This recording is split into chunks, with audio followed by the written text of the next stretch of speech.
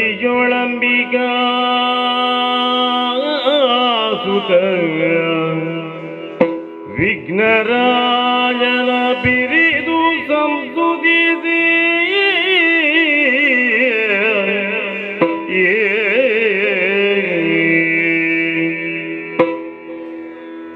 ಅಂಬುನಿಲಿಯ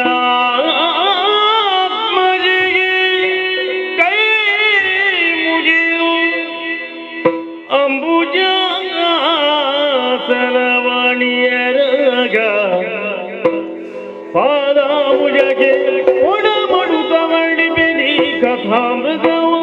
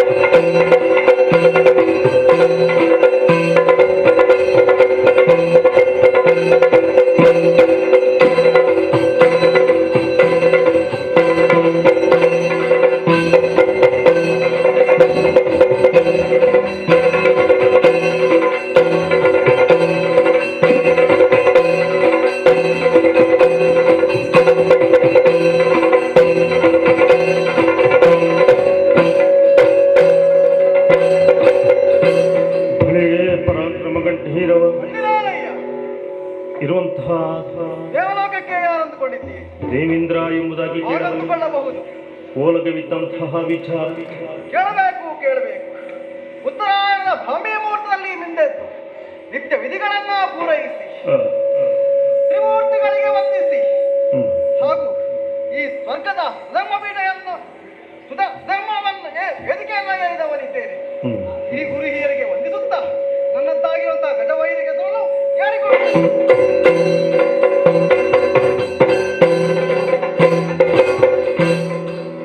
ಧರಣಿ ಪಾಲಕ ಕೇಳು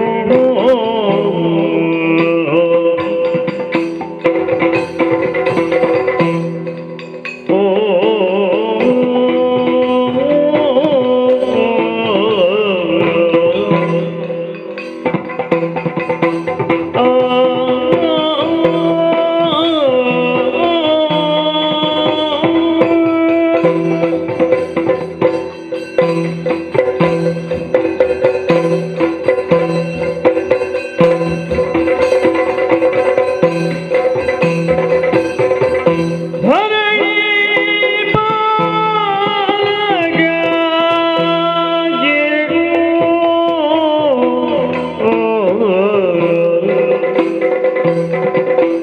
ಸುರಬಾಲ ನಾಗದೋ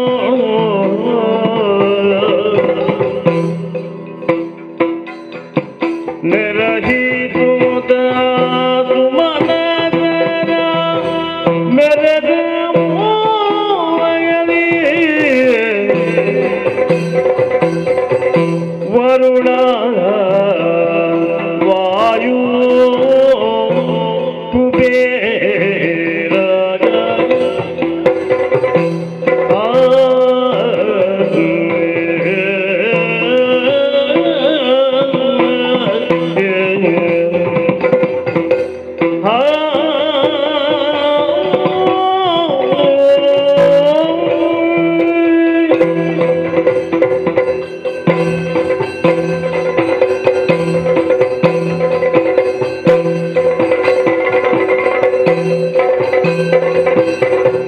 ವರುಣ ವಾಯೋ ಕುಬೇರ ನಿರುತಿ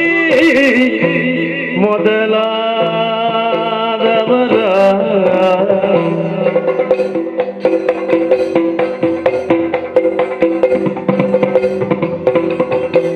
ನೆರವಿಯೋಳು ನುಡಿದ ಮನದಿರವೈ ತೆರದಿಯ ವರುಣವಾಯು ಕುಬೇರ ನೆರದಿ ಮೊದಲಾದ ನೆರವಿಯೋಳು ನುಡಿದ ಮನದಿರವನಿದಿರದಿ ಧರಣಿ ಪಾಲಕ ಕೇಳು ಆ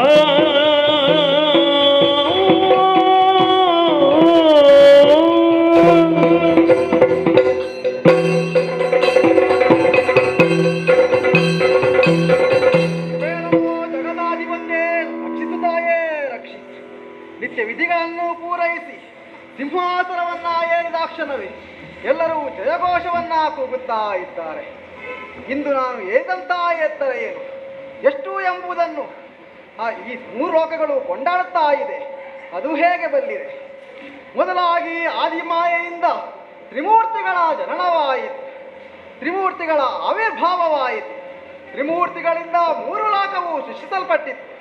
ಅದೇ ಪಾತಾಳ ಮರ್ತ್ಯ ಸ್ವರ್ಗ ಎಂಬುದಾಗಿ ವಿಶ್ವ ವಿರಾಟ ಸ್ವರೂಪನ ಪಾದತಳವೇ ಪಾತಾಳವಾಯಿತು, ಕಟಿ ಪ್ರದೇಶವೇ ಮರ್ತ್ಯವಾಯಿತು, ಶಿರೋಭಾಗವೇ ಸ್ವರ್ಗವಾಯಿತು. ಹಾಗಾಗಿ ಸ್ವರ್ಗವು ಶ್ರೇಷ್ಠವು ಜ್ಯೇಷ್ಠವಾಗಿ ಮೆರೆಯುತ್ತಾ ಇದೆ. ಮನುಷ್ಯನಾದವನೊಬ್ಬನ ಶಿರವು ಹೇಗೆ ಪ್ರಾಮುಖ್ಯತೆಯನ್ನು ಪಡೆಯುತ್ತದೆ, ಹಾಗೆ ಈ ನಾಗಲೋಕ ಕೂಡ ಪ್ರಾಮುಖ್ಯತೆಯನ್ನ ಪಡೆಯುತ್ತಾ ಇದೆ. ಲೋಕವೇ ಕೊಂಡಾಡುತ್ತಾ ಇದೆ. ಮನುಷ್ಯನ ಒಬ್ಬ ಸಾಧಿಸ ಎಂದಾದರೆ ಆತ ಮಾಧವನಾಗಬಲ್ಲ, ಮಹಾದೇವನಾಗಬಲ್ಲ ಎನ್ನುವುದಕ್ಕೆ ನಾನೇ ಪ್ರತ್ಯಕ್ಷ ಸಾಕ್ಷಿಯಾಗಿದ್ದೇನೆ. ದೇವತೆಗಳೇ, ಮಧ್ಯಲೋಕದಲ್ಲಿ ಜನಿಸಿದರೂ ನಾನು ಐತಿ ಕಶ್ಯಪನ ಮಗನಾಗಿ ಪುರಂದರ ನಾಮಕರಿಂದ ಮೆರೆಯುತ್ತಾ ಬೆಳೆಯುತ್ತಾ ಮುಂದೊಂದು ದಿನ ಉತ್ತಮವಾದ ಸ್ಥಾನವನ್ನ ಏರಬೇಕು, ಉತ್ತಮವಾದ ಶ್ರೇಣಿಯನ್ನ ಅಲಂಕರಿಸಬೇಕು ಎನ್ನುವ ಮಹತ್ತಾಶೆಯಿಂದ ತಾಯಿಯ ಬಳಿ ನಡೆದೆ ಎಂದಾದರೆ ಅಹಲ್ಯೆ ನನ್ನನ್ನು ಆಶೀರ್ವಾದ ಮಾಡಿ ಕಳುಹಿಸಿಕೊಟ್ಟಳು. ಅದಿತಿದೇವಿ ನನ್ನನ್ನು ಆಶೀರ್ವಾದ ಮಾಡಿ ಕಳುಹಿಸಿಕೊಟ್ಟಳು. ಅಲ್ಲಿಂದ ಕಶ್ಯಪನಿಗೆ ತನ್ನ ತಂದೆಯಲ್ಲಿ ಬಳಿಗೆ ನಡೆದೆ ಎಂದಾದರೆ ಆತ ನನಗೆ ಆದೇಶವನ್ನು ನೀಡಿದ. ಮೇಘವಂತ ಪರ್ವತವನ್ನು ಸೇರು ಮಗನೇ, ಶತಾಧ್ವರಗಳನ್ನು ಮಾಡುವ ಮೂಲಕವಾಗಿ ದೇವತೆಗಳನ್ನು ಮೆಚ್ಚಿಸು ಎಂಬುದಾಗಿ, ಹಾಗೆ ಶತಾಧ್ವರಗಳನ್ನು ಮಾಡುವ ಮೂಲಕವಾಗಿ ತ್ರಿಮೂರ್ತಿಗಳಿಂದ ಪ್ರಸಾದ ರೂಪವಾಗಿ ಈ ಸ್ವರ್ಗದ ಅಧಿಕಾರವನ್ನು ಹೇಳಿ ಮಗ ಎಂಬುವ ಹೆಗಲ್ತೆಗೆ ನಾನು ಪಾತ್ರನಾಗಿದ್ದೇನೆ. ಅಷ್ಟು ಮಾತ್ರವಲ್ಲ, ನಿಮ್ಮ ನಿಮ್ಮ ಯೋಗ್ಯತೆಗೆ ಸರಿಯಾಗಿ ನೀವೆಲ್ಲವೂ ನಿಮ್ಮ ನಿಮ್ಮ ಸ್ಥಾನವನ್ನು ಅಲಂಕರಿಸಿಕೊಂಡವರಿದ್ದೀರಿ. ದೇವತೆಗಳೇ, ಏನೇ ಇರಲಿ, ಆದರೆ ಇಂದು ನಾನು ಮಾತನಾಡಬೇಕಾದಂತಹ ಮುಖ್ಯವಾದ ಕೆಲಸ ಕಾರ್ಯ ಹೊಂದಿದೆ. ಅದೇನು ಬಂದಿರ ಸುಮನಸರೇ ಆಲಿಸಬೇಕು. ಸುಮನಸರು ಕೇಳಿದಿರೆ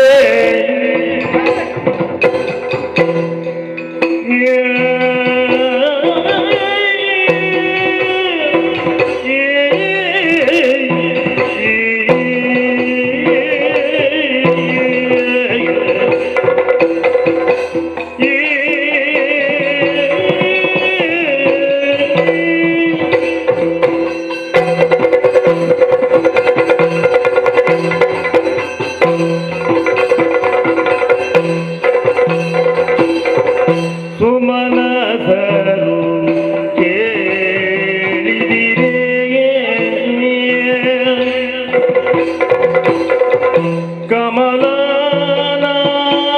ಕಮಲನಾಭನ ದಯಗೆ ಅಮಿತ ಪುರಸಂಪದವು ಯಮಗೆ ಲಭಿಸಿದುದು.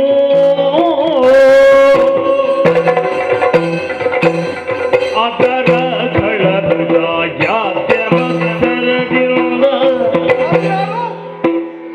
ಅದರ ಗಳದ ಯಾತ್ಯ ಮತ್ಸರದಿಂದ ಹರಿಬರುವನಿಗನಿಗೆ ಹರಿಯೇನಿರಗೆ ಹರಿಯೇನಿರಗೆ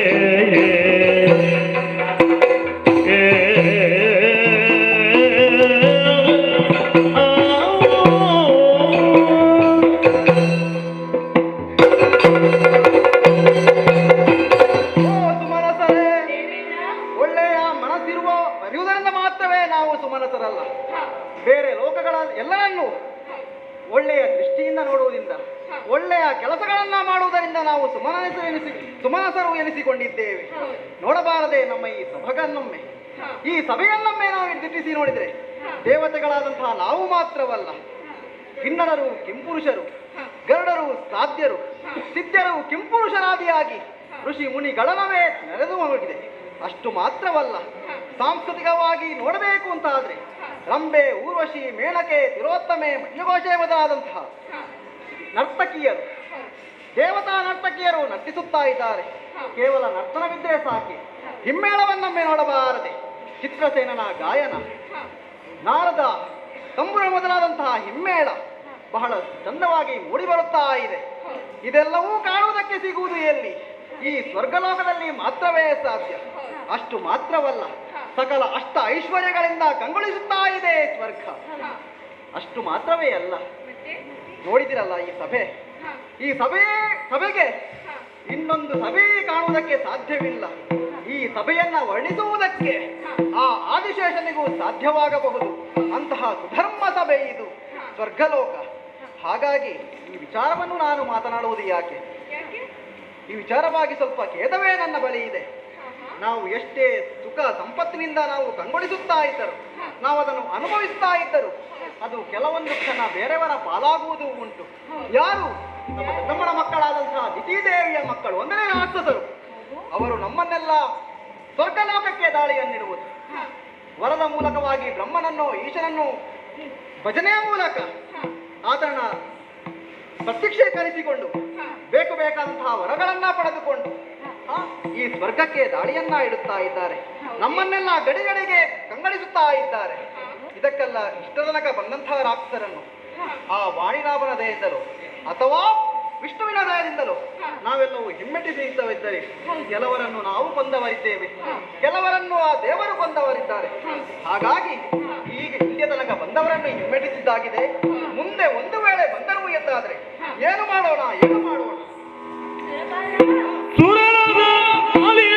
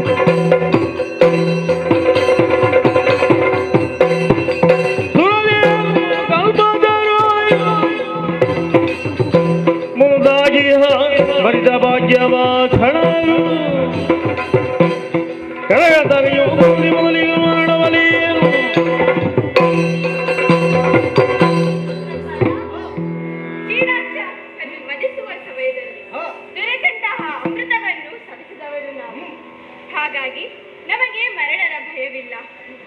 ಹಾಗೆ ಆ ದೈತ್ಯರ ಕದನಕ್ಕೆ ಅಂಜುವವರು ನಾವಲ್ಲ. ಸ್ವಾಮಿ, ನೀನು ನಿಶ್ಚಿಂತೆಯಿಂದ ಇರು, ನಾವಿದ್ದೇವೆ. ಬಲು ದೋಷವಾದೆನ ನೀವೆಂದ ನುಡಿಯೇ, ನೀವೆಂದ ನುಡಿಯೇ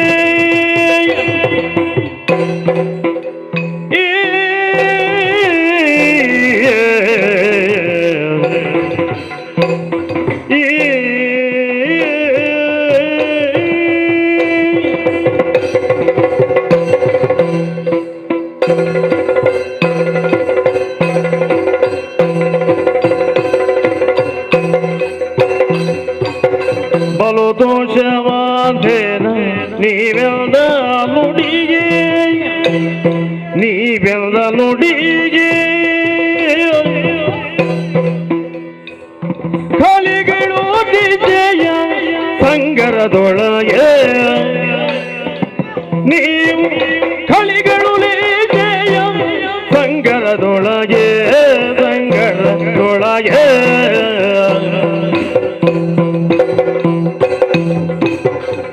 ಕಳರ ಬೀಜೆಯೋ ನಮಗೆ ನೆನೆದಿಲ್ಲ,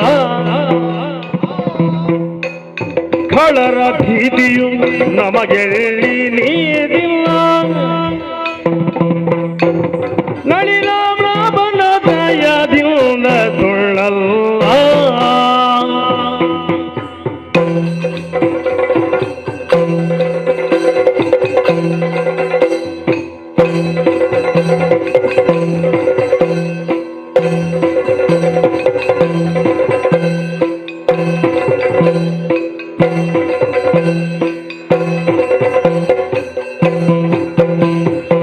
ಕಳರ ಭೀತಿಯು ನಮಗೆಲ್ಲಿದಿಲ್ಲ. ನಳಿನಾಭನ ದಯದಿಂದ ಸುಳ್ಳಲ್ಲ, ಸೋಜವಾದಿ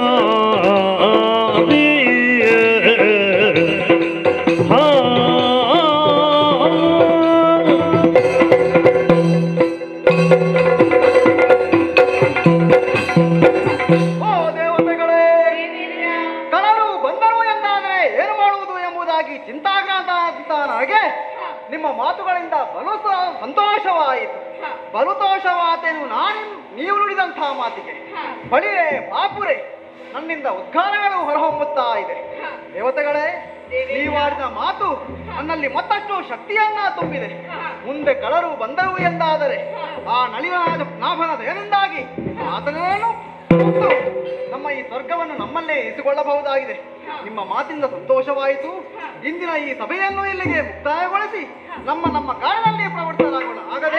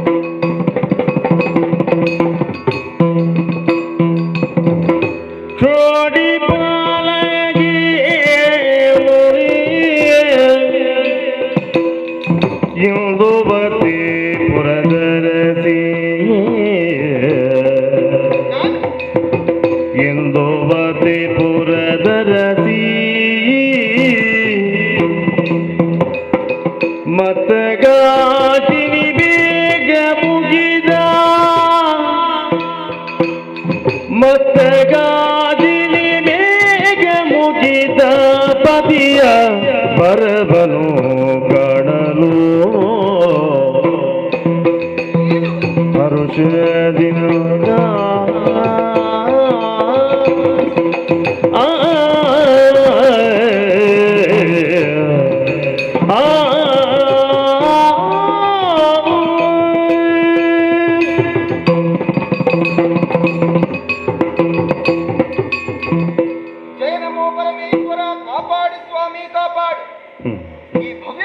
ಪ್ರಪಂಚದಲ್ಲಿ ಹೆಣ್ಣಿನ ಜೀವನ ಪಾವನವಾಗಬೇಕಾದರೆ ಯೋಗ್ಯ ಪುರುಷನ ಕೈ ಹಿಡಿಯುವುದರ ಮೂಲಕವಾಗಿ ಆತನಿಂದ ಸತ್ಸಂತಾನವನ್ನು ಪಡೆಯಬೇಕಂತೆ.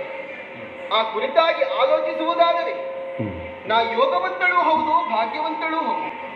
ಈ ಚಂದ್ರಾವತಿಪುರವನ್ನಾಡುವಂತಹ ನಾಡೀ ಜಂಗ ಮಹಾಪ್ರಭುಗಳ ಪ್ರೀತಿಯ ಮನದಿ ನಾನು ಮೇಘಾಮುಖಿ ಎನ್ನುವ ಹಾಗೆ.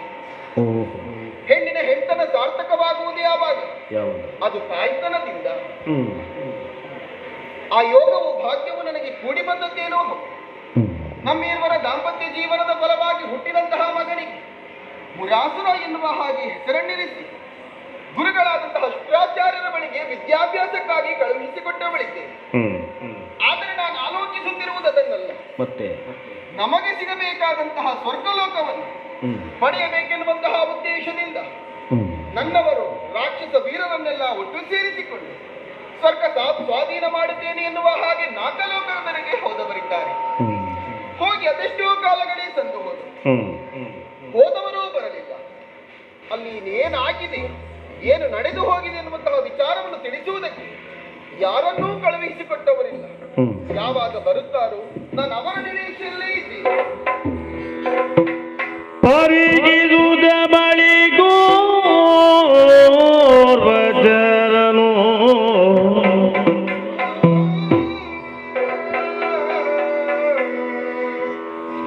ಅಳುದ ಚಂದ್ರಾವತಿಯ ಸೇರುದ ಅಳವಿಯೊಳಗಾಗಿರುವ ವಾರ್ತೆಯ ಒಳಗೆ ಬಂದ ಅಸುರ ನರಸಿಯೊಳನೋದ ಬಂದಿಸುದ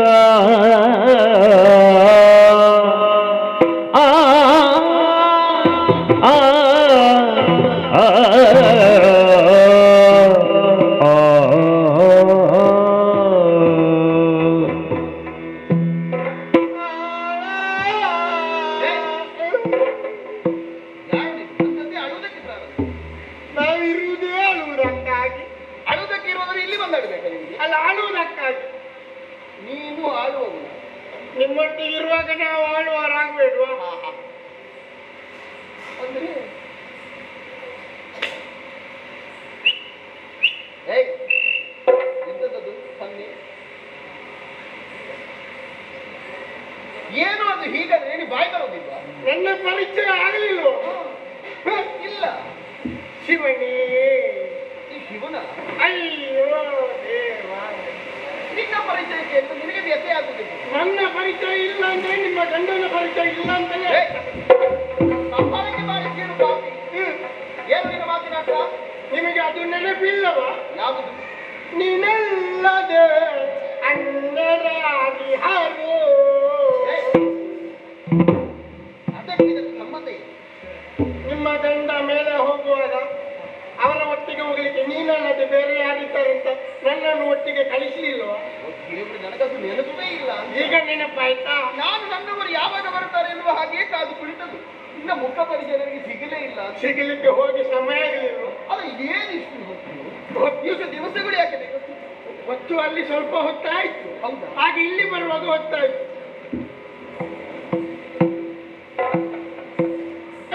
ಇಲ್ಲಿದ್ದಾರೆ. ಅವರಿಲ್ಲ. ಮತ್ತೆ ನೀನೊಬ್ಬನೇ ಬಂದಲ್ಲ? ಅವರಿಲ್ಲ ಅಂತ ಹೇಳಿ ನಾನು ಬಂದೆ.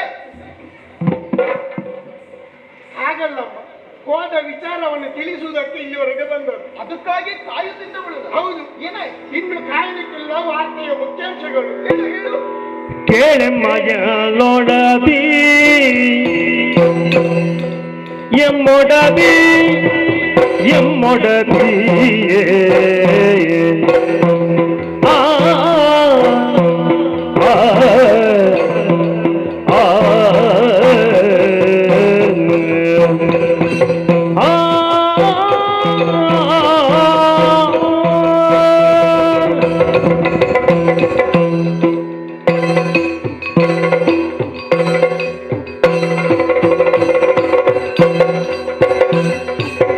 ಕೇಳಮ್ಮ ಎಮ್ಮೊಡದಿಯೇ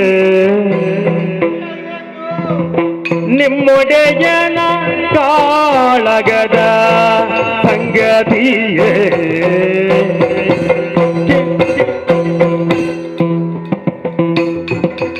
ನಿಮ್ಮೊಡೆಯನ ಕಾಳಗದ ಸಂಗತಿಯೇ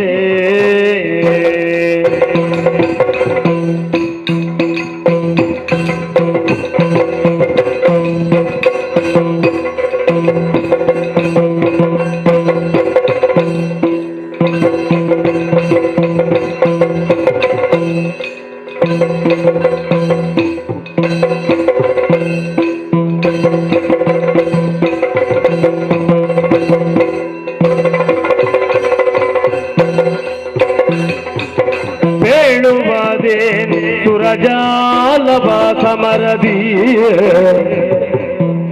ಬೇಳುವುದೇನು ಸುರಜಾಲವ ಸಮರದಿಯೇ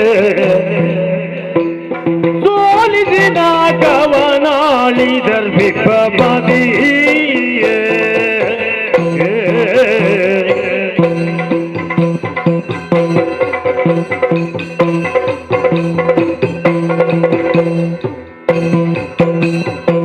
ಕೇಳಮ್ಮ ಎಮ್ಮೊಡದಿ ನಿಮ್ಮೊಡೆಯನ ಕಾಳಗದ ಸಂಗತಿಯೇ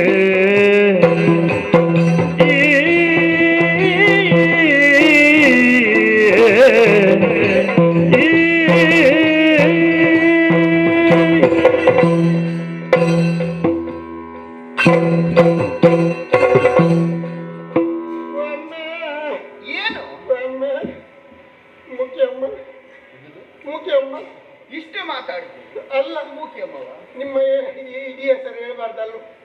ಅಮ್ಮ ಹೇಳಿದ್ರೆ ಸಾಕು. ಅದರಲ್ಲಿ ಮೂಕಿ ಅಮ್ಮ ಅದೆಲ್ಲ ಬೇಡ. ಅಮ್ಮೆ ಅಮ್ಮೆ ಚೇತಿ ಹೋಯ್ತಲ್ಲ, ಹೋಯ್ತು. ಏನು ಹೋಯ್ತು? ಈ ಸಲ ಬರ್ತದೆ ಅಂತ ಎಣಿಸಿದ್ದು ಅದು ಹೋಯ್ತಲ್ಲ. ಏನು ಅಲ್ಲಿದ್ದು ಅಲ್ಲ, ಅಲ್ಲಿದ್ದನ್ನು ಪಡ್ಕೊಳ್ಳೋದಕ್ಕಾಗಿ ಹೋದದಲ್ಲ. ನಿಮ್ಮ ಯಜಮಾನರ ಜೊತೆ ನಾನು ಓಟಾಗಿ ಹೋದ್ನ. ಒಟ್ಟಾಗಿ ಹೋದ. ಎಲ್ಲ ಸೇನೆಯನ್ನು ಕೂಡಿಕೊಂಡು ಸ್ವರ್ಗಲೋಕಕ್ಕೆ ಹೋಗಬೇಕು ಅಂತ ಹೇಳಿ ನಿರ್ಣಯ ಮಾಡಿದ್ದ. ಹೌದಾ? ನಿರ್ಣಯ ಮಾಡಿದ್ದು. ಹೌದು. ನಿರ್ಣಯ. ಹಾಗಂತೇಳಿ ಹೋದ ಕೂಡ್ಲೆ ಹಾ. ಯಜಮಾನರಿಗೆ ಆಗ್ಲಿಲ್ಲ, ತಡಿಲಿಕ್ಕೆ ಆಗ್ಲಿಲ್ಲ. ಇಲ್ಲಿಂದ ಸರಿ ತಿಂದು ಹೋದದಲ್ವಾ, ಅಂದ್ರೆ ಉಲ್ಲಾಸ ಬಂದದ್ದು. ಆ ಉತ್ಸಾಹ ತಡೆಯುವುದಕ್ಕಾಗಲಿಲ್ಲ. ಹಾ. ಹಾಗೆ ಹಾಗೆ ಉತ್ಸಾಹ ಬಂತು. ಹಾ. ತಡ ಮಾಡುದು ಯಾಕೆ? ಹಾ. ಏನು ನೋಡುದು? ಬಾ ಮುಂದೆ, ಬಾ ಮುಂದೆ, ಬಾ ಮುಂದೆ.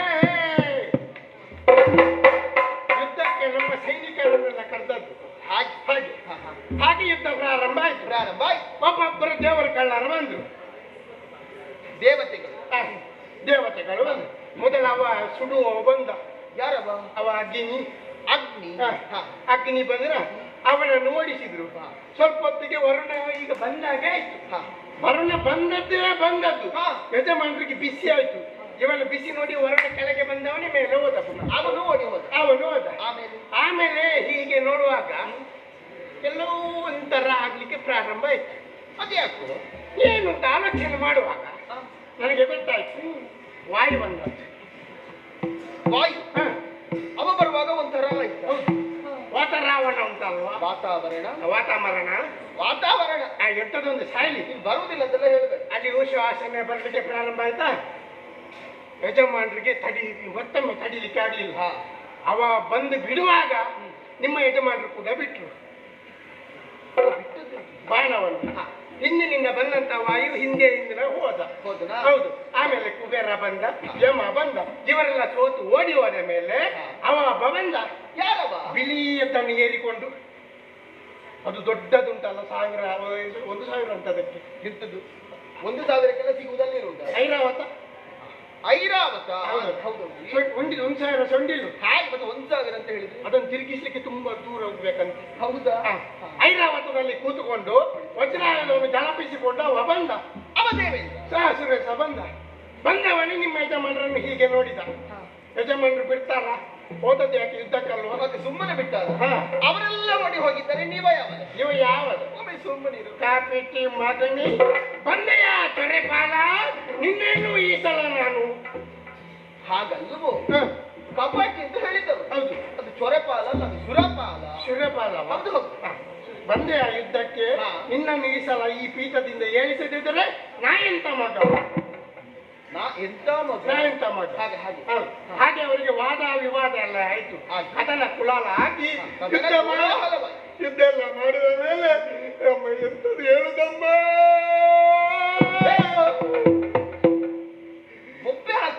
ಯುದ್ಧದ ಉಲ್ಲಾಸದಲ್ಲಿ ಬಂದಂತಹ ದೇವೇಂದ್ರ ಆ ಕಡೆ ಈ ಕಡೆ ನೋಡ್ಲಿಲ್ಲ, ಕುಚಿಕ್ಕಂತ ಓಡಿ ಹೋದವ. ಹಾಗಾದ್ರೆ ದೇವೇಂದ್ರನು ಸೋತು ಹೋದ. ಅಳುವುದಲ್ಲ ನಗುವುದ? ಎಂತದಂತ ನನಗೆ ಇನ್ನೂ ಗೊತ್ತಾಗಬೇಕಷ್ಟೇ. ಯಾಕಂದ್ರೆ ವಿಷಯ ಅಲ್ಲಿಗೆ ಮುಗಿಲಿಲ್ಲ. ದೇವೇಂದ್ರ ಸೋತ ಬಳಿಕ ಸ್ವರ್ಗ ಲೋಕ ನಮ್ಮ ಪಾಲಾಯಿತು. ಮತ್ತೆಂತದ್ದು ವಿಷಯ ಉಂಟು? ಇರುದು ಇನ್ನು ಅಲ್ಲಿ ಇರುದು. ಹೌದು. ಇಷ್ಟೊತ್ತಿಗೆ ಪೀಠಿಗೆ ಮಾತ್ರ ಆಗದು. ಪೀಠಿಗೆ ಇಷ್ಟುತ್ತವ? ಪಕ್ಷಿ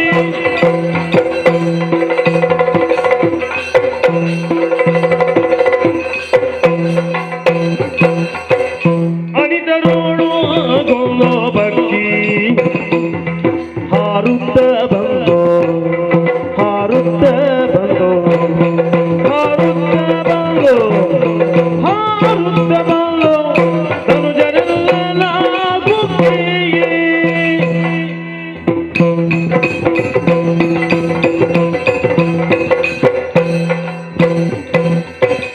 ಹನನಗೆಯರು ನಿಮ್ಮ ಇನಯ ಕಾಡುತ್ತ ಹನನಗೆಯರು ನಿಮ್ಮ ಇನಯ ಕಾಡುತ್ತ ಯುದ್ಧವನ್ನು ಮಾಡಿ ಸೇರಿದರು ಅಮ್ಮ. ಹನನಗೆಯಲು ನಿಮ್ಮ ಇನಯ ಕಾಡುತ್ತ ಸೇರಿದರು ಕೇಳೆಮಯಂ ಮೊಳದಿ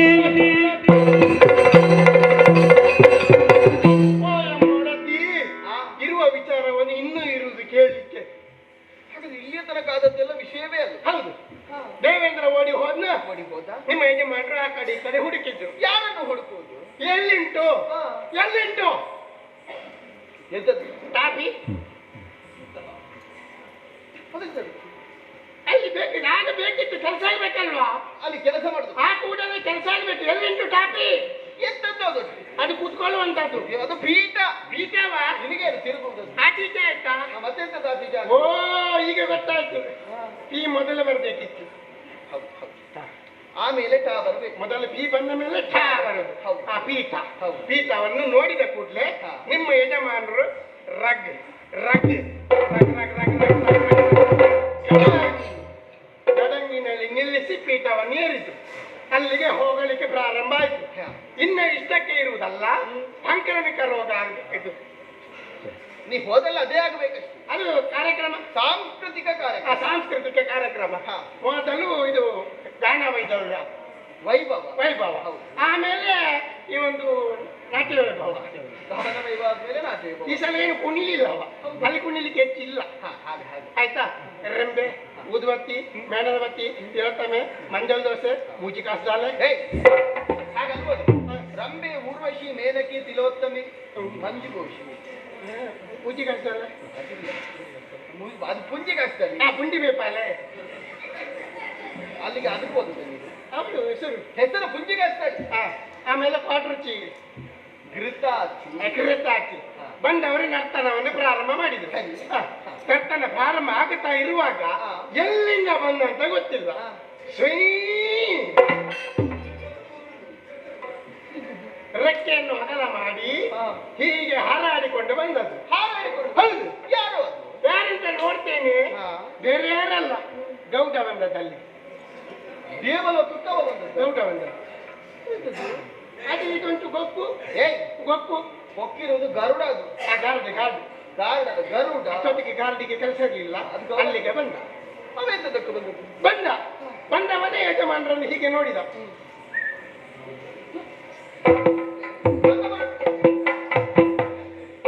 ಪೆಟ್ಟು ತಿನ್ಬೇಡ. ನಿಮ್ಮ ಯಜಮಾನರವ ಎಂತದ್ದು? ಅಲ್ಲಿ ನಡೆದದನ್ನು ನೀನು ತೋರಿಸು. ಅಭಿನಯ ಮಾಡಿ. ಹಾಗೆ ಹಾಗೆ. ಅವ ಬರುವುದಿಲ್ಲ ಅಂತ ಹೇಳಿದ್ರು. ನಿಮ್ಮ ಹೋದಾರ ಪೀಠವನ್ನು ಏರಿದರು.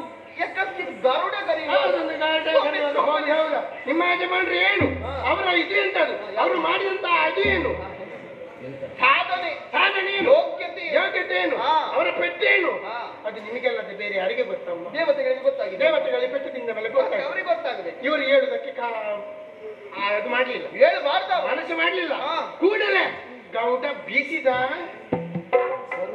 ರೆಕ್ಕೆಯನ್ನು ಬೀಸಿದ. ರೆಕ್ಕೆಯನ್ನು ಬೀಸಿದಲ್ಲಿಗೆ ನಿಮ್ಮ ಯಜಮಾನರು ಒಂದು ಪಟಕ್ ಅಂತ ಹೊರಟರು. ಗೌಡ ಅಲ್ಲಿಗೆ ಸತ್ತ. ಮತ್ತೆ ಸಾಯದೆ ಅಂತ ನೀವು ಆಲೋಚನೆ ಮಾಡಿದ್ದು. ಹಾಗಾದ್ರೆ ಗರುಡ ಸಾಯಲಿಲ್ಲ. ಇಲ್ಲ, ಓಡಿ ಹೋದಿಲ್ಲ. ಪುಟಕ್ಕಂತ ಮೇಲೆ ಏತ ಬಿದ್ದವ ಯುದ್ಧದ. ಹೌದು. ಮತ್ತೊಮ್ಮೆ ಆ ಕಡೆಗೆ ಹೋದ. ಪುನಃ ರೆಕ್ಕೆಯಿಂದ ಬೀಸಿದ್ದು ಮಾತ್ರವಲ್ಲ, ಇರುವಂತವ ಕೊಟ್ಟಲ್ಲ ಆ ಕೊಕ್ಕಿನಿಂದ ಕುಟ್ಟುವುದಕ್ಕೆ ಪ್ರಾರಂಭ ಮಾಡಿದ. ಹೌದು. ಆ ಕುಟ್ಟಿ ಬಿಳಿ 2ರಲ್ಲಿ ಇದ್ದದನ್ನು ಕಪ್ಪು 5ಕ್ಕೆ ಏರಿಸಿದ ಅವನು. ಎಂತದ್ದು ಅದು? ಏರಿಸಿದ್ದೆವು. ಕುಕ್ಕಿನಿಂದ ಕುಟ್ಟಿ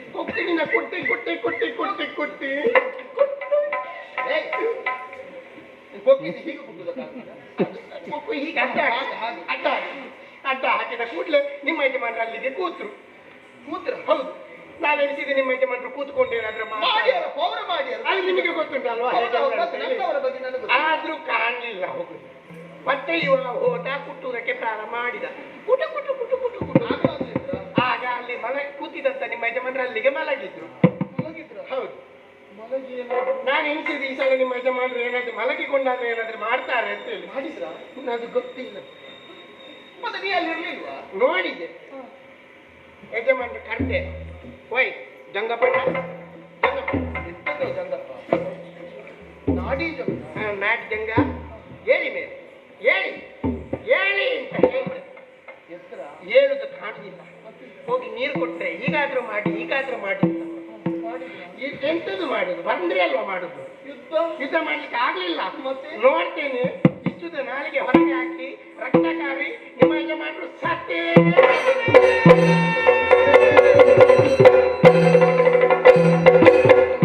ಪದಿಯೇ ಮಾಡಿದೆ ಎಲ್ಲ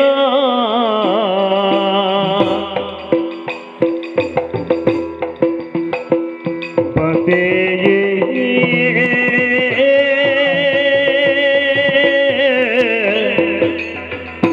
ಮಡಿದೆ ಎಲ್ಲ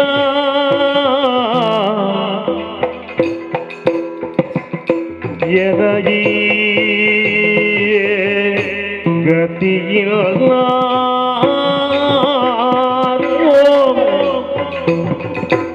ಉಮೆಯರ ದಯೆ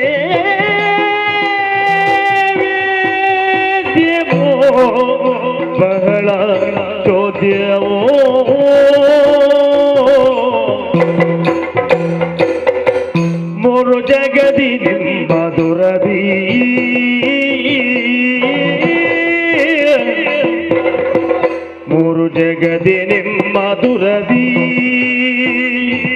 ಸೂರರಿ ಹರೇ ಸುಗುಣ ಶರದಿ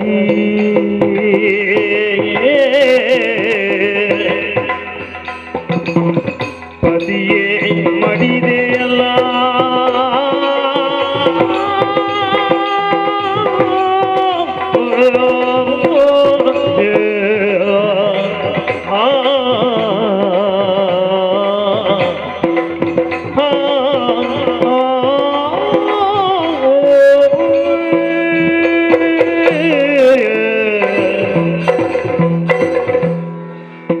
ಇಂತಹ ಕರ್ಣ ಕರ್ಕಶವಾದಂತಹ ಮಾತುಗಳನ್ನೇ ಕೇಳಿದೆ. ಈ ಮಾತುಗಳನ್ನು ಕೇಳುವುದಕ್ಕಿಂತ ನನ್ನ ಕಿವಿಗಳು ಕಿವುಡಾಗಬಾರದಿತ್ತೆ. ಯಾಕೆ ನಾನಿದ್ದಂತಹ ನೆಲ ಬಾಯ್ತಿರುವುದು ನನ್ನನ್ನು ನುಂಗಬಾರದಿತ್ತು.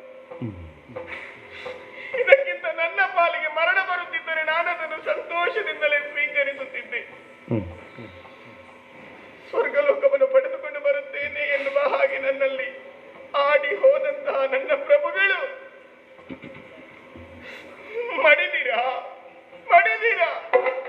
ಪ್ರಭು,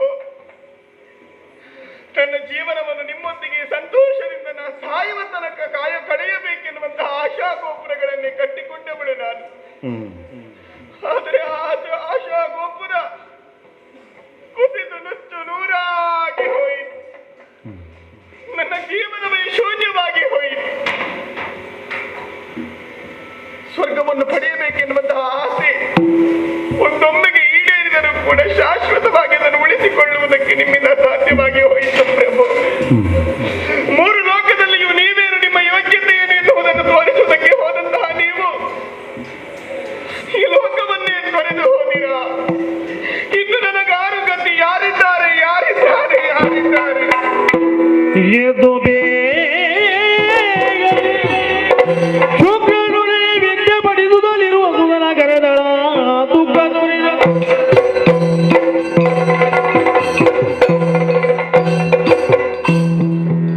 ನನ್ನವರು ಒಳಿದರು ಎನ್ನುವ ಕಾರಣಕ್ಕೆ ಬೇಕಾಗಿ ನಾ ಚಿಂತಿಸಿ ಫಲವಿದೆಯೇ? ಅವರು ಸತ್ತರು ಎನ್ನುವ ಕಾರಣಕ್ಕೆ ಬೇಕಾಗಿ ನಾನು ಮಡಿದೆನು ಎಂದಾದರೆ ಈ ಹಗೆಯನ್ನು ತೀರಿಸಿಕೊಳ್ಳುವುದಾದರೂ ಹೇಗೆ? ನನ್ನ ಗಂಡನ ಯೋಗ್ಯತೆ ಏನು? ಯಕಶ್ಚಿತ್ ಪಕ್ಷಿಯೊಂದು ಬಂದು ನನ್ನ ಗಂಡನನ್ನು ಕೊಂದಿತು ಎಂದಾದರೆ ಇದು ಮೋಸ ಮೋಸ ಮೋಸ. ಈ ಮೋಸಕ್ಕೆ ಹಾಗೆ ತೀರಿಸಲೇಬೇಕು. ಯಾರಲ್ಲಿ ಹೇಳಲಿ? ಸರಿ, ಯಾರ್ಯಾರಲ್ಲಿ ಯಾಕೆ ಹೇಳಬೇಕು?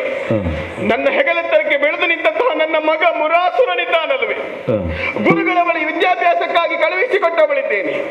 ಅವನಲ್ಲೇ ಸಕಲ ವಿಚಾರಗಳನ್ನು ತಿಳಿಸಿ ಕಳುಹಿಸಿಕೊಡುತ್ತೇನೆ ಯುದ್ಧ ಕ್ಷೇತ್ರಕ್ಕೆ. ಮಗನೇ ಮುರಾಸುರ, ಮಗನೇ.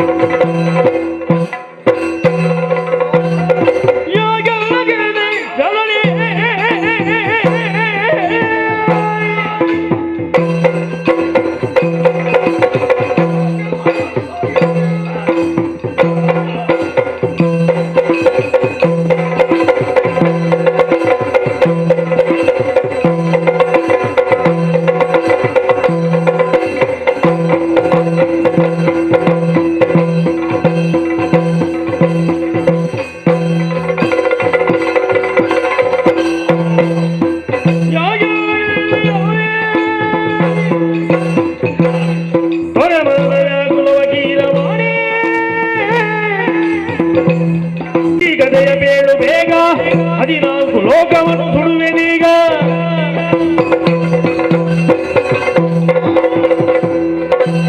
ನಿನ್ನ ಪಾದದ್ವಯಗಳಿಗೆ ವಂದಿಸೋಣ ಎಂದು ನೆಲಕ್ಕೆ ಬಾಗಿದರೆ ತಾಯೇ, ಕಣ್ಣೀರಿನಿಂದ ನಿನ್ನ ಪಾದವನ್ನು ತೊಳೆಯುವುದಕ್ಕೆ ಮುಂದಾದೆಯ? ಯಾಕಮ್ಮ? ನಿನ್ನ ವದನಾರವಿಂದವನ್ನು ಅವಲೋಕಿಸಿದರೆ ವೈಶಾಖದ ಬಿರು ಬೇಸಿಗೆಗೆ ಕಾದ ಬಂಡೆಯ ಮೇಲೆ ಬಿದ್ದಂತಹ ಬಿಸಜದಳದ ಹಾಗಾಗಿದೆಯಲ್ಲ. ಯಾಕಮ್ಮ ಕಣ್ಣೀರು ಹರಿಸುತ್ತಾ ಇದ್ದೀಯೇ? ದುಃಖ ಒದಗಿ ಬಂದೆ ತಾಯಿ. ಯಾರಿಂದ ಕಷ್ಟ, ಏನು ಕಷ್ಟ ಹೇಳಿದೆ ಎಂದಾದರೆ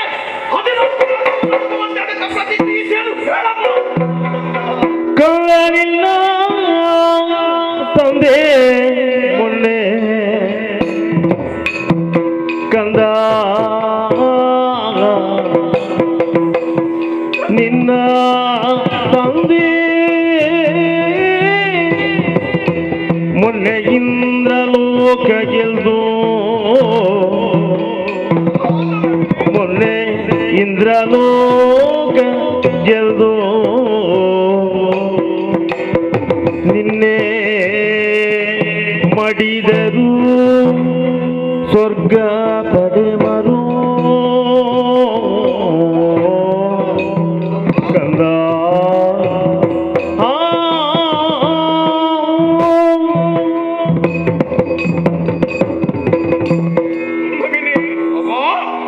ಬಂದೇನು ಸಂತೋಷವಾಯ್ತು ಕಂದ. ಮತ್ತ್ಯಾಕಮ್ಮ ಮಾಡ್ತಾ ಇದ್ದೀಯೇ? ಕಾರಣವಿದೆ ಮಗನೇ. ನಮಗಾದಂತಹ ಈ ದುಸ್ಥಿತಿಯನ್ನು ಯಾವ ನಾಲಗೆಯಿಂದ ಉತ್ತರಿಸಲು ಯಾವುದು ತಾಯೇ? ಮಗನೇ, ಅಮ್ಮ, ಸ್ವರ್ಗಲೋಕವನ್ನು ಪಡೆಯಬೇಕೆನ್ನುವಂತಹ ಉದ್ದೇಶದಿಂದ ಸಕಲ ಸೇನೆಗಳನ್ನು ಸೇರಿಕೊಂಡು ನಯ್ಯ ಮೊನ್ನೆ ತಾನೇ ರಣಕ್ಷೇತ್ರಕ್ಕಾಗಿ ಸ್ವರ್ಗಲೋಕಕ್ಕೆ ದಾಳಿಯನ್ನು ಮಾಡಿದವರು ಮಗನೇ. ಆ ವರ್ತಮಾನದ ಬಗ್ಗೆ ಬಲ್ಲೆ ತಾಯಿ. ಹೌದಲ್ವೇ? ಎದುರಾದಂತಹ ದೇವತೆಗಳನ್ನೆಲ್ಲ ಸಮರ ಮುಖದಲ್ಲಿ ದೆಸೆಗೆಟ್ಟಿದ್ದಾರೆ. ದೇವತೆಗಳೆಲ್ಲರೂ ಸೋತು ಓಡಿ ಹೋದರಂತೆ. ಸ್ವರ್ಗಲೋಕದ ಸ್ವರ್ಗದ್ದುಗೆಯನ್ನು ನಿನ್ನಯ್ಯ ಏರಿ ಕುಳಿತರಂತೆ ಮಗನೇ. ವಿಜಯೋತ್ಸವವನ್ನು ಆಚರಿಸುವುದನ್ನು ಬಿಟ್ಟು ಯಾಕಮ್ಮ ಮಾಡ್ತಾ ಇದ್ದೀ? ಕಂದ, ಏನಮ್ಮ? ಅದರ ಸಂತೋಷವು ಶಾಶ್ವತವಾಗಿ ಉಳಿಯಲಿಲ್ಲ ಮಗನೇ. ಅಂದರೆ ನಿನ್ನ ತಂದೆಯನ್ನು ನನ್ನ ತಂದೆಯನ್ನು ಮೋಸದಿಂದ ಕೊಲ್ಲಿಸಿದ ಯಾರಮ್ಮ ನಿನ್ನ ಬಿಡಲ?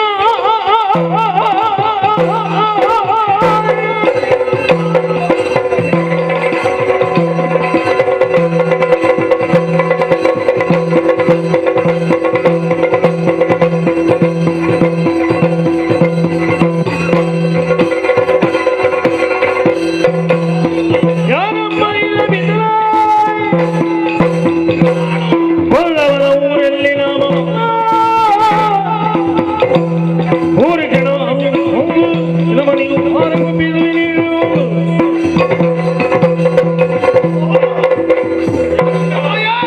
ಮಗನೇ, ಸ್ವರ್ಗದ ಆಧಿಪತ್ಯವನ್ನು ಸ್ಥಾಪಿಸುವುದಕ್ಕೆ ಹೋದಂತಹ ನನ್ನಯ್ಯ ನಾಡಿಜಂಗ ಮಹಾಪ್ರಭು ಸ್ವರ್ಗದ ಪೀಠವನ್ನು ಏರಿತ್ತು ಮಾತ್ರವಲ್ಲ, ವಿಜಯೋತ್ಸವದ ಸಂಭ್ರಮಾಚರಣೆಯಲ್ಲಿದ್ದವರು ಅರಕ್ಷಣದಲ್ಲೇ ನಮ್ಮನ್ನು ಬಿಟ್ಟು ಹೋಗಿಬಿಟ್ಟರು. ಹೌದು ಮಗನೇ.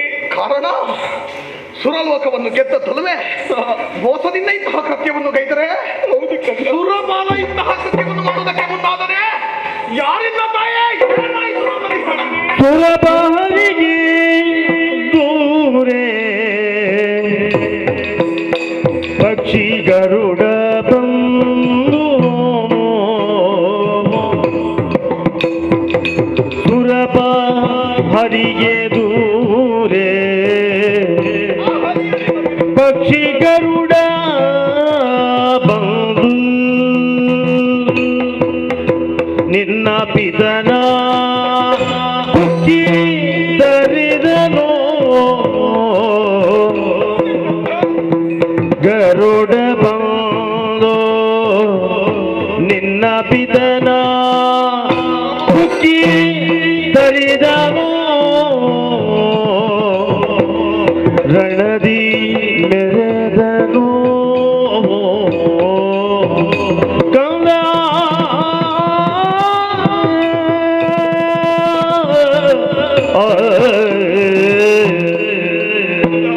ಯಾರಿಂದ ತಾಯಿ ಇಂತಹ ಕೃತ್ಯ ಎಸಗಲ್ಪಟ್ಟಿದೆ? ನಿನ್ನಯ್ಯ ಸುರಲೋಕದ ಪೀಠವನ್ನು ಏರಿದ್ದನ್ನು ಕಂಡಂತಹ ಸುರಪಾಲ ಅಸೂಯೆಯನ್ನು ತಡೆದುಕೊಳ್ಳುವುದಕ್ಕೆ ಅಸಾಧ್ಯವಾಗಿ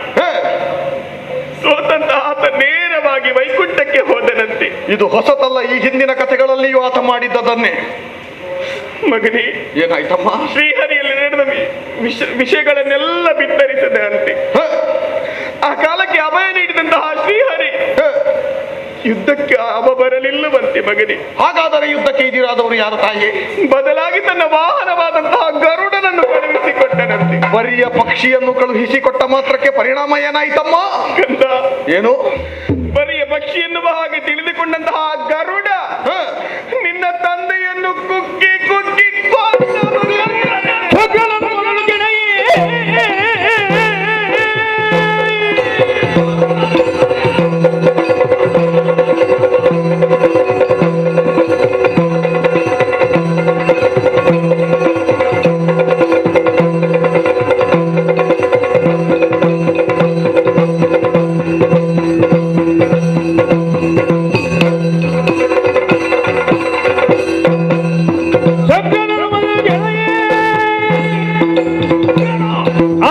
ಪಕ್ಷಿಯನ್ನು ಬಿಡಿದು ತಿರುಗಿ ರಕ್ತವನ್ನು ಕಾರಿಸುವೆನು, ಸೊಕ್ಕ ಮುರಿದಿಕ್ಕುವೆನು ಹರಿಯುವಾನು.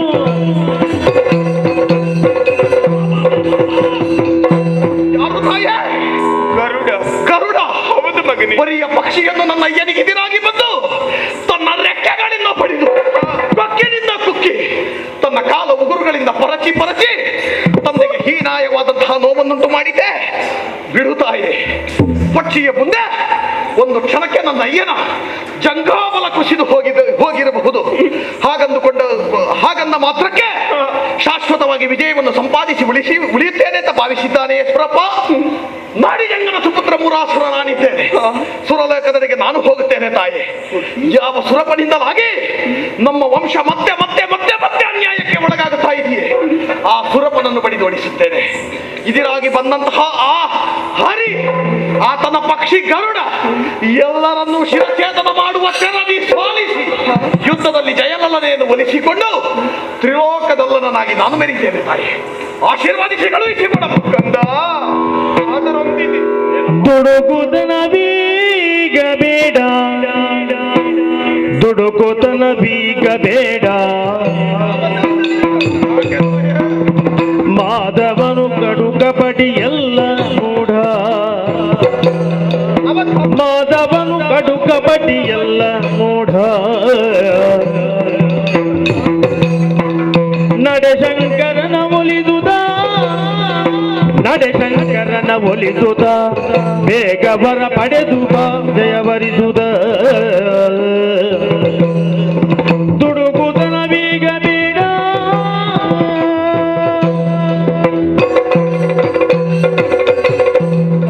ಯಾಕಮ್ಮ ತಡೆದೆ? ನಿನ್ನ ವೀರವಾಣಿಯನ್ನು ಕೇಳಿದಾಗ ಏನೋ ಮನಸ್ಸಿಗೆ ಬಹಳಷ್ಟು ಆನಂದವಾಯಿತು ಕಂದ. ಆದರೂ ಸಂಶಯವೇ ನನ್ನ ಪರಾಕ್ರಮದ ಮೇಲೆ. ಅಲ್ಲ ಮಗನೇ, ಮತ್ತ್ಯಾಕೆ ತಾಯೇ ಈ ತಡೆ? ದುಡುಕುತನ ಸಲ್ಲದು ಕಂದ. ಮತ್ತೇನು ಮಾಡಬೇಕು?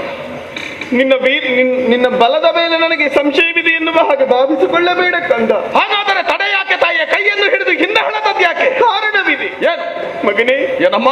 ಯುದ್ಧ ಕ್ಷೇತ್ರದಲ್ಲಿ ಎದುರಾದಂತಹ ಕಾಲಕ್ಕೆ ದೇವತೆಗಳನ್ನು ಸೋಲಿಸುವೆ ಎನ್ನುವಂತಹ ಆತ್ಮವಿಶ್ವಾಸ ನನಗಿದೆ ಮಗನೇ. ಮತ್ತೇನು ತಾಯಿ? ದೇವತೆಗಳು ಸೋತಂತಹ ಕಾಲಕ್ಕೆ ಖಂಡಿತವಾಗಿ ಆ ಹರಿ ಬರುತ್ತಾನೆ. ಅವ ಕಪಟಿ ಮಗನೇ. ಕಪಟಿಯಾದಂತಹ ಹರಿ ಯಾವ ರೀತಿಯಲ್ಲಾದರೂ ಮೋಸ ಮಾಡುವುದರ ಮೂಲಕವಾಗಿ ನಮಗೆ ಸೋಲು ತರುವುದಕ್ಕೆ ಅವ ಕಾರಣನಾಗುತ್ತಾನೆ. ಆತನ ಕಪಟಕ್ಕೆ ತಕ್ಕುದಾದಂತಹ ಮದ್ದನ್ನು ನಾನು ಅರಿಯುವುದಕ್ಕೆ ಸಿದ್ಧನಿದ್ದೇನಮ್ಮ. ಹೀಗೆ ಹೋದರೆ ಅದು ಸಾಧ್ಯವಾಗುವುದಿಲ್ಲ ಮಗನೇ. ಮತ್ತೇಗೆ ಹೋಗಬೇಕು? ಕೇವಲ ದೇಹ ಬಲ ಹೊಂದಿದರೆ ಅದು ಸಾಕಾಗಲಾರದು. ಮತ್ತೆ ದೈವ ಬಲವೆನ್ನುವುದು ನಮಗೆ ಬೇಕು. ಹೇಗೆ ಸಂಪಾದಿಸಿಕೊಳ್ಳಲಿ? ಘೋರವಾದಂತಹ ಕಾನವರವನ್ನು ಸೇರಿಕು ಪರಮೇಶ್ವರ ಕುರಿತಾಗಿ ತಪವನ್ನಾಚರಿಸಿ. ಅಸುರರ ಆರಾಧ್ಯ ದೈವ ಪರಮೇಶ್ವರ ಅಲ್ಲವೇ? ಒಲಿದು ಬಂದಾನೆ. ಒಲಿದು ಬರುವ ಹಾಗೆ ನೀ ಮಾಡಬೇಕು ಮಗನೇ. ಏನು ಕೇಳಿಕೊಳ್ಬೇಕು ತಾಯೇ? ಅಜೇಯನಾದಂತಹ ವರವನ್ನು ಪಡೆದಕ್ಕೂ ಮಗನೇ. ಆಗಲಮ್ಮ. ಆ ಬಳಿಕ ವರವನ್ನು ಪಡೆದಾದ ನಂತರ ದೇವಲೋಕವನ್ನು ಸ್ವಾಧೀನಪಡಿಸಿ ಆಗ ಖಂಡಿತವಾಗಿ ಹಾರೈಸಿ ಕಳಿಸಿಕೊಳ್ಳುವುದಕ್ಕೆ ಸುಲಭವಾಗುತ್ತದೆ ಕಂದ. ಅಮ್ಮ ಮಗನೇ, ಈ ಜಗತ್ತಿನ ಯಾವ ಜೀವಿಯ ಶ್ರೇಯಸ್ಸನ್ನು ಬಯಸುವುದಿದ್ರೆ ಅದು ತಾಯಿಯ ಪ್ರೀತಿ ಮಾತ್ರ ನಿಷ್ಕಲ್ಮಶವಾಗಿ ಆ ಶ್ರೇಯಸ್ಸನ್ನು ಬಯಸುತ್ತದೆಯಂತೆ. ಸರಿ. ಮತ್ತಾರೇ ಇದಿರಾಗಿ ಜೊತೆಯಾಗಿ ಬಂದರೂ ಕೂಡ ಒಂದೊಮ್ಮೆಗೆ ಸ್ವಾರ್ಥ ಅನ್ನುವಂಥದ್ದು ಅವರನ್ನು ಆವರಿಸುತ್ತದೆ. ನಿಜ. ನಿಷ್ಕಲ್ಮಶವಾದ ನಿನ್ನ ಪ್ರೀತಿಯ ಬಗೆಯನ್ನು ನಾನು ಬಲ್ಲೆ ತಾಯಿ. ಕಾನನದೆಡೆ ಹೋಗಬೇಕೇ? ಹೌದು ಮಗನೇ. ಪರಮೇಶ್ವರನನ್ನು ಮೆಚ್ಚಿಸಿಕೊಳ್ಳಬೇಕೇ? ನಿಜ. ಅಸುರರ ಸುರಗದ್ದುಗೆ ಸಂಪಾದಿಸಿಕೊಳ್ಳಬೇಕು. ಹೌದು ನಮ್ಮದಾದಂತಹ ಆಧಿಪತ್ಯವನ್ನು ಸ್ಥಾಪಿಸಿಕೊಡಬೇಕಲ್ವೇ? ಖಂಡಿತವಾಗಿ. ನಮ್ಮ ವಂಶ ಇಂದು ನಿನ್ನೆಯಲ್ಲ, ಅದೆಷ್ಟು ಕಾಲದಿಂದ ಇಂತಹ ನೋವನ್ನು ಅನುಭವಿಸುತ್ತಾ ಇದೆ. ಈ ಹೊತ್ತಿಗಾಗುವಾಗ ಮೇಘಮುಖಿ ನಾಡಿಜಂಗರ ಸುತನಾದಂತಹ ಮುರಾಸುರನಂದಾಗಿ ಅಸುರರಿಗೊಂದು ಅಸ್ತಿತ್ವ ಒದಗಿ ಬಂದಿದೆ ಅಂತ ನಾನು ಮಾಡಿಕೊಡುತ್ತೇನೆ ತಾಯಿ. ಶಾಶ್ವತವಾಗಿ ಸ್ವರ್ಗಲೋಕ ನಮಗೆ ಸಿಗುವ ಹಾಗೆ ಆಶೀರ್ವದಿಸಿ ಶಿವವಾಗಲಿ ಕಂದ. ಶೀಘ್ರದಲ್ಲಿ ಹೋಗಿ ಬರುತ್ತೆ. ಅಮ್ಮನಿಂದ ಅಪ್ಪಣೆಯನ್ನು ಪಡೆದದ್ದಾಗಿದೆ. ತಡ ಮಾಡುವುದು ಯಾಕೆ? ಅಲ್ಲಿಯವರೆಗೆ ಇಲ್ಲಿನ ಆಡಳಿತವನ್ನು ನೋಡುವುದಕ್ಕಾಗಿ ಮಂತ್ರಿ ಶೇಖರನಿಗೆ ವಹಿಸಿಕೊಟ್ಟಿದ್ದೆ. ಮಾರ್ಗದರ್ಶನವನ್ನು ನೀಡುವಂತೆ ಅಮ್ಮನಿಗೆ ಸೂಚಿಸಿದ್ದೇನೆ. ತಡ ಮಾಡದೆ ಈಗಿಂದೀಗಲೇ ಕಾನನದ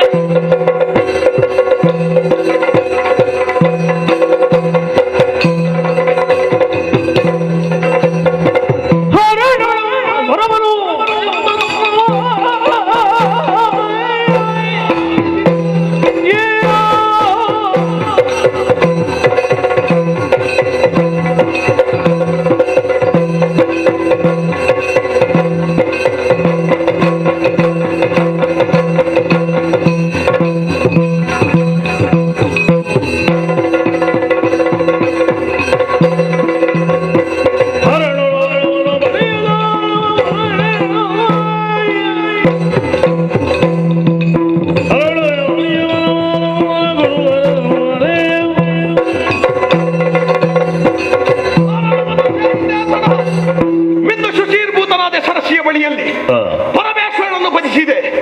ಒಂದೊಮ್ಮಿಗೆ ಬರದೇ ಹೋದರೂ ಕೂಡ ಕಟಾರಿಯನ್ನೆತ್ತಿ ಶಿರಚ್ಛೇದನವನ್ನು ಮಾಡುವುದಕ್ಕೆ ಮುಂದಾಗುವ ಹೊತ್ತಿನಲ್ಲಿ ಕಾಣಿಸಿಕೊಂಡನಲ್ಲ ಪರಮೇಶ್ವರ. ಏನು ಬೇಕು ಮಗನೇ ಎನ್ನುವ ಹಾಗೆ ಕೇಳಿಕೊಂಡ. ಜಗತ್ತಿನಲ್ಲಿ ಇದಿರಾದದ್ದು ನಮಗೆ ಅಸ್ತಿತ್ವವನ್ನು ಸ್ಥಾಪಿಸಿಕೊಳ್ಳುವುದಕ್ಕೆ ದಾರಿ ಮಾಡದೆ ಕೊಡದೇ ಇದ್ದದ್ದು ಸುರಪನಲ್ಲವೇ, ಹರಿಯಲ್ಲವೇ? ಪುರುಷ ಪ್ರಧಾನವಾದಂತಹ ವ್ಯವಸ್ಥೆಯಿಂದ ಮುಂದೆ ತಲೆ ಎತ್ತುವುದಕ್ಕೆ ಸಾಧ್ಯವಾಗದೇ ಹೋಯಿತು. ಹಾಗಾಗಿ ಪುರುಷರನ್ನು ನನಗೆ ಗೆಲ್ಲುವಂತಹ ಶಕ್ತಿ ಸಾಮರ್ಥ್ಯವನ್ನು ಒದಗಿಸಿಕೊಡುತ್ತದೆಯೇ. ಪುರುಷರಲ್ಲದೆ ಇರುವವಳು ಇದಿರಾಗಿ ಬಂದರೆ ಅಂತಹ ಸಾವನ್ನು ನಾನು ಅನುಭವಿಸುತ್ತೇನೆ, ಸ್ವೀಕರಿಸುತ್ತೇನೆ. ತಥಾಸ್ತು ಎದ್ದಿದ್ದಾನೆ ಪರಮೇಶ್ವರ. ಪುನರಪಿ ನಮ್ಮ ಪುರವನ್ನು ಸೇರಿಕೊಂಡೆ. ನಮ್ಮವರೆಲ್ಲ ಸೇರಿಕೊಂಡು ಇಂದುಮತಿ ಪುರದ ಸಿಂಹವಿಷ್ಟರವನ್ನು ನನಗೆ ವಹಿಸಿಕೊಟ್ಟವರಿದ್ದಾರೆ. ಪಟ್ಟಾಭಿಷೇಕದ ಸಂಭ್ರಮ ಮುಗಿದಿದೆ. ಸುರಲೋಕದೆಡೆಗೆ ಯುದ್ಧವನ್ನು ಮಾಡುವುದಕ್ಕೆ ಸಾಗಬೇಕು.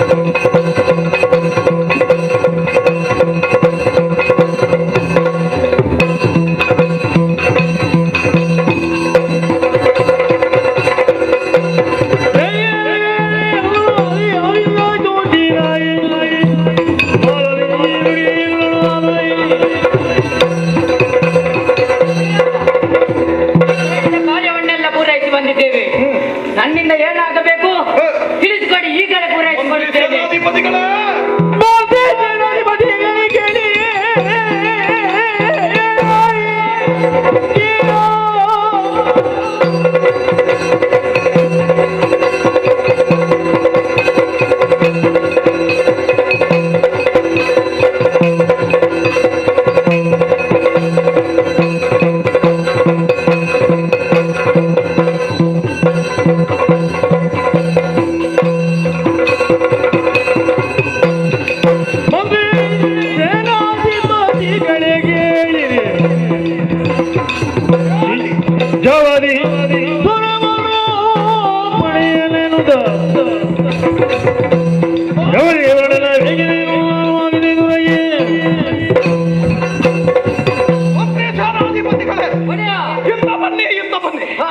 ಅವಸರವಾಗಿ ಕರೆಯುವುದಕ್ಕೆ ಕಾರಣ ಬೇರೇನು ಅಲ್ಲ, ನನ್ನ ಅಯ್ಯನಾದಂತಹ ನಾಡಿಜಂಗ ಮಹಾಪ್ರಭು ಸುರಲೋಕದೆಡೆಗೆ ದಾಳಿಯನ್ನಿತ್ತವ ಒಂದೊಮ್ಮೆಗೆ ಸುರಪ್ಪನನ್ನು ಗೆದ್ದರೂ ಕೂಡ ಶಾಶ್ವತವಾಗಿ ಆಧಿಪತ್ಯವನ್ನು ಸ್ಥಾಪಿಸುವುದಕ್ಕೆ ಸಾಲದೆ ಹೋಯಿತು. ಯಾಕೆ? ಹರಿಯ ವಾಹನವಾದಂತಹ ಗರುಡ ಇದಿರಾಗಿ ಬಂದನಂತೆ, ತಂದೆಯನ್ನು ಕುಕ್ಕಿ ಕುಕ್ಕಿ ಕೊಂದನಂತೆ. ಇದನ್ನು ಕೇಳಿ ಅತೀವವಾದಂತಹ ನೋವನ್ನು ಅನುಭವಿಸಿದವಳು ನನ್ನಮ್ಮ. ಕರೆದು ನನ್ನಲ್ಲಿ ದುಃಖವನ್ನು ತೋಡಿಕೊಂಡಿದ್ದಾಳೆ. ಅವಳ ಕಣ್ಣೀರನ್ನು ಒರೆಸುವುದಕ್ಕಾಗಿ, ನನ್ನ ಅಯ್ಯನ ಆತ್ಮಕ್ಕೆ ಶಾಂತಿಯನ್ನು ಒದಗಿಸುವುದಕ್ಕಾಗಿ ಸುರಲೋಕದೆಡೆಗೆ ಯುದ್ಧವನ್ನು ಸಾರುವುದಕ್ಕೆ ಹೊರಟು ನಿಂತವ. ಬೇಕಾದಂತಹ ದೈವ ಬಲವನ್ನು ಸಂಪಾದಿಸಿಕೊಂಡಿದ್ದೇನೆ, ನಿಮ್ಮೆಲ್ಲರ ಬಲವನ್ನು ಸಂಪಾದಿಸಿಕೊಂಡವನಿದ್ದೇನೆ. ಸುರಲೋಕದೆಡೆಗೆ ದಾಳಿ ಮಾಡಬೇಕು, ಏನು ನಿಮ್ಮ ಕಾರಣ?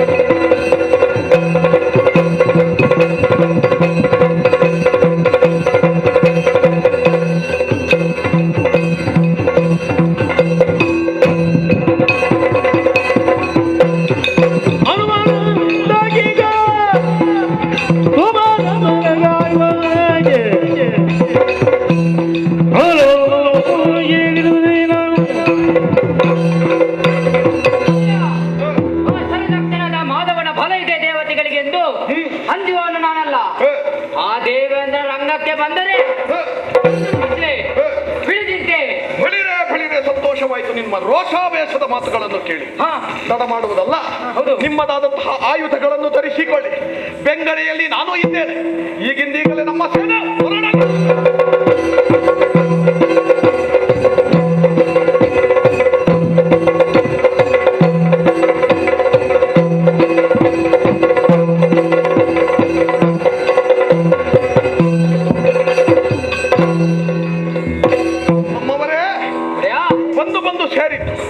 ಸ್ವರ್ಗಲೋಕದ ದ್ವಾರ ಇದು. ಸುಮ್ಮಗೆ ಒಳ ಹೋಗುವುದಕ್ಕಾಗುವುದಿಲ್ಲ. ಸುರಪ್ಪನು ಇಲ್ಲಿ ಅಧಿಪತಿ. ಯಾರನ್ನಾದರೂ ಬಾಗಿಲ ಬಳಿ ಕಾವಲುಗಾರರನ್ನ ಹಾಗೆ ನೇಮಿಸಿರಬಹುದು. ಕೇಳುವುದಕ್ಕೆ ಯಾರಾದರೂ ಇರಬಹುದು. ಹೋಗಿ ನೋಡಿ ಬನ್ನಿ ಯಾರಿದ್ದಾರೆ ಅಂತ.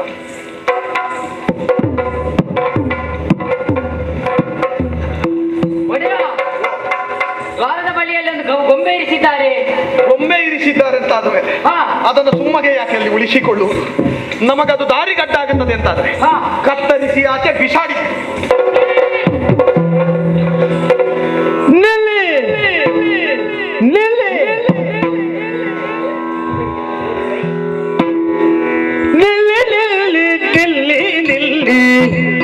ಮುಂದಕ್ಕೆಲ್ಲಿ ಹೋಗಿರಿ ನೀವು ಮುಂದಕ್ಕೆಲ್ಲಿ ಹೋಗಿರಿ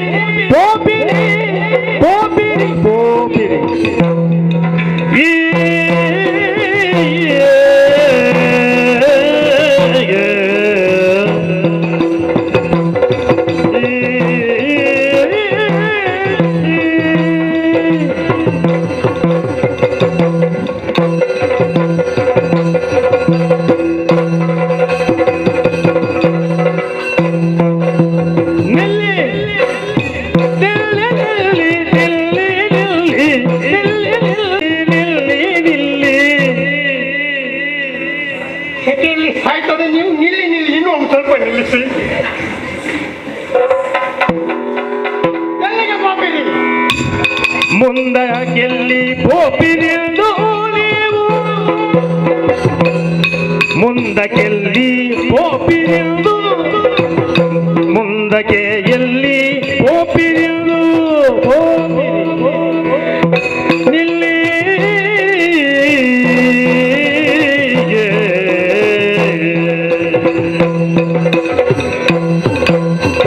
ಬಲ್ಲಿದ ದೇವೇನು ಗೂಡಿ ಹೋಪಿನಿಂದು ನೀವು ಕೆಲ್ಲ ಕೆಲ್ಲ ಹೋಗಿ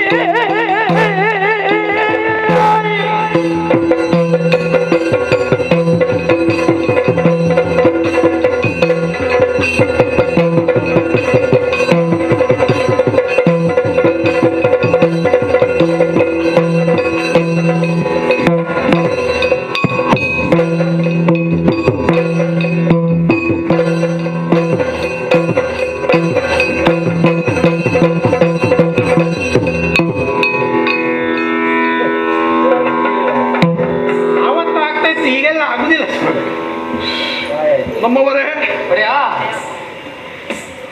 ಹಾಗಾದ್ರೆ ಅದು ಮುಂದೆ ಇರುವಂತದ್ದು ಗೊಂಬೆ ಅಲ್ಲ, ಮತ್ತೆ? ಎದ್ದು ಕುಣಿತದೆ ಅಂತಾದ್ರೆ ಅದಕ್ಕೆ ಜೀವ ಉಂಟಲ್ಲ. ಹೌದು. ನೋಡೋಣ ಅದು ಮಾತಿಗೆ ಬರುತ್ತದೆ ಅಂತ. ಹೌದೇನ? ನನ್ನದಂತಹ ಪೀಠದಲ್ಲಿ ಆ ಕ್ಷೀಣನಾಗಿರುವಂತಹ ಒಟ್ಟಿಗೆ ಹತ್ಯೆಯನ್ನು ಹಿಡಿದುಕೊಂಡು ಹೀಗೆ ಕಡಿತೇನೆ ಹೀಗೆ ಕಡಿತೇನೆ ಎಂದು ಬಂದಲ್ಲ. ಹೌದು. ನೀನು ಕಡಿದೋ ನೀನು ಈ ಪ್ರದೇಶದಲ್ಲಿ ಕಡಿಲಿಕ್ಕಿರುವ? ಹಾ, ಹೌದಾ? ಹೌದು. ಯಾರು ನೀನು? ಮೇಘವರ್ಣ. ಎಂತದು? ಮೇಘವರ್ಣ. ಇದ್ರೆ ಮೋಡದಾಗಿರುವ ಅರಣ್ಯ. ಏ, ಮೇಘ ಮೇಘವರ್ಣ ಅಂತ ನನ್ನ ಹೆಸರು. ಹೆಸರ? ಹಾ, ಆ ಹೆಸರು ನೀ ಅಲ್ಲಿ ಎಂತದು? ನಾನು ಸೇನಾಧಿಪತಿ. ಸೇನಾಧಿಪತಿ. ಹಾ, ಒಂದು ಗಾಳಿ ಬಂದ್ರೆ ಸೇನಾಧಿಪತಿ ಇರ್ಲಿಕ್ಕೆ. ನೀನು ಯಾರು? ನಾನು ಧೂಮಕೇತ. ಧೂಮ? ಧೂಮಕೇತ. ಓ ಧೂಮ. ನೀನು ಅಲ್ಲಿ ಏನು? ನಾನು ಮಂತ್ರಿ. ಮಂತ್ರಿ. ಮಂತ್ರಿಗಳು ಹೀಗಿರಬಾರ್ದು, ಹೀಗಿರ್ಬೇಕು, ಸ್ವಲ್ಪ ದಪ್ಪ ದಪ್ಪ ಇರಬೇಕು, ಆಯ್ತಾ? ನೀವು ಬೇರೆ ಬಂದದ? ಮತ್ತೆ ಇನ್ನು ಅನೇಕ ಸೈನ್ಯವಿದೆ ನಮ್ಮದು. ಎಲ್ಲಿ ಉಂಟು? ಒಳಗಂಟದು. ಓ, ನಿಮ್ಮ ಸೈನ್ಯ ಎಲ್ಲ ಒಳಗಿರಲ್ವಾ? ಅಷ್ಟೇ. ಹಾ, ಓ ಪುಣ್ಯಾತ್ಮ, ಅವರು ಹೆದರಿ ಓಡ್ತಾ ಇದ್ದಾರೆ. ಓ, ನೀನವರಲ್ಲಿ ಕೇಳಿದ್ಯಲ್ಲ? ಹೌದು. ಒಬ್ಬ ಸೇನಾಧಿಪತಿ, ಹಾ. ದಂಡನಾಯಕ, ದಂಡನಾಯಕ, ಮಂತ್ರಿ, ಮಂತ್ರಿ. ಇವರೆಲ್ಲ ಎಲ್ಲಿಗೆ? ಎಲ್ಲಿಗೆ? ನನ್ನ ಪುರಕ್ಕೆ. ನಿಮ್ಮದು ಪುರ? ಹೌದು. ಯಾವುದು ಪುರ? ನಮ್ಮದು ಇಂದುಮತಿ ಪಟ್ಟಣ. ಇಂದಲ್ಲ, ನಾನು ಈ ಊರು ಯಾವ್ದು ಕೇಳಿ, ಇನ್ನು ಮತ್ತೆ ಇಲ್ಲದ್ದು ಅಂತ ಕೇಳಿ. ಚಂದ್ರಾವತಿ ಪಟ್ಟಣ ಅಂತ ಕೇಳಿ. ಚಂದ್ರಾವತಿ ಪಟ್ಟಣ? ಹೌದು, ಚಂದ್ರಾವತಿಯ ಪಟ್ಟಣ ಅಲ್ಲ, ಹಾ. ನಮ್ಮ ಪುರದ ಹೆಸರು ಚಂದ್ರಾವತಿ ಪಟ್ಟಣ. ಹೌದಾ? ಹೌದು. ಅಲ್ಲಿ ನಿಮಗೇನು ಕೆಲಸ? ಅಲ್ಲಿ ಕೆಲಸ ಏನಿಲ್ಲ, ನಾವು ಕೆಲಸ ಕೊಡುವವರು. ನಿಮಗೆ ಕೆಲಸ ಇಲ್ಲೋ ಅಲ್ಲ? ನಮಗೆ ಕೆಲಸ ಇಲ್ಲ. ಯಾರು ಹೇಳಿದ್ದು ನಿನಗೆ? ದಯವಿಟ್ಟು ಒಂದು ಮಾಹಿತಿ. ಏನು? ದೇವಲೋಕದಲ್ಲಿ ಕೆಲಸ ಇಲ್ಲ. ಹ. ನೀವು ಎಲ್ಲಿಂದ ಬಂದಿರೋ ಅಲ್ಲಿಯೇ ನೀವು ಕೆಲಸ ಮಾಡಿ. ಈಗ ನೀನು ಕೆಲಸ ಇಲ್ಲದೆ ಬಂದು ಈಗ ಅಲ್ಲಿ ಕೆಲಸ ಕೊಡ್ತಾರೆ. ನೀನು ಕೆಲಸ ಇಲ್ಲದೆ ಬಂದು ದೇವಲೋಕಕ್ಕೆಲ್ಲ ಕೆಲಸ ಇಲ್ಲದವರೇ ಬಂದು ಭೂಲೋಕದಲ್ಲಿ ಕೆಲಸ ಕೊಡ್ತಾರೆ. ಈಗ ನಮ್ಮ ಸುಮ್ಮನೆ ಇರುವವರನ್ನು ನೋಡಿದ್ರೆ ಅವರಿಗೆ ಆಗುದಿಲ್ಲ. ಹ. ಹೋಗಿ ಅಲ್ಲಿ ರಸ್ತೆ ಸರಿ ಉಂಟು, ಹ. ಹಾಗೇರಿ ಅಂತ ಹೇಳಿ ಕೆಲಸ ಕೊಡ್ತಾರೆ ಅವರಿಗೆ. ಹ. ಇನ್ನೊಬ್ಬರು ನೋಡ್ತಾರೆ, ಅವರಿಗೆ ಕೆಲಸ ಇಲ್ಲ ಅಂತ ಹೇಳಿ ಹ. ಹೋಗಿ ಅವರು ಅಗ್ದು ಹಾಕಿದ್ದಾರೆ, ಮಣ್ಣು ಹಾಕಿ ಅಂತ ಹೇಳಿ ಹ. ಹಾಗೆ ಕೆಲಸ ಆಗ್ತಾ ಇರ್ತದೆ. ಅಂತ ಊರು ಅಂತ ಭಾವಿಸಿದ್ಯೋ? ಮತ್ತೆ ದೇವಲೋಕಕ್ಕೆ ಬರುವವರೆಲ್ಲ ಕೆಲಸ ಇಲ್ಲದೆ ಬಂದದ್ದು ಅಂತ ಭಾವಿಸಿದ್ಯೋ? ಮತ್ತೆ ಎಂತದಕ್ಕೆ ನೀನು ಕೆಲಸ ಇಲ್ಲದೆ ಒಂದು ಸೇರಿದ್ದ ಇಲ್ಲಿ? ಅದು ನನ್ನ ಉದ್ಯೋಗ. ನಿನ್ನ ಉದ್ಯೋಗ? ಹ. ಹಾಗಾದ್ರೆ ನಿನಗೆ ಕೆಲಸ ಬೇಕಿತ್ತು. ನಾವು ಕೆಲಸದ ಅಪೇಕ್ಷೆಯಿಂದ ಬಂದವರಲ್ಲ. ನಾವು ಕೆಲಸದ ನಿಮಿತ್ತ, ಕಾರ್ಯ ನಿಮಿತ್ತ ಅಲ್ಲಿ ಕೂತದ್ದು. ಯಾವ ನಿಮಿತ್ತವೂ ನೀನಲ್ಲಿ ಕುಳಿತುಕೋ. ಹ. ನಿನ್ನ ಜೊತೆಗೆ ನಮಗೆ ವ್ಯವಹಾರವಿಲ್ಲ. ಹ, ಅದು ಹೌದು. ಆದರೂ ನಿನ್ನದಾದಂತ ಉದ್ಯೋಗ ಇದೆಯಲ್ಲ, ಹ. ಈ ಪುರಕ್ಕೆ ಯಾರು ಬರ್ತಾರೆ? ಹ. ದ್ವಾರದಲ್ಲಿ ನಿಲ್ಲಿಸಿ ಹ. ಅವರಲ್ಲಿ ಮಾತಾಡಿಸಿ ವಿಚಾರಿಸಿ ಸಂದೇಶವನ್ನು ತಲುಪಿಸುವ ಕಾವಲುಗಾರ. ದ್ವಾರದಲ್ಲಿ ನಿಲ್ಲಲಿಕ್ಕೆ ನಾನೇನು ಆಜಾತ್ಯವ? ಅದು ಅಂದ್ರೆ ನಾವು ದ್ವಾರದಲ್ಲಿ ನಿಲ್ಲುದು, ದ್ವಾರದ ಬಳಿಯಲ್ಲಿ ನಿಲ್ಲುದು. ದ್ವಾರದ ಬಳಿಯೇ. ಹ. ಹಾಗಾದ್ರೆ ಒಳಗೆ ಹೋಗ್ಬೋದಲ್ಲ? ನಾವು ಯಾಕೆ ನಮ್ಮನ್ನು ತಡೆದಿದ್ದಿ? ತಡೆದು ಯಾಕಂದ್ರೆ ನನ್ನ ಕರ್ತವ್ಯ ಅದು. ಬಂದವರು ಯಾರು, ಯಾಕೆ ಬಂದದ್ದು ಅಂತ ಹೇಳಿ ವಿಚಾರಣೆ ಮಾಡುವುದು. ಬಂದದ್ದು ಇಂದುಮತಿಪುರದಿಂದ. ಹ. ಅಲ್ಲಿ ಅರಸನಾದಂತಹ ನಾನು ಮುರಾಸುರನಿದ್ದೇನೆ. ಸುಮ್ಮನೆ ಒಂದು ಎರಡು ಮೂರು ಮೂರಾಸುರ. ಮೂರಾಸುರ ಅಲ್ಲ, ಮತ್ತೆ? ನನ್ನ ಹೆಸರು ಮುರಾಸುರ. ಇಲ್ಲಿ ನೆರೆದಿದ್ದಾರಲ್ಲ, ಹೌದು. ಇದೆಲ್ಲ ನಮ್ಮ ಜೊತೆಗೆ ಬಂದದ್ದು, ನಾವು ಒಟ್ಟಿಗೆ ಬಂದವರು. ಒಟ್ಟಿಗೆ ಬಂದದ? ಹೌದು, ಎಲ್ಲ ನಮ್ಮ ಸಂತಾನದವರು ಇವರೆಲ್ಲ. ಗೊತ್ತಾಗ್ತದೆ, ಹ. ಗೊತ್ತಾಗ್ತದೆ. ಏನು? ಎಷ್ಟೊತ್ತು ಇರ್ತಾರೆ ಅಂತ ಇರುದು ಇಲ್ಲ, ಹ. ನಮ್ಮಲ್ಲಿ ಒಗ್ಗಟ್ಟಿರುವವರೆಗೆ, ನಾನಿರುವವರೆಗೆ ಅವರು ಖಂಡಿತವಾಗಿ ಇದ್ದೇ ಇರ್ತಾರೆ. ಗೊತ್ತಾಯ್ತು. ಇವರಿಗೆ ಪೆಟ್ಟು ಬೀಳುವವರೆಗೆ ನೀವು ಇರ್ತೀರಾ, ಆಮೇಲೆ ಇರುವುದಿಲ್ಲ ಅಂತ. ಹಾಗೆ ಅಲ್ಲ? ಹಾಗಲ್ಲ. ಮತ್ತೆ ಇವರೆಲ್ಲರೂ ಕೂಡ ನಿಮ್ಮನ್ನು ಎದುರಿಸುವುದಕ್ಕೆ ಬಂದವರು ನನ್ನ ಜೊತೆಯಾಗಿ. ನಮ್ಮನ್ನು ಈ ಮೊದಲು ಇಲ್ಲಿಗೊಬ್ಬ ಅಲ್ಲ ಎದುರಿಸಲಿಕ್ಕೆ ಬಂದ ಇಲ್ಲದಿದ್ರೆ ಕಲಶ ಕನ್ನಡಿ ಕಾಣುವುದಿಲ್ಲ. ಓ ಪುಣ್ಯಾತ್ಮ, ನಿನ್ನನ್ನು ಸ್ವಾಗತ ಮಾಡುವುದಕ್ಕೆ ಬಂದದಲ್ಲ, ಯುದ್ಧ ಮುಖದಲ್ಲಿ ಎದುರಿಸುವುದಕ್ಕೆ ಬಂದವರು. ಹೌದಾ? ಹೌದು. ಈ ಮೊದಲು ಇಲ್ಲಿಗೆ ನಾಡಿಜಂಗ ಎನ್ನುವಂತಹ ನಮ್ಮ ತಂದೆಯವರು ಬಂದಿದ್ರು, ಗೊತ್ತಿದೆಯೇನೋ? ಅದು ನಮ್ಮ ಅಯ್ಯ, ಅಮ್ಮಯ್ಯ, ನಮ್ಮ ಅಯ್ಯ, ನಮ್ಮ ತಾತ, ನಿನ್ನಯ್ಯ, ನನ್ನ ತಂದೆ ತಂದೆ, ನಾಡಿಜಂಗ ಅದೇ ಮಹಾಪ್ರಭುಗಳು.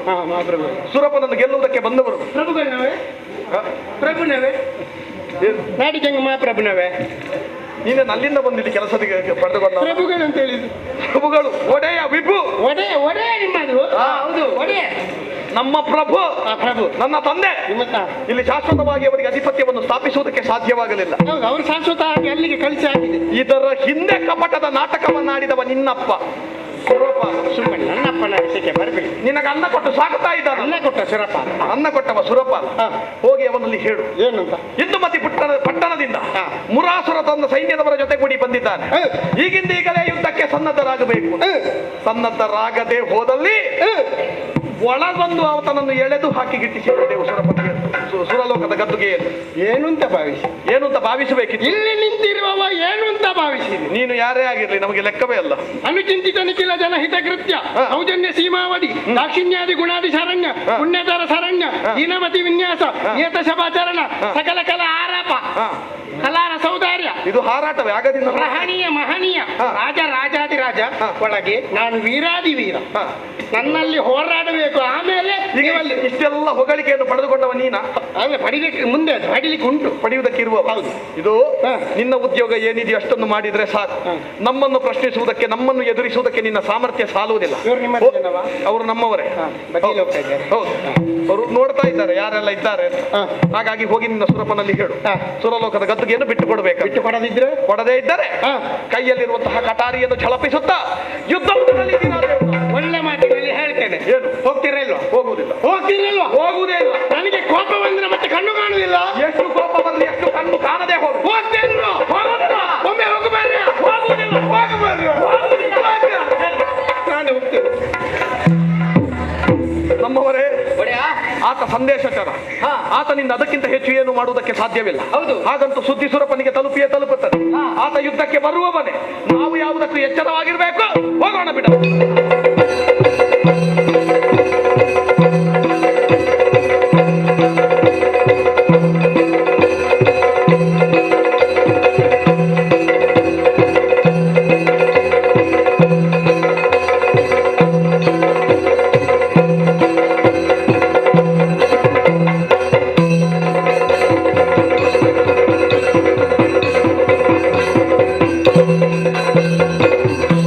ಒಡೆಯ ಲಾಲಿ ದಯ್ಯ ನುಡಿಯ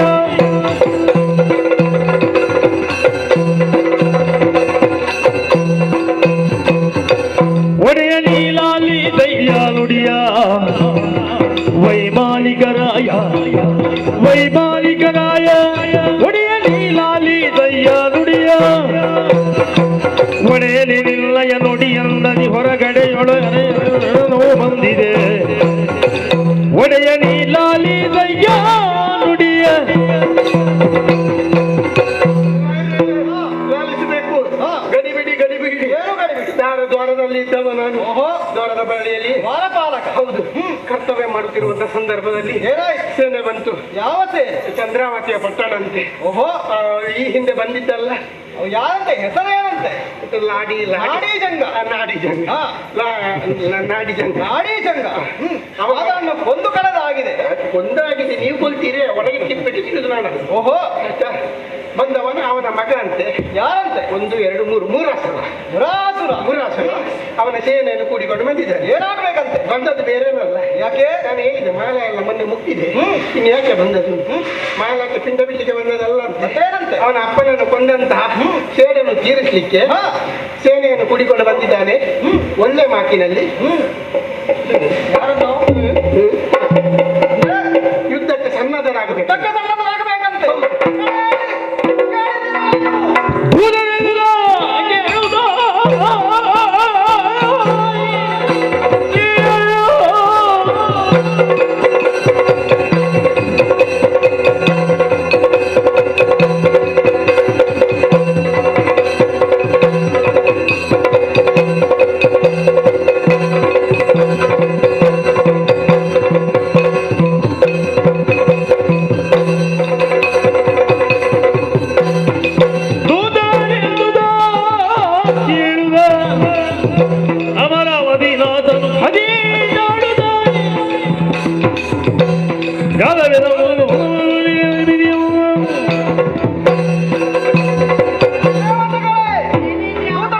ಮಾತನ್ನ ಕೇಳಿದಿರಾ? ನಾಡಜಂಗನ ಮಗನಾದಂತಹ ಮುರಾಸುರ ಸ್ವರ್ಗಕ್ಕೆ ದಾಳಿಯನ್ನ ಇಟ್ಟಿದ್ದಾನಂತೆ. ಹಾಗಾಗಿ ಆತನಿಗೆ ತಕ್ಕ ಶಾಸ್ತಿಯನ್ನ ಮಾಡಬೇಕು. ಏನು ಮಾಡುವುದು ನೀವೆಲ್ಲ?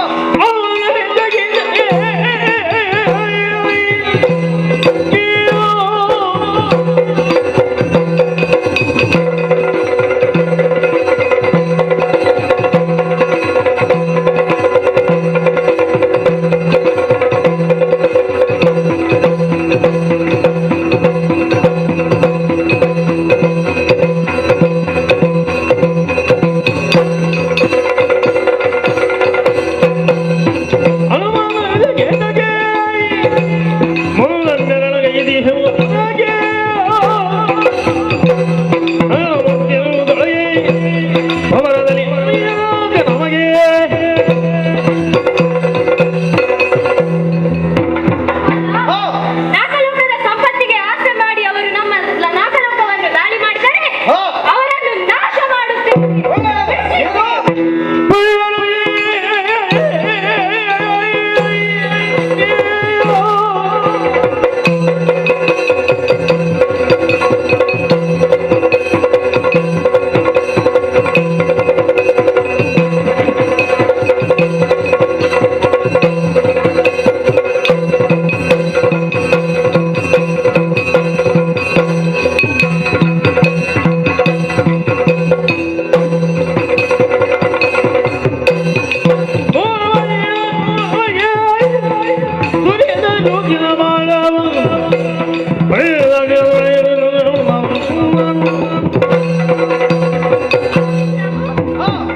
ಸ್ವರ್ಗಲೋಕವನ್ನು ಕಾಪಾಡಬೇಕಾದವರು ನಾವು. ಅದನ್ನು ದಾಳಿ ಮಾಡಿದರೆ ಅವರನ್ನು ಯಮಪುರಕ್ಕೆ ಹಾಕುತ್ತೇನೆ. ಕೇಳಿ. ನಿಮ್ಮ ವಾಹನಗಳನ್ನ ಏರಿಕೊಳ್ಳಿ. ನಿಮ್ಮ ಆಯುಧಗಳನ್ನು ಹಿಡಿದುಕೊಳ್ಳಿ. ಹೊಳೆಯೋಣ, ಯುದ್ಧರಂಗ.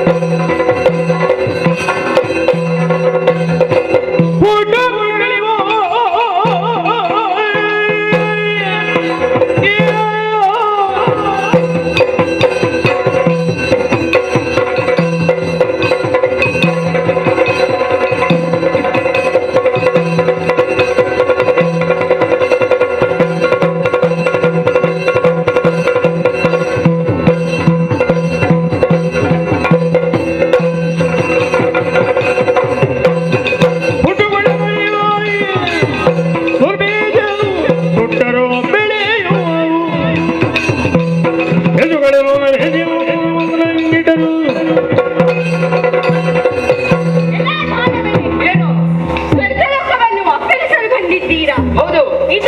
ಇದರಲ್ಲಿ ನನ್ನ ಆಯುಧವನ್ನು ಹಿಡಿದು ನಿನ್ನನ್ನು ನೆಲಕ್ಕೆ ಅಪ್ಪಳಿಸುತ್ತೇನೆ.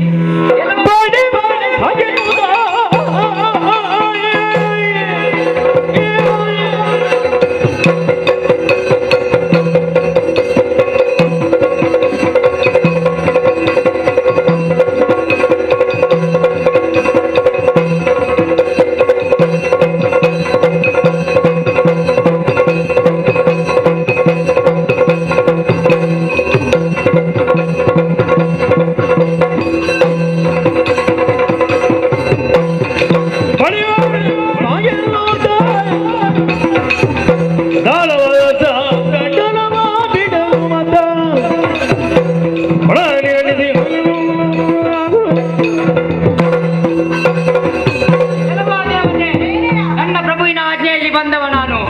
ನಿಮ್ಮನ್ನು ಈ ಯುದ್ಧರಂಗದಿಂದ ಓಡಿಸಿ ಇಡೀ ವಿಶ್ವವನ್ನೇ ನಾವೇ ಗೆಲ್ಲುತ್ತೇವೆ. ನೀನು ನಾನು ನೋಡೋಣ.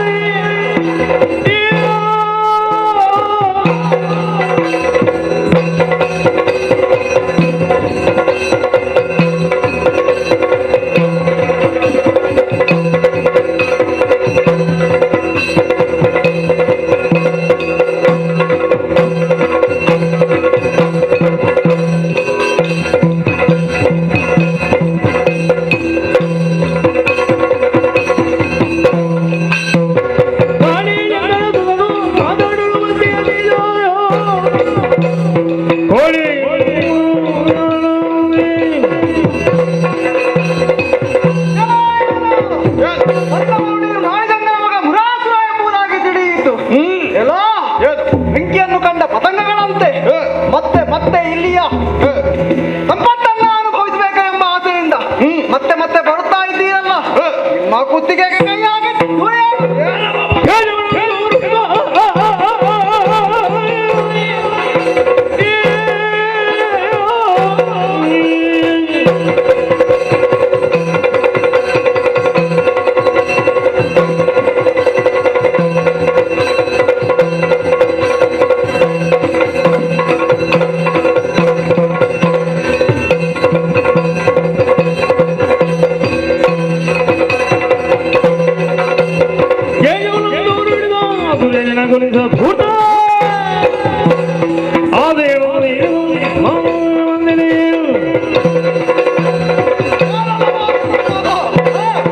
ಬೆಂಕಿಯನ್ನು ಭ್ರಮರ ಅಂತ ದುಂಬಿ ಹೂವಿನಾಗೆ ಭ್ರಮಿಸಿಕೊಂಡು ಬಂದಂತಹ ಭ್ರಮರ ಅಂತ ಭಾವಿಸಿಕೊಂಡೆಯ ನಮ್ಮನ್ನು. ಅಲ್ಲವೇ ಅಲ್ಲ, ಮತ್ತೇನು? ನನ್ನ ಅಯ್ಯನಿಗಾದಂತಹ ಅನ್ಯಾಯ, ನನ್ನ ಪೂರ್ವಜನಿಗಾದಂತಹ ಅನ್ಯಾಯ, ಇದೆಲ್ಲದರ ಕುರಿತಾಗಿ ಸೇಡನ್ನು ತೀರಿಸಿಕೊಳ್ಳುವುದಕ್ಕಾಗಿ ಮೇಘಮುಖಿ ಸುತ ಮುರಾಸುರ ಹೊರಬಲಾನ್ವಿತನಾಗಿ ಬಂದಿದ್ದೇನೆ. ಒಳ್ಳೆಯ ಮಾತಿನಲ್ಲಿ ಸ್ವರ್ಗದ ಗದ್ದುಗೆಯನ್ನು ಬಿಟ್ಟುಕೊಟ್ಟರೆ ಲೇಸ, ಬದುಕಿನಲ್ಲಿ ನೆಮ್ಮದಿಯನ್ನು ಕಂಡುಕೊಳ್ಳುತ್ತೀಯೇ. ಇಲ್ಲದಿದ್ದಲ್ಲಿ ಸೂರ್ಯ ಸುತ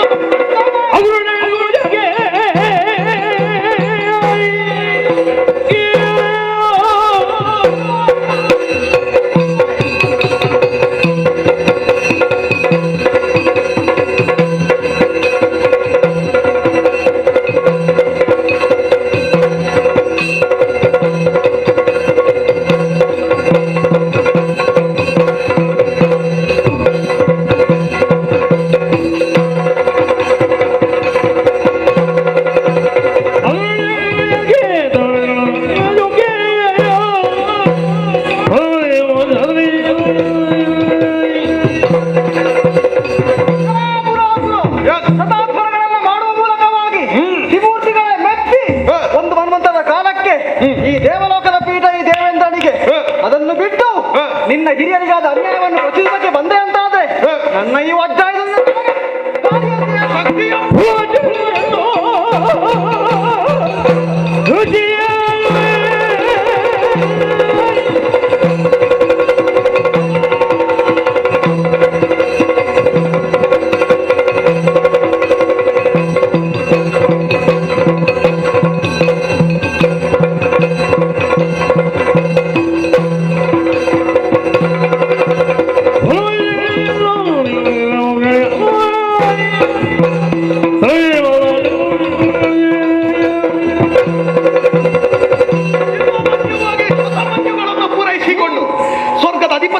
ಸಂಪಾದಿಸಿದ ಮಾತ್ರಕ್ಕೆ ಶಾಶ್ವತವಾಗಿ ನಿನ್ನಲ್ಲಿ ಉಳಿಯುತ್ತದೆ ಅಂತ ಭಾವಿಸಿಕೊಂಡೆ. ಏನು ಭಕ್ತಿಯಿಂದ ಸಂಪಾದಿಸಿಕೊಂಡಿದ್ದೀಯೆ, ಶಕ್ತಿಯ ಮೂಲಕ ಕಸಿದುಕೊಂಡನು.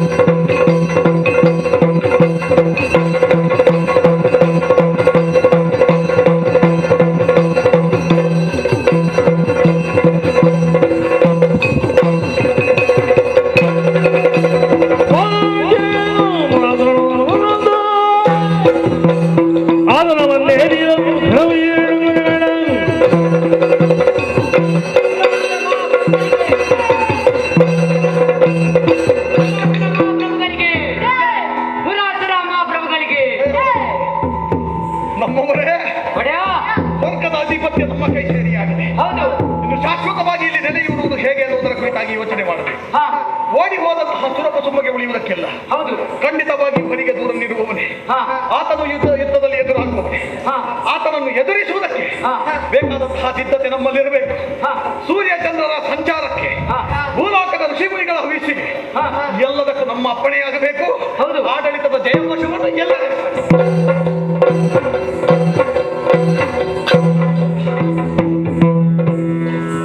ಶಿವ ಶಿವ ಎನಾಗಿ ತೆರದಲ್ಲಿ ಭವಡಿಯು ಸಂಭವಿಸಿದೆ.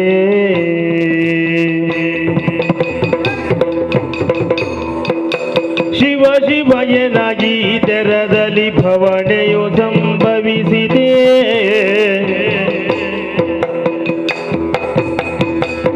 ದಾನವನಿಗೆ ಶರಣಾಗುತ್ತ ಬಾಳುವ ದಿನ ಬಂದಲ್ಲ.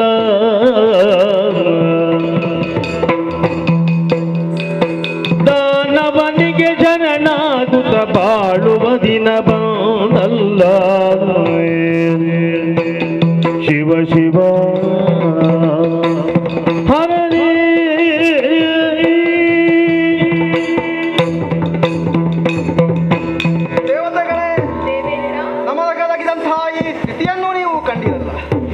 ನಾಡಿಜಂಗನ ಮಗನಾದಂತಹ ಮುರಾಸುರ ತನ್ನ ತಂದೆಗಾದಂತಹ ಅವಮಾನವನ್ನು, ಆತನ ಸಾವನ್ನ ವಿರೋಧಿಸುವುದಕ್ಕಾಗಿ ಅಥವಾ ಅದಕ್ಕೆ ಪ್ರತಿರೋಧವನ್ನು ತೋರುವುದಕ್ಕಾಗಿ ಈ ಸ್ವರ್ಗದ ಮೇಲಕ್ಕೆ ದಾಳಿಯನ್ನ ಮಾಡಿ ನಮ್ಮೆಲ್ಲರನ್ನು ಸೋಲಿಸಿದ. ಇಲ್ಲಿಯ ಸಂಪತ್ತು, ಇಲ್ಲಿಯ ಅಧಿಕಾರ ಅವನ ಪಾಲಿಗಾಯಿತು. ಏನು ಮಾಡೋಣ, ಏನು ಮಾಡೋಣ, ಎಲ್ಲವನ್ನೂ ಕಳೆದು ಕಾಡಿನವರೆಗೆ ಸಂಚರಿಸುವಂತಹ ಸ್ಥಿತಿ ಬಂದೊದಗಿದರು. ಇದಕ್ಕೆ ಏನು ಪರಿಹಾರ? ತಲೆ ಆಲೋಚಿಸ ಇರುವಂತಹ ಕಾಲಕ್ಕೆ ನಾವೆಲ್ಲರೂ ಹೋದದ್ದು ಎಲ್ಲಿಗೆ? ಶಿವನ ಪಾದದ ಬಳಿಗೆ ಅಲ್ಲವೇ? ಆತನನ್ನು ಪ್ರತ್ಯಕ್ಷೀಕರಿಸಿದಾಗ ಆತನ ಆಡಿದಂತಹ ಮಾತು, ಇದು ನನ್ನಿಂದ ಆಗುವಂತಹ ಕೆಲಸವಲ್ಲ, ನೀವೆಲ್ಲರೂ ಮಹಾವಿಷ್ಣುವಿನ ಬಳಿಗೆ ನಡೆಯಿರಿ ಎಂಬುದಾಗಿ. ಹಾಗಾಗಿ ಇಲ್ಲಿ ನಿಲ್ಲುವುದು ಸರಿಯಲ್ಲ, ನಾವೆಲ್ಲರೂ ಮಹಾವಿಷ್ಣುವಿನ ವೈಕುಂಠಕ್ಕೆ ಹೋಗೋಣ.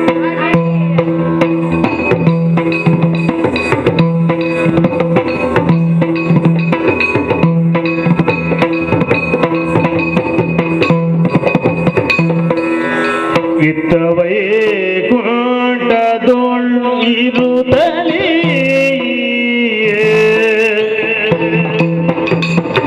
ಚಿತ್ತ ಜೈಯೇನು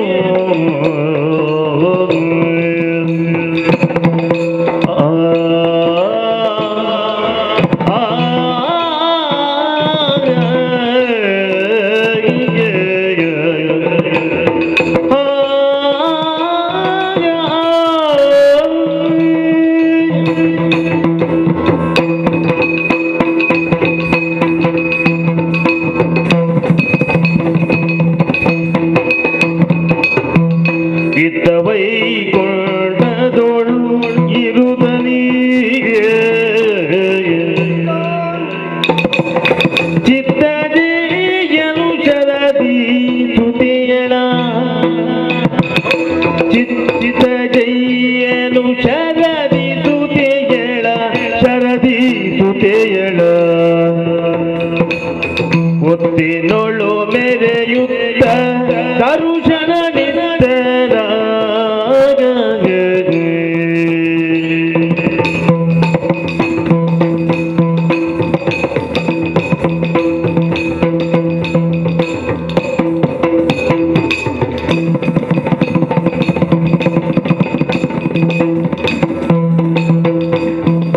ಒತ್ತಿನೊಳು ಮೆರೆಯುತ್ತ ದರುಶನ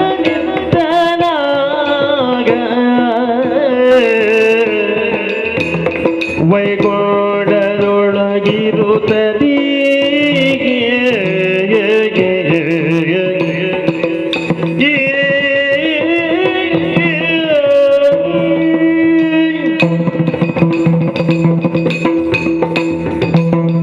ಪಾಲ್ಗೊಡಲಲ್ಲಿ ಶೇಷ ಶಯನನಾಗಿ ನಾನು ಶರದಿಯ ಸುದೆಯಾಗಿರುವಂತ ಲಕ್ಷ್ಮಿಯ ಸೇವೆಯನ್ನು ಕೈಗೊಳ್ಳುತ್ತಾ ಸದಾ ಹಸನ್ಮುಖಿಯಾಗಿ ಭಕ್ತರಿಗೆ ದರ್ಶನವನ್ನು ನೀಡುತ್ತಾ ಇದ್ದೇನಲ್ಲ.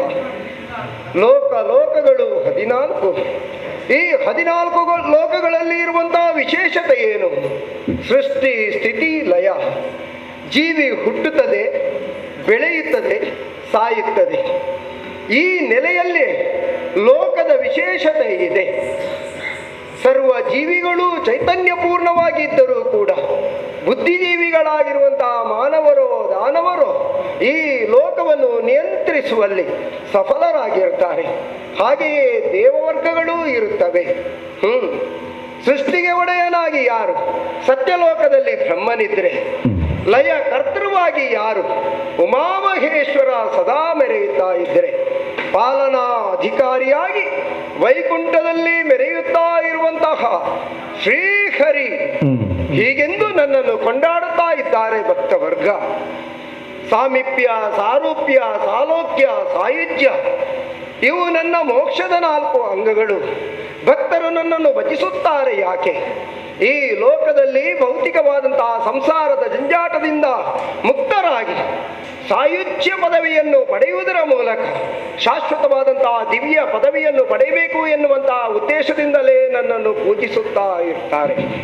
ಹಾಗಾಗಿ ನನ್ನನ್ನು ಪೂಜಿಸುವವರನ್ನು ಸದಾ ಸಂರಕ್ಷಿಸುವುದಕ್ಕಾಗಿ ನಾನು ಬದ್ಧನಾಗಿದ್ದೇನೆ. ಅಷ್ಟು ಮಾತ್ರವಲ್ಲ, ಈ ಲೋಕ ಎನ್ನುವುದು ಹೇಗೆ ನಿಯಂತ್ರಣದಲ್ಲಿರಬೇಕು? ಧೃತಿ, ಕ್ಷಮ, ದಮ, ಅಸ್ಥೇಯ, ಶೌಚ್ಯಂ, ಇಂದ್ರಿಯ ನಿಗ್ರಹ, ಧೀ, ವಿದ್ಯಾ, ಸತ್ಯಂ, ಅಕ್ರೋಧ, ದಶಕಂ, ಧರ್ಮ ಲಕ್ಷಣಂ ಎನ್ನುವುದು ಇದೆ. ಯಾರು ಈ 10 ಲಕ್ಷಣಗಳನ್ನು ಅರಿತು ಮುನ್ನಡೆಯುತ್ತಾರೋ ಅವರು ಸದಾ ಧರ್ಮವಂತರಾಗಿ ಈ ಲೋಕಕ್ಕೆ ಒಳ್ಳೆಯದನ್ನೇ ಕೊಡುವಂತಹ ನಿಸ್ವಾರ್ಥ ಮನೋಭಾವದ ತ್ಯಾಗಜೀವಿಗಳಾಗಿ ಬಾಳುತ್ತಾರೆ. ಈ ಲೋಕದಲ್ಲಿ ಅಸ್ತಿತ್ವ ಇರುವುದು ತ್ಯಾಗದಿಂದ ತಾನೇ. ಸ್ವಾರ್ಥವು ತನ್ನನ್ನು ಅವನತಿಗೆ ತಳ್ಳಿದ್ರೆ ತ್ಯಾಗ ಜೀವನವು ತನ್ನನ್ನು ಉನ್ನತಿಗೆ ಏರಿಸುತ್ತದೆ ಎನ್ನುವುದಕ್ಕೆ ಸಂಶಯವೇ ಇಲ್ಲ. ಹಾಗೆ ನನ್ನ ವೈಕುಂಠದಲ್ಲಿ ನನ್ನನ್ನು ಕಾಣುವುದಕ್ಕಾಗಿ ಬರುವಂತಹ ಭಕ್ತರಿಗೆ ದರ್ಶನವನ್ನು ನೀಡುತ್ತಾ ಅವರ ಉದ್ದೇಶವನ್ನು ಈಡೇರಿಸ್ತಾ ಇದ್ದೇನೆ. ಏನದು ಕೇಳುತ್ತಾ ಇರುವುದು? ಕ್ಷೀರಸಾಗರವಾಸ ಮೈದೋರೋ ಸಂಕಟನಾಶ, ಮೈದೋರೋ ಸಂಕಟನಾಶ,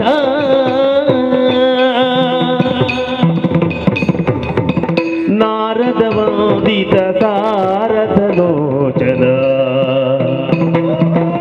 ನಾರದ ವಂದಿತ ಸಾರಥಲೋಚನ, ನಾರಾಯಣ ಹರಿ ಶ್ರೀರಮಣಿದವ ಕ್ಷೀರಸಾಗರವಾಸ ನಾರಾಯಣ ಹರಿ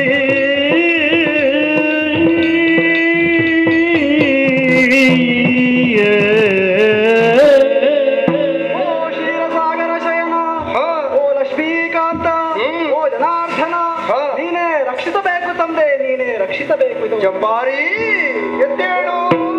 ಜಂಬಾರಿ ಎದ್ದೇಳು ಪಾಲಾಮುದಿ ಕೈದುದ ಬೇಳು ಜಂಬಾರಿ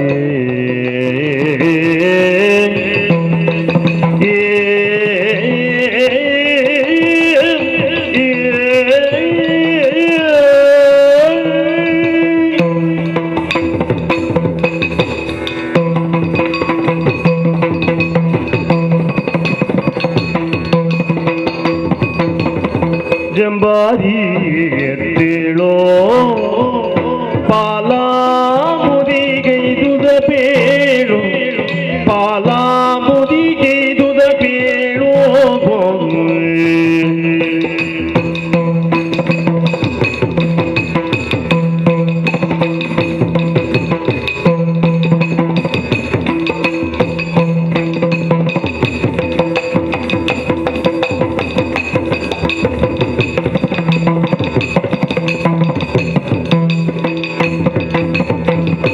ಕಂಬನಿ ಸುರಿಬೋದು ತಂಬಿದ ಗುಳಿಬೋದು ಕಂಬನಿ ಸುರಿಬೋದು ತಂಬಿದ ಗುಳಿಬೋದು ತುಂಬಿದ ಬವಣೆಯೆಂಬಲು ಪೊರೆಯುವೆ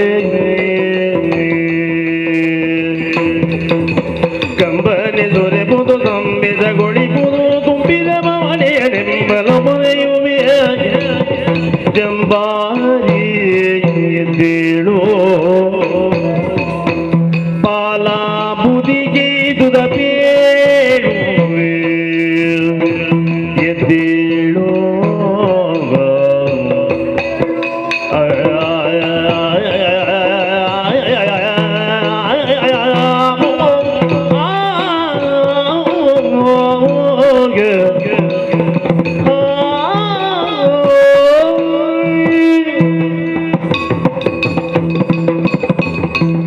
ಸುರೇಂದ್ರ ಭಗವಾನ್ ಮುಕ್ಕೋಟಿ ದೇವತೆಗಳ ಜೊತೆಗೂಡಿ ನೀನೀ ಕ್ಷೀರಸಾಗರದ ಬಳಿಗೆ ಬಂದೆಯಲ್ಲ. ಹರಿಧ್ಯಾನವನ್ನೇ ಮಾಡುತ್ತಾ ಇತ್ತ ಬಂದಿರುವಂತಹ ನಿನ್ನನ್ನು ಕಂಡೆ, ನಿನ್ನ ಮುಖವನ್ನು ಗಮನಿಸಿದೆ. ಸುರೇಂದ್ರ, ಗ್ಲಾನ ವದನಿಯಾಗಿದ್ದಿ. ಮನಸ್ಸಿನ ಒಳಗೆ ಏನು ಚಿಂತೆ ಇದೆ ಎನ್ನುವುದನ್ನು ಮುಖಾವಲೋಕನ ಮಾಡುವುದರ ಜೊತೆಗೆ ಅರಿಯುವುದಕ್ಕಾಗುತ್ತದೆ. ಹಾಗಾಗಿ ನಿನ್ನಲ್ಲಿ ಯಾವುದೋ ಒಂದು ಸಮಸ್ಯೆ ನಿನ್ನನ್ನು ಬಾಧಿಸಿದೆ ಎನ್ನುವುದನ್ನು ನಾನು ಅರ್ಥವಿಸಿಕೊಂಡೆ. ಸುರಪಾಲ, ಸುಧರ್ಮ ಸಭೆಯ ಅಧ್ಯಕ್ಷನಾಗಿ ತ್ರೈಲೋಕಗಳು ವ್ಯವಸ್ಥಿತವಾದಂತಹ ಸುಸೂತ್ರದಲ್ಲಿ ನಡೆಯುವಂತೆ ನೋಡಿಕೊಳ್ಳುವವನು ನೀನು. ಕಾಲಕಾಲಕ್ಕೆ ಮಳೆಯನ್ನು ಸುರಿಸುತ್ತಾ ಕಾಲಕಾಲಕ್ಕೆ ಬೆಳೆಯು ಚೆನ್ನಾಗಿ ನಡೆಯುವಂತೆ ನೋಡಿಕೊಳ್ಳುತ್ತಾ ಯಾಗ ಯಜನಾದಿಗಳು ಸಾಂಗವಾಗಿ ನೆರವೇರುವುದಕ್ಕೆ ಮೇಲ್ಲೋಕದಲ್ಲಿದ್ದು ಪೂರಕನಾಗಿರುವವನು ನೀನು. ನಿನಗೇನು ತೊಂದರೆಯಾಯಿತು? ಯಾಗಗಳು ಸಾಂಗವಾಗಿ ನಡೆಯುತ್ತಿಲ್ವೇ? ಲೋಕದಲ್ಲಿ ಧರ್ಮವು ಸುಸೂತ್ರವಾಗಿ ಮುನ್ನಡೆಯುತ್ತಾ ಇಲ್ಲವೇ? ಅಥವಾ ಸುಧರ್ಮ ಸಭೆಯ ಹರಿಪೀಠವನ್ನು ಏರಿ ನೆಮ್ಮದಿಯಿಂದ ಲೋಕದ ಕ್ಷೇಮವನ್ನು ನೋಡುತ್ತಾ ಇರುವಂತಹ ನಿನ್ನ ಅವಲೋಕನಕ್ಕೆ ತೊಂದರೆಯಾಗುವಂತಹ ಪೀಡೆ ದಾನವರಿಂದ ಆಯಿತೆ. ವೈಕುಂಠದ ಒಡೆಯನಾಗಿರುವಂತಹ ನನ್ನ ಬಳಿಗೆ ಬಂದ ಮೇಲೆ ಚಿಂತೆ ಎನ್ನುವುದನ್ನು ಬಿಟ್ಟು ಬಿಡು. ನಿನ್ನಗೆ ಒದಗಿರುವಂತಹ ಸಮಸ್ಯೆ ಏನು, ನಿನ್ನ ದುರಿತ ಏನು ಎನ್ನುವುದನ್ನು ಹೇಳಿದೆ ಎಂದಾದರೆ ನಿವಾರಿಸಿಕೊಡುತ್ತೇನೆ. ಮೊರನೆಂಬ ದಾನವನು ಸುರಪುರವ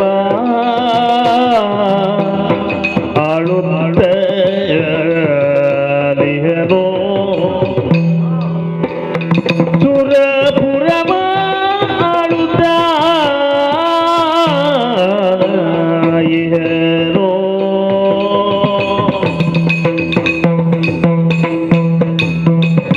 ದುರುಳ ತನದಿ ಸುರ ಪರಿವಾರ ಪೊರೆಯ ದುರುಳರ ತರಿದು ಸುರಪಾರ ಪೊರೆಯ ಕರುಣಾಕರ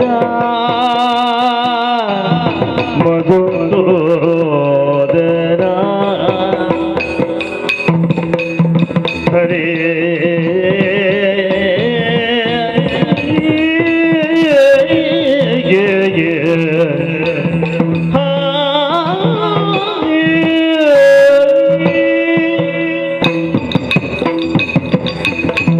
ಮಹಾವಿಷ್ಣುವೇ, ಭಗವಾನ್. ಮುಖವೆಂಬುದು ಮನಸ್ಸಿನ ಕೈಗನ್ನಡಿಯಂತೆ. ಹಾ. ಅದನ್ನು ನೀನು ಕೊಳ್ಳಬಲ್ಲೆ. ಹ್ಮ್. ಯಾಕಂದ್ರೆ ನಾನು ನಿಮ್ಮನ್ನು ಅನವರತ ಭಜಿಸುವವನಿದ್ದೇನೆ, ನಿನ್ನ ಹಾ. ಭಕ್ತನಿದ್ದೇನೆ. ಹ್ಮ್. ಹಾಗಾಗಿ ನನ್ನ ಮುಖವನ್ನು ಕಂಡಾಕ್ಷಣವೇ ಹ್ಮ್. ಏನೋ ಒಂದು ಕಷ್ಟ ಒದಗಿ ಬಂದಿದೆ ಎಂಬುದಾಗಿ ನೀನು ಅರ್ಥವಿಸಿಕೊಂಡೆ. ನಿನಗದಗಿದ ದುರಿತವೇನು ಹೇಳು ನನ್ನ ಮುಂದೆ. ಪ್ರಭು, ಹಾ. ನೀನಲ್ಲದೆ ಮತ್ತಿನ್ಯಾರು ಇದ್ದಾರೆ ಹೇಳುವುದಕ್ಕೆ? ಹ್ಮ್. ಹಾಗಾಗಿ ಇಲ್ಲಿಗೆ ಓಡೋಡಿ ಬಂದವನಿದ್ದಾನೆ, ಹಾ. ಬಂದವನಿದ್ದೇನೆ. ಓಹೋ. ನಾಡಿಜಂಗನೆಂಬ ರಾಕ್ಷಸನಿದ್ದ, ಹಾ. ಆತನನ್ನು ನಿನ್ನ ಗರುಡ ಕೊಂದು ಕಳೆದವನಿದ್ದಾರೆ. ಹಾ. ಆ ದ್ವೇಷವನ್ನ ಸಾಧಿಸುವುದಕ್ಕಾಗಿ ಹ್ಮ್. ಮತ್ತೆ ಜಯವನ್ನ ಸಂಪಾದಿಸುವುದಕ್ಕಾಗಿ ಹಾ. ಆತನ ಮಗನಾದಂತಹ ಮುರಾಸುರ ಹ್ಮ್. ಆತನಿಗಿಂತಲೂ ಬಲಿಷ್ಠನಿದ್ದಾನೆ. ಹೌದೇ? ಸ್ವರ್ಗಲೋಕಕ್ಕೆ ದಾಳಿಯನ್ನಿಟ್ಟ. ಹಾ. ಅಷ್ಟು ಮಾತ್ರವಲ್ಲ, ಹ್ಮ್. ನಮ್ಮನ್ನೆಲ್ಲ ಜೊತೆಗೆಡಿಸಿ ಹಾ. ಸೋಲಿಸಿ ಹಾ. ಸ್ವರ್ಗದ ಅಧಿಕಾರವನ್ನು ತಂದಾಗಿಸಿಕೊಂಡಿದ್ದಾರೆ ಪ್ರಭು. ಅಷ್ಟು ಮಾತ್ರವಲ್ಲ, ಮತ್ತೆ ಸೂರ್ಯ ಚಂದ್ರರ ಸಂಚಾರಕ್ಕೆ ಅಡ್ಡಿಯನ್ನ ಉಂಟು ಮಾಡುತ್ತಾ ಇದ್ದಾರೆ. ಸೂರ್ಯಚಂದ್ರರಿಗೂ ದಿಗ್ಬಂಧನವನ್ನುಂಟು ಮಾಡಿದ್ದಾನೆ.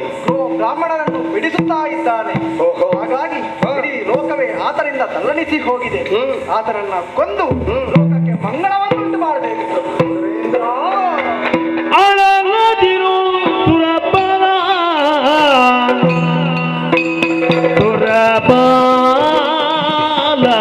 ಅಳಲದಿರು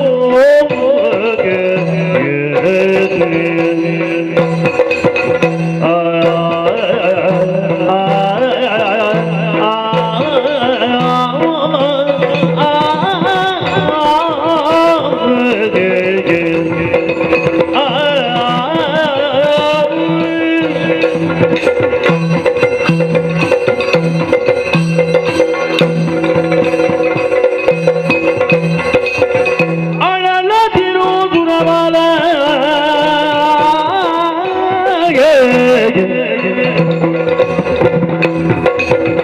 ಮನದಲ್ಲಿ ತಾಳಿ ಧೈರ್ಯವರು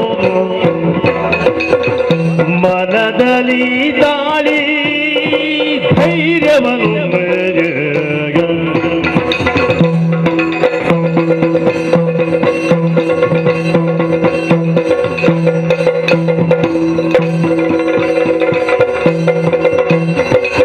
ಕಿರಿದು ದಿನದಲ್ಲಿ ತರಿದು ಕೊಡುವೆನು ಕಿರಿದು ದಿನದಲ್ಲಿ ತರಿದು ಕೊಡುವೆನು ನಾನೆನುದ ಕಿರಿದು ದಿನದೊಳು ತರಿದು ಕೊಡುವೆನು ನಾನೆನುದ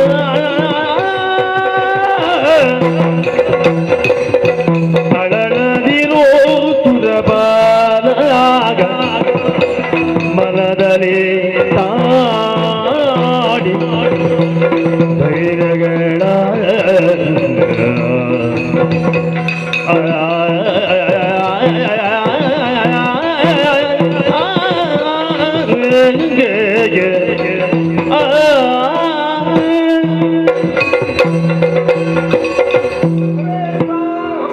ಮುರಾಸುರ ದಾಳಿ ಸ್ವರ್ಗಕ್ಕಾಯಿ ನಿಮ್ಮನ್ನೆಲ್ಲ ದೆಸೆಗೆಡಿಸಿದನು. ಹೌದು ದೇವ. ಅಂದು ನಾಡಿಜಂಗನು ಸ್ವರ್ಗಕ್ಕೆ ಏರಿದಾಗ ಗರುಡನನ್ನು ಕೊಡುವುದರ ಮೂಲಕ ಹಾ. ಆತನನ್ನು ವಧಿಸಿದ್ದೇನೆ. ಹೌದು. ಈಗ ಮುರಾಸುರ ಮತೋನ್ಮತ್ತನಾಗಿದ್ದಾನೆ ಎನ್ನುವಾಗ ಹಾ. ಅವನನ್ನು ಕೊಲ್ಲಲೇಬೇಕಾಗುತ್ತದೆ. ಹೌದು ಪ್ರಭು. ಏನು ಮಾಡೋಣ? ಈ ಪ್ರಪಂಚ ಅನ್ನುವುದೇ ದ್ವಂದ್ವಮಯವಾದುದು.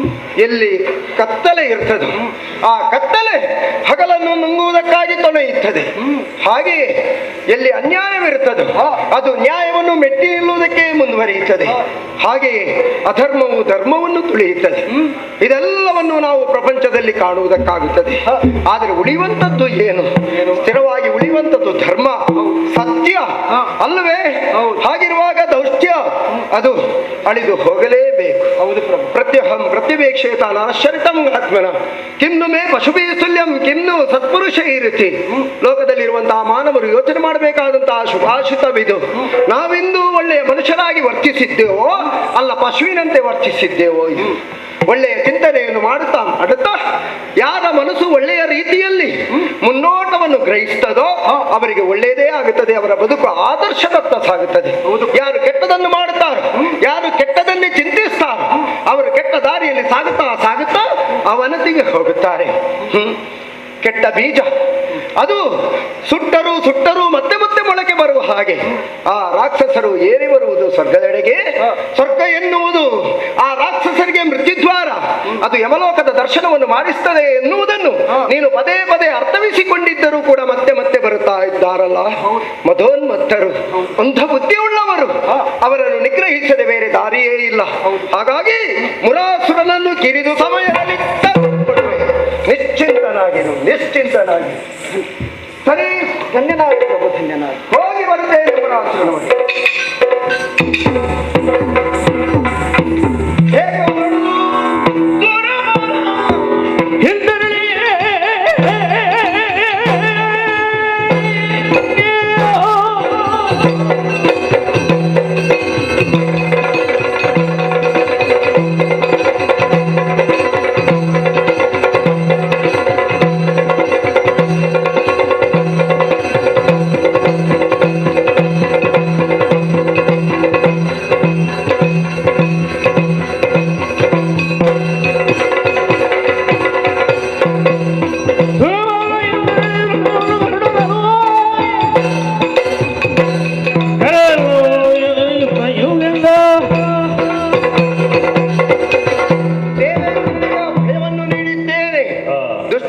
ದುಷ್ಟನ ಸಮೂಹವನ್ನು ನಾಶ ಮಾಡುವುದಕ್ಕಾಗಿ ಸುದರ್ಶನವನ್ನು ಕರದಲ್ಲಿ ವಿರಾಜಿಸಿದ್ದೇನೆ.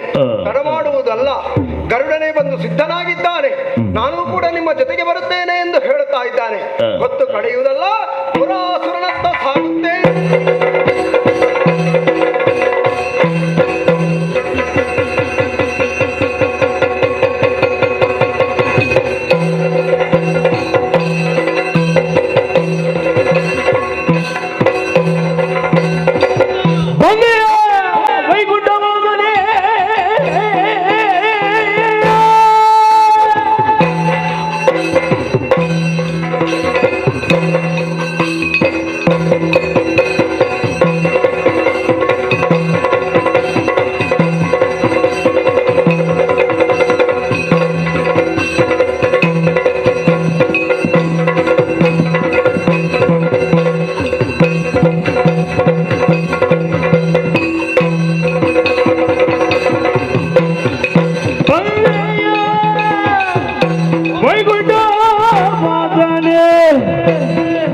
ಎಲ್ಲ ತಂದೆಯ ಕೊನೆದಿನ ಮೂರ್ತಿ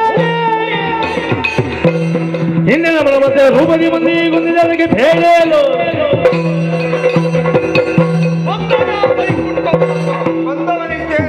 ನಿನ್ನ ನಿರೀಕ್ಷೆಯಲ್ಲೇ ನಾನಿದ್ದವ. ಓಹೋ, ಈ ಮೊದಲು ನನ್ನಯ್ಯ ನಾಡೀಜಂಗ ಯುದ್ಧಕ್ಕಾಗಿ ಸುರಪನೊಳಗೆ ಕಾದಾಡುವುದಕ್ಕೆ ಬಂದವ. ಸೋತು ಹೋದ ಸುರಪ ದೂರಿತ್ತದ್ದು ನಿನ್ನ ವೈಕುಂಠಕ್ಕೆ ಬಂದು ಅದು ಸರ್ವೇ ಸಾಮಾನ್ಯವಲ್ಲವೇ? ಕಳುಹಿಸಿಕೊಟ್ಟದ್ದು ಗರುಡನನ್ನು. ಗರುಡನ ಮುಂದೆ ನನ್ನಯ್ಯ ನಾಡೀಜಂಗನ ಜಂಘಾಬಲ ಕುಸಿದು ಹೋಯಿತಂತೆ. ಪಕ್ಷಿಯ ಮುಂದೆ ಸಾಯುತ್ತಾನೆ ಎಂದಾದ್ರೆ ಮತ್ತೆ ಅವನ ಯೋಗ್ಯತೆ ಏನು? ಅಲ್ಲ, ಆ ಕ್ಷಣಕ್ಕೆ ಅವರಿಗಂತಹ ಪರಿಸ್ಥಿತಿಯೊಂದು ಒದಗಿ ಬಂದಿತ್ತು. ಮರಣ ಕಟ್ಟಿಟ್ಟದ್ದು. ಹಾಗಂದುಕೊಂಡು ಗರುಡನಿಗೆ ಅಂತಹ ಶಕ್ತಿಯನ್ನು ಪುಷ್ಟಿಯನ್ನು ನೀಡಿ ಕಳುಹಿಸಿಕೊಟ್ಟವ ಯಾರು? ನಾನೇ. ನೀನು. ಇದು ಹೊಸತಲ್ಲ. ನಮ್ಮ ಪೂರ್ವಜರ ಅದೆಷ್ಟೋ ಸಾರಿ ಸುರಲೋಕದ ಮೇಲೆ ಗದ್ದುಗೆಯನ್ನು ಸಂಪಾದಿಸುವುದಕ್ಕೆ ಬಂದಂತಹ ಹೊತ್ತಿನಲ್ಲಿ ಒಂದಲ್ಲ ಎರಡಲ್ಲ ಅನೇಕ ತೆರನಾದಂತಹ ಕಪಟದ ನಾಟಕವನ್ನು ಆಡಿಕೊಂಡು ಶಾಶ್ವತವಾಗಿ ಸುರಪನಿಗೆ ಉಳಿಸಿಕೊಡುವಲ್ಲಿ ನೀನು ಸಹಕರಿಸಿದ್ದೀಯಂತೆ. ತಲೆಗೆಟ್ಟವರ ಮಂಡೆಯನ್ನು ಹಾರಿಸದೆ ಉಳಿಯುವುದಕ್ಕಾಗುತ್ತದೆ ಕಳಕುಟಾರಕ ನಾನಲ್ಲವೇ? ನಿಮ್ಮವರನ್ನು ರಕ್ಷಿಸುವ ಹೊತ್ತಿಗೆ ನಮ್ಮವರೆಲ್ಲ ಖಳರಾಗಿ ಬಿಟ್ಟರಲ್ಲ. ಮತ್ತೇನು ಸ್ವಭಾವ? ಆದಿಯಲ್ಲಿ ತಮಾಸುರನೆನ್ನುವಂತಹ ದಾನವ ನಿನಗಿದಿರಾದಂತಹ ಹೊತ್ತಿನಲ್ಲಿ ಆತನನ್ನು ಮತ್ಯದ ರೂಪದಲ್ಲಿ ಬಂದು ಅಸುನೀಗಿಸುವ ಹಾಗೆ ಮಾಡಿದೆಯಲ್ಲ. ಯಾಕೆ ಹೀಗೆ ಮಾಡಿದೆ? ನೀನೇನು ಮುರಣೆಂಬ ಅದನ್ನು ಜನು ನೀನೇಯೋ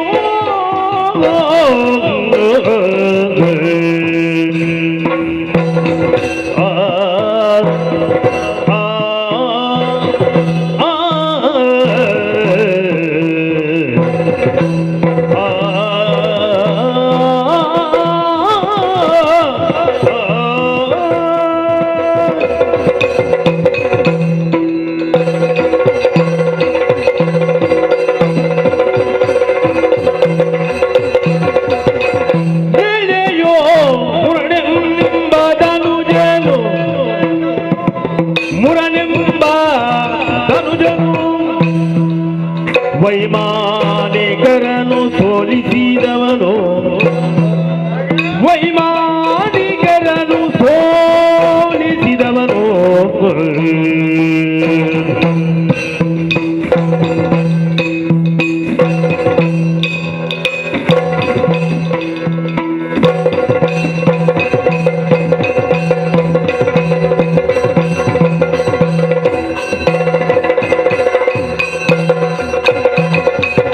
ದಾನವ ತಮ ವೇದ ವೈದಲು ದಾನವ ತಮ ವೇದ ವೈದನು ಮತ್ಸ್ಯನಾನ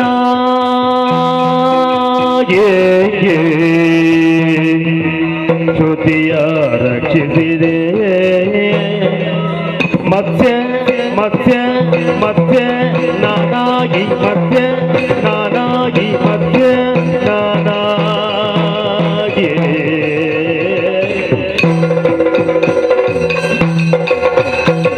ಈ ಶ್ರುತಿಯ ರಕ್ಷಿಸಿದೆನೋ ಮತ್ಸ್ಯ ನಾನಾಗಿ ಶ್ರುತಿಯ ರಕ್ಷಿಸಿದೆನೋ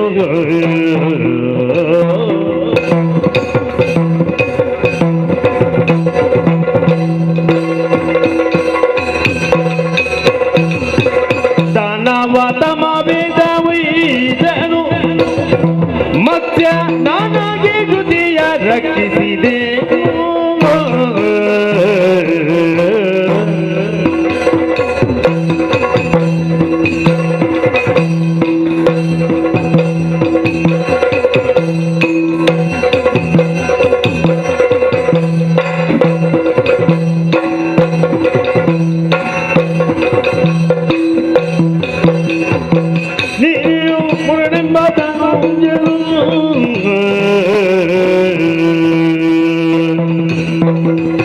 ವೈಮಾನಿಕರನ್ನು ಸೋಲಿಸಿದವನು ವೈಮಾನಿಕರನ್ನು ಸೋಲಿಸಿದವನು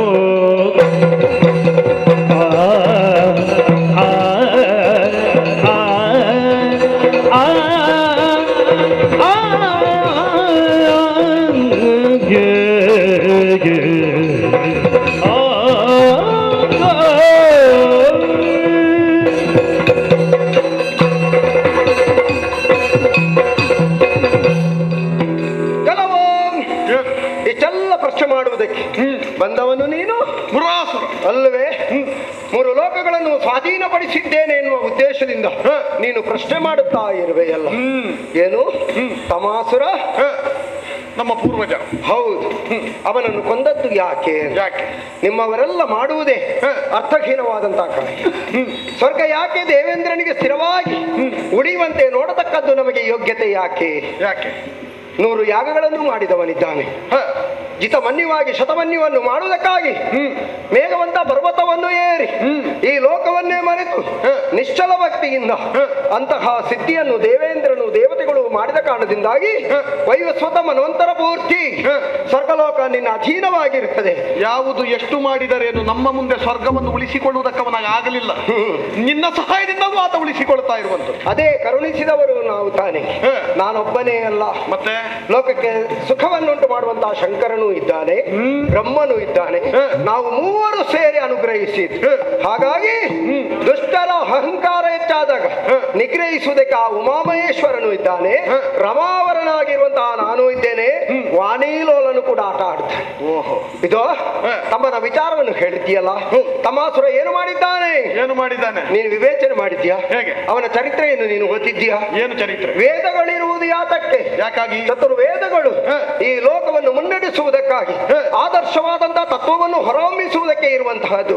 ಅಂತಹ ವೇದಗಳನ್ನೇ ತಮಾಸುರನು ಕದ್ದು ಶರದಿಯ ಆಳಕ್ಕೆ ಹೋದಂತಹ ಸಂದರ್ಭದಲ್ಲಿ ಅವನನ್ನು ಕೊಲ್ಲುವುದಕ್ಕಾಗಿ ನಾನು ಮತ್ಸ್ಯರೂಪವನ್ನು ತಾಳಬೇಕಾಯಿತು. ಹೀಗೆ ತಮಾಸುರನನ್ನು ವಧಿಸಿದ್ದು ಧರ್ಮ ಸಂರಕ್ಷಣೆಗಾಗಿ.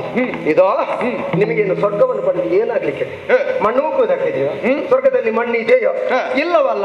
ನೀವಂತೂ ಸಾಯುವುದು ಮತ್ತೆ ಯಮಲೋಕವನ್ನು ಸೇರುವುದು.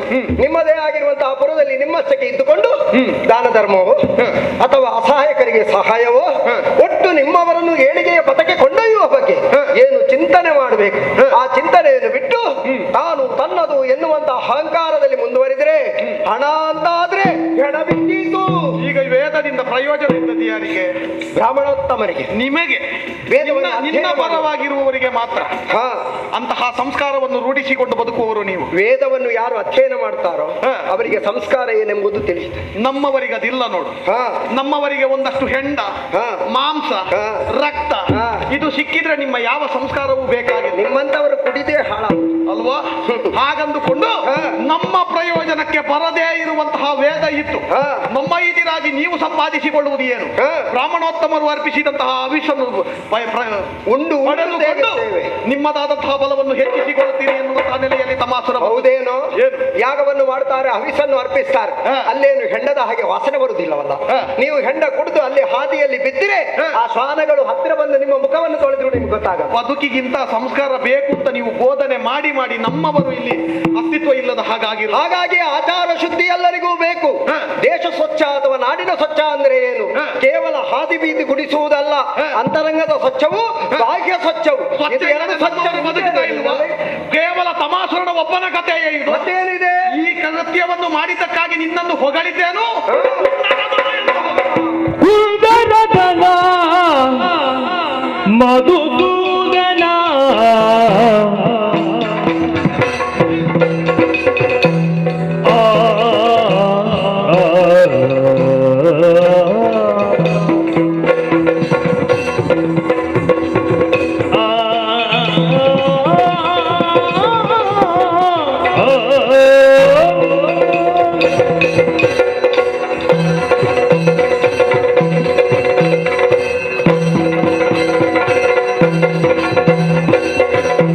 ಕುಂದರದನ ಮಧುಸೂದನ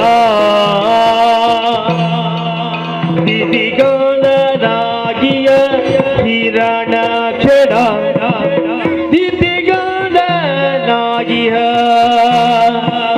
ಹಿರಣ್ಯಾಕ್ಷರ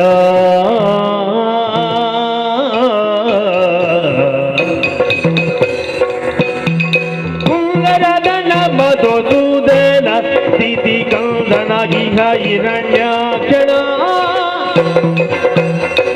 ಹಂದಿ ರೂಪವನಾತು ಪುರದಲ್ಲಿಯೇ ಹಂದಿ ರೂಪವನಾತು ಪುರದಲ್ಲಿಯೇ ಮೂಡಗೋದ ಜಾಗರೋಲ ಜಮದಲ್ಲಿಯೇ ಸುಂದರದನ ಮಧುಸೂದನ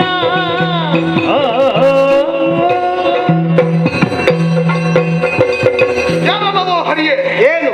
ಆ ಹೊತ್ತಿಗೆ ನಿನ್ನನ್ನು ಆ ಸುರಪತಿ ಆತನ ಸಹಿತ ದೇವತೆಗಳೆಲ್ಲರೂ ಕೂಡ ಕೊಂಡಾಡಿದ್ದು ಹೇಗೆ? ಹಾ. ಕುಂದರತನ ಮಧು ಎನ್ನುವಂತಹ ರಾಕ್ಷಸನನ್ನು ವಧಿಸಿದ ಕಾರಣದಿಂದಲಾಗಿ ಮಧುಸೂದನ. ಮಧುಸೂದನ ಕರಿಬೇಕು ಅಂತ ನೀನೇ ಹೇಳಿದ್ದು. ಹಾ. ಅವರ ಹೆಸರನ್ನು ಉಳಿಸಿಕೊಳ್ಳುವುದಕ್ಕಾಗಿ. ಹಾ. ಹೌದೇನೋ? ಏನು? ಬಿಡು. ತಮಾಸುರನ ಕುರಿತಾಗಿ ಸಮರ್ಥಿಸುವುದಕ್ಕೆ ನಿನ್ನಲ್ಲಿ ಎಷ್ಟು ಅಂಶಗಳಿದ್ದರೇನಂತೆ? ನಮ್ಮ ವಂಶಜ ಹಾ. ಕಶ್ಯಪನ ಸುತ, ಹಾ. ದ್ವಿತೀಯ ಸುತ ಹಾ. ಹಿರಣ್ಯಾಕ್ಷ ಹಾ, ಆದಿದೈತ್ಯರಲ್ಲಿ ಒಬ್ಬ ಅಲ್ವಾ? ಆತನನ್ನು ಕೊಲ್ಲುವುದಕ್ಕೆ ಮುಂದಾದೆಯ? ಅಬ್ಬ, ಈ ಲೋಕದಲ್ಲಿ ಹುಟ್ಟಿದಾನಲ್ಲ ಅಂತಹ ಮಾರಿ ಸಂತಾನದವ, ಮಾರಿ ಸಂತಾನದವ. ನಿನ್ನ ಯೋಗ್ಯತೆ ಏನು? ನಮ್ಮವರನ್ನೆಲ್ಲ ಕೊಲ್ಲುವುದಕ್ಕಾಗಿ ಹಾ. ಯಾವ ಬಗೆಯ ವೇಷವನ್ನು ಧರಿಸಿದ್ದೀಯೋ? ಹಾ. ತಮಾಸುರನನ್ನು ಕೊಲ್ಲುವುದಕ್ಕಾಗಿ ಮೀನಿನ ವೇಷ. ಈ ಹೊತ್ತಿಗಾಗುವಾಗ ಹಂದಿಯ ರೂಪವನ್ನು ತಾಳಿ ಹಾ.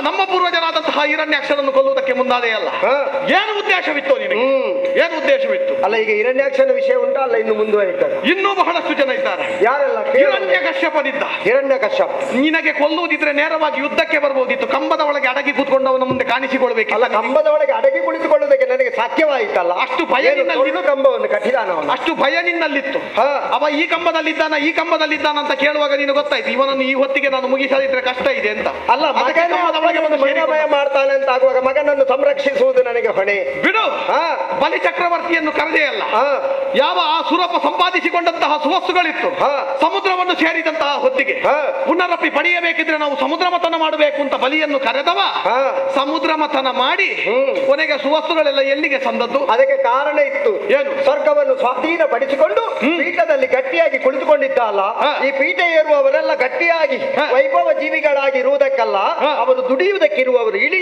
ಅಂತ ಕರೆಸಿಕೊಂಡ. ಎಲ್ಲ ಕೃತ್ಯಗಳಿಗೂ ನಿನ್ನಲ್ಲಿ ಕಾರಣ ಇದೆ. ನೀನು ಮಾಡಿದ್ದೇನು ಮಹಾ. ಈಗ ಬಲಿಯನ್ನು ಕೆಲಸಕ್ಕೆ ಕರೆದದ್ದೌದ ಸುರಪ್ಪ, ಸಂಭಾವನೆ ಸರಿಯಾಗಿ ಕೊಡದೆ ತುಡಿಸಿದ್ದಾನೆ. ಕಾರಣ ಯಾರು? ನೀನು. ಅಮೃತ ಬಂದಂತಹ ಹೊತ್ತಿನಲ್ಲಿ ಮೋಹಿನಿಯ ರೂಪವನ್ನು ಅಂದುಕೊಂಡು ಬಂದು ನಮ್ಮವರಿಗೂ ಸಿಗಬೇಕಾದಂತಹ ಅಮೃತವನ್ನು ಕೇವಲ ಸುರಪನಿಯ ಪಕ್ಷದವರಿಗೆ ಉಣಿಸಿದೆಯಲ್ಲ, ಏನು ನ್ಯಾಯವೋ ನಿನ್ನದು? ಮುಳ್ಳನ್ನು ಮುಳ್ಳಿನಿಂದಲೇ ತೆಗೆಯಬೇಕಾಗುತ್ತದೆ. ಇದು ಏನು ಇನ್ನೇನಾದ್ರೂ ಮುಂದುವರಿಯುವುದಕ್ಕೆ ದೇವ ಪ್ರಶ್ನೆ ಖಂಡಿತವಾಗಿಯೂ ಇದೆ. ಏನದು? ಅದೇ ಬಲಿಚಕ್ರವರ್ತಿಯನ್ನು ವಾಮ ಎಷ್ಟು ವೇಷ ಆಗ್ತಿ ಪುಣ್ಯಾತ್ಮ, ನಿನಗೆ ವೇಷ ಹಾಕದೆ ಬೇರೆ ಏನು ಕೆಲಸ ಮಾಡುವುದಕ್ಕೆ ಬರುವುದಿಲ್ಲ. ಮುಳ್ಳನಾಗಿದ್ದವನು ಉದ್ದಕ್ಕೆ ಬೆಳೆಯುತ್ತಾನೆ ಎನ್ನುವುದನ್ನು ತೋರಿಸಿಕೊಟ್ಟಿದ್ದೆ. ಎಲ್ಲ ಸಣ್ಣ ವೇಷದಲ್ಲಿ ಕಾಣಿಸಿಕೊಂಡು ದೊಡ್ಡ ಕೃತ್ಯ ಮಾಡಿದವರ ಹಾಗೆ ಹೆಸರು ಸಂಪಾದಿಸಿಕೊಂಡು ವ್ಯಕ್ತಿಯಾದವನು ಹಾಗೆಯೇ ಇರಬೇಕು. ಗಾತ್ರದಲ್ಲಿ ಸಣ್ಣವನೇ ಆಗಿರ್ಬೇಕು, ಆದ್ರೆ ಪ್ರತಿಭಾ ವಿಲಾಸ ಎನ್ನುವುದು ಹೇಗಿರ್ಬೇಕು ಗೊತ್ತಾ? ಆಲದ ಮರದ ಹಾಗೆ ಇರ್ಬೇಕು. ಆಲದ ಮರ ಎತ್ತರವಾಗಿ ಅಷ್ಟು ಎತ್ತರಕ್ಕೆ ಬೆಳೆದು ಎತ್ತಿ ನಿಂತ ಹಾಗೆ ನಿಲ್ಬೇಕಿದ್ರೆ ಅದರ ಬೇರು ಅಷ್ಟು ಆಳದಲ್ಲಿ ಇರ್ಬೇಕು. ಆಳ ಗಟ್ಟಿಯಾಗಿದ್ದರೆ ಮಾತ್ರ ಎತ್ತರದಲ್ಲಿ. ಆಳವನ್ನು ಊರುವುದಕ್ಕೆ ಹೊರಟನಲ್ಲ ಬಲಿ. ನಿನ್ನ ಸುರಪ್ಪ 100 ಯಾಗಗಳನ್ನು ಮಾಡಿ ವೈವಸ್ವತ ಮನ್ವಂತರಕ್ಕೆ ಅಧಿಪತಿಯಾಗಬೇಕು ಅಂತ ಹೊರಟವ. ಯಾಕೆ ಬಲಿಚಕ್ರವರ್ತಿಯು ಯಾಗ ಮಾಡುವ ಹೊತ್ತಿಗೆ ಆತನನ್ನು ಪಾತಾಳಕ್ಕೆ ತಳ್ಳಿಬಿಟ್ಟೆ ಹೇಳು. ಈಗ ಇಲ್ಲಿಗೆ ಪ್ರಶ್ನೆ ಮುಗಿಯುತ್ತದ? ನಮ್ಮವರೆಲ್ಲರಿಗೂ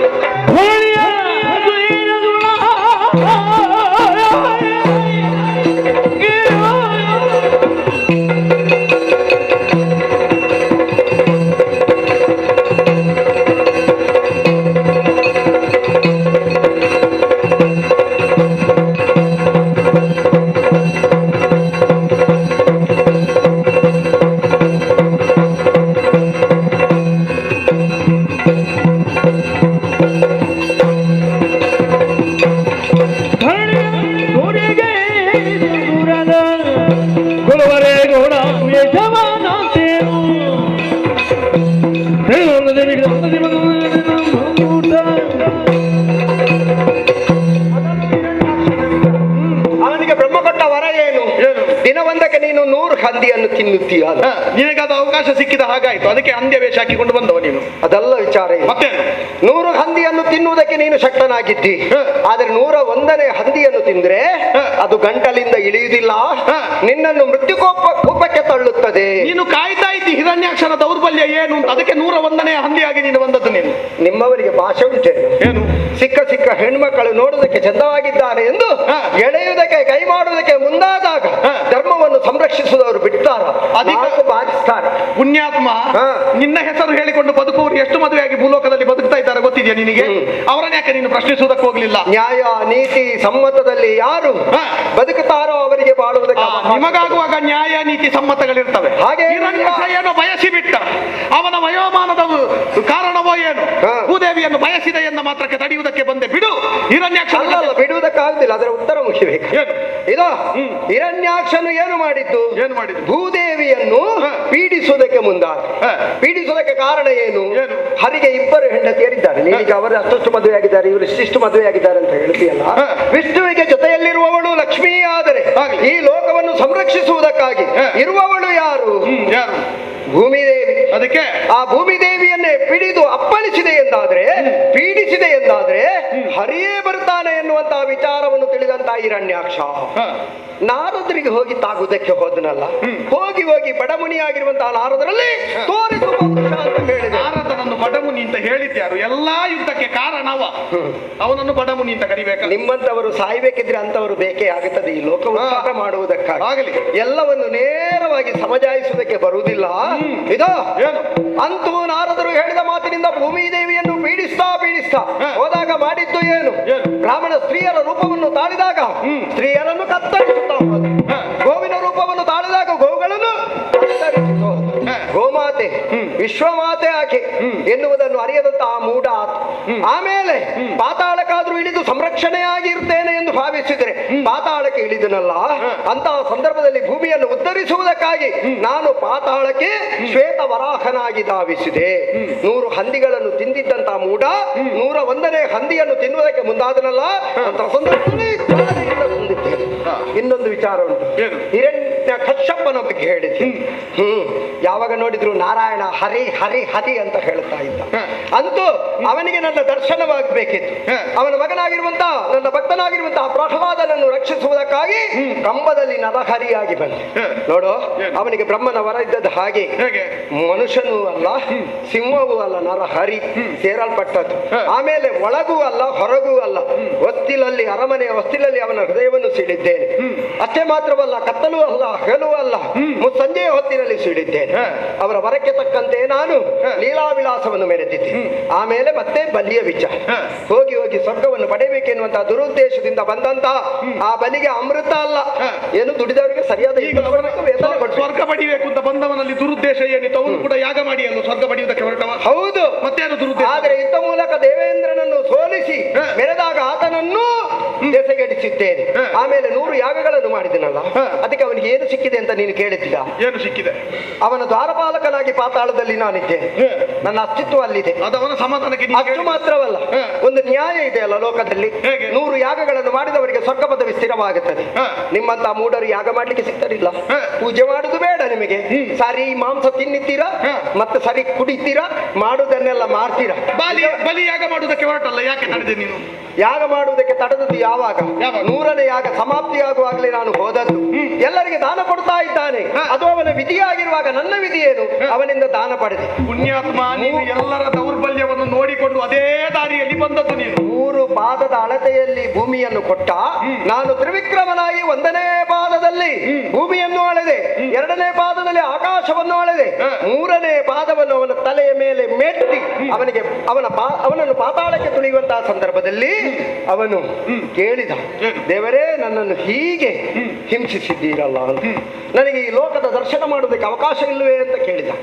ಆವಾಗ ನಾನು ಹೇಳಿದೆ, ನಿನ್ನ ಆಳುಗಳು ಇಲ್ಲಿಗೆ ಬರಬೇಕು, ನಿನ್ನವಳು ಇಲ್ಲಿಗೆ ಬರಬೇಕು, ಅದಕ್ಕೊಂದು ಹಂತ ಹಂತವಾಗಿ ಅವಕಾಶ ಇದೆ. ನಿನಗೂ ಕೂಡ ಈ ಲೋಕವನ್ನು ಕಾಣುವುದಕ್ಕಾಗಿ ಒಂದು ಅವಕಾಶ ಇದೆ. ಬಲೀಂದ್ರ ಅಂತ ನಿನ್ನನ್ನು ಪೂಜಿಸ್ತಾರೆ, ಹೀಗೆಂದು ಅವಕಾಶವನ್ನು ಮಾಡಿಕೊಡ್ತೇನೆ. ಅಷ್ಟು ಮಾತ್ರವಲ್ಲ, ನಿನ್ನನ್ನು ನಾನು ಬಂಧಿಸಿದ್ದೇನೆ, ಜೊತೆಗೆ ನಿನ್ನ ಜೊತೆಗೆ ನಾನು ಬಂಧಿಯಾಗಿದ್ದೇನೆ. ನಿನ್ನನ್ನು ಕಾಯುವುದಕ್ಕಾಗಿ ನಾನು ಸದಾ ಪಾತಾಳದಲ್ಲಿರ್ತೇನೆ. ಅಷ್ಟು ಮಾತ್ರವಲ್ಲ, 100 ಯಾಗಗಳನ್ನು ಮಾಡಿದವನಿಗೆ ಈ ಸ್ವರ್ಗಲೋಕವನ್ನು ಕರುಣಿಸುವುದು ನನ್ನ ಕರ್ತವ್ಯವಾಗಿರುವುದರಿಂದಲೇ ಮುಂದಿನ ಸಾವರ್ಣಿಮನೊಂದಕ್ಕೆ ಅವನಿಗೆ ಸ್ವರ್ಗ ಪದವಿಯನ್ನು ಕರುಣಿಸಿದ್ದೇನೆ ಎಂದು ಅಭಯವನ್ನು ನೀಡಿದ್ದೇನೆ. ಹಾಗಾಗಿ ಮುರಾಸುರ, ಅವರಿವರ ವಿಚಾರವನ್ನು ಬಿಟ್ಟು ಬಿಡು. ನಿನಗೂ ಒಳ್ಳೆಯವನಾಗಿ ಬದುಕಬೇಕಾ? ಅವಕಾಶ ಇದೆ. ಈಗ ನಿನ್ನ ಬೋಧನೆ ಕೇಳಿ ನಾನು ಬದುಕುವುದಾ? ಅಲ್ಲ, ಎಲ್ಲರನ್ನು ಸಾಯಿಸುವುದಕ್ಕೆ ನಿನ್ನಲ್ಲಿ ಕಾರಣ ಇದೆ, ನೀನು ಮಾಡಿರುವ ಕೃತ್ಯಕ್ಕೆ ಸಮರ್ಥನೆ ಇದೆ. ಈಗ ನನ್ನನ್ನು ಕೊಲ್ಲುವುದಕ್ಕೆ ಯಾವ ದೌರ್ಬಲ್ಯ ಇದೆ ಅಂತ ಯಾಕೆ ಈ ಮೀಸೆಯನ್ನು ಒತ್ತುಕೊಂಡದ್ದು? ಹೆಣ್ಣಾದವಳು ಮಾತ್ರ ನಮ್ಮ ಮುಂದೆ ಯುದ್ಧಕ್ಕೆ ನಿಂತಾಗ ಸೋಲಿಸುವುದಕ್ಕೆ ಸಾಧ್ಯ. ನೀನು ಬಂದವ ಪುರುಷನೇ ಹೌದಾದರೆ ಸಾಧ್ಯವಾದ ಯುದ್ಧ.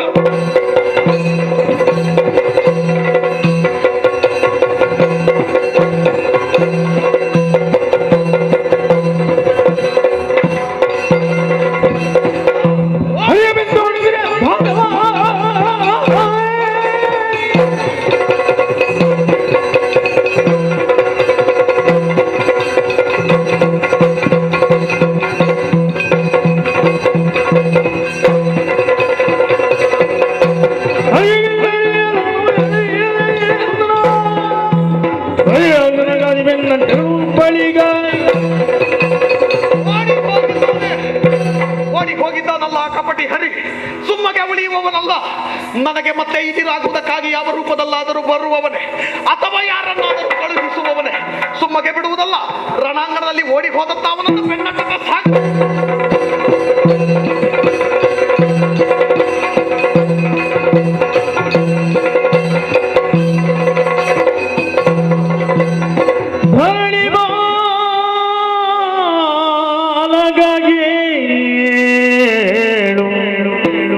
ಮುರದೊಡನೆ ಭವರದಲ್ಲಿ ಎರಡೀದೋ, ಮುರನೊಡನೆ ಭವರದಲ್ಲಿ ಎರಡೀದೋ, ಹಗದಿರುಣೋ ಮಾಧವಗೆ ಜಯನಾರಿ ದೊರಕದಿರೇ, ಮಾಧವಗೆ ಜಯನಾರಿ ದೊರಕದಿರೇ, ಹಿಂದಿರುಗಿ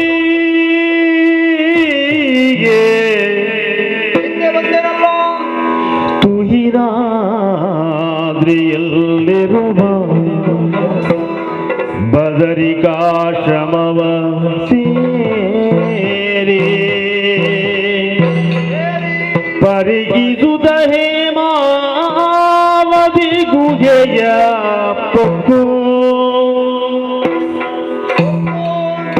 ಯಾರರಿಯದಂದ ನುಳಿವನು ಹಲವಿದರಿ ಚಿಂತಿಸಿದ ಪರಮೇಶ್ವರಿಯ ಸ್ಮರಿಸಿದನು ಭಕ್ತಿ ಭಾವದಲ್ಲಿ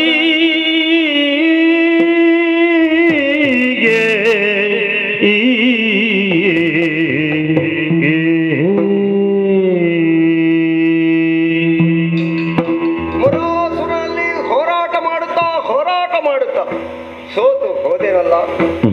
ಈ ರೈದು ಹಗಲು ಇರುಳು ಆತನ ಜೊತೆಗೆ ಹೋರಾಟವನ್ನು ಮಾಡಿದರೂ ಕೂಡ ಜಯ ನನಗೆ ಸಿಗಲಿಲ್ಲ. ಯಾಕೆ?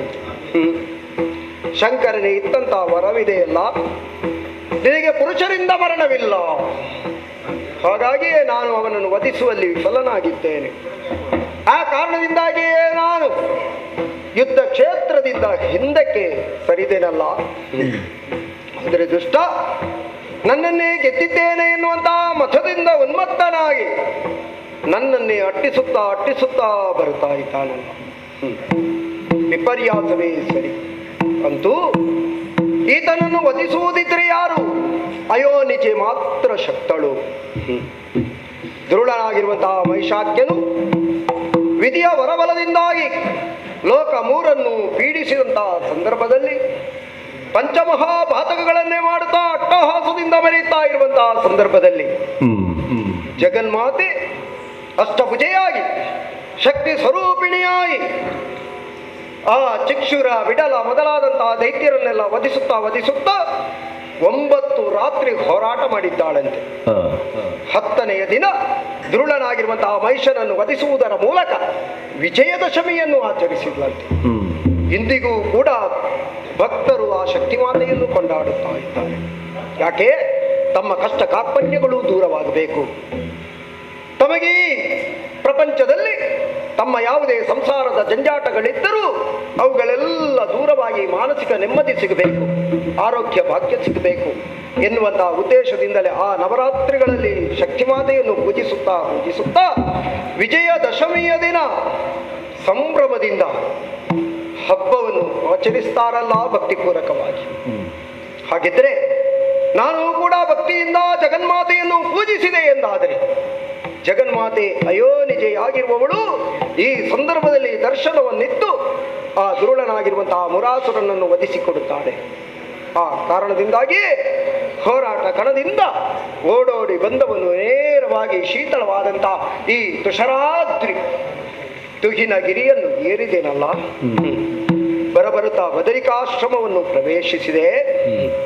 ಇಲ್ಲಿರುವಂತಹ ಗುಹೆಯೊಂದನ್ನು ಕಂಡೆನಲ್ಲ. ಹೇಮಾವತಿ ಗುಹೆ ಇದು.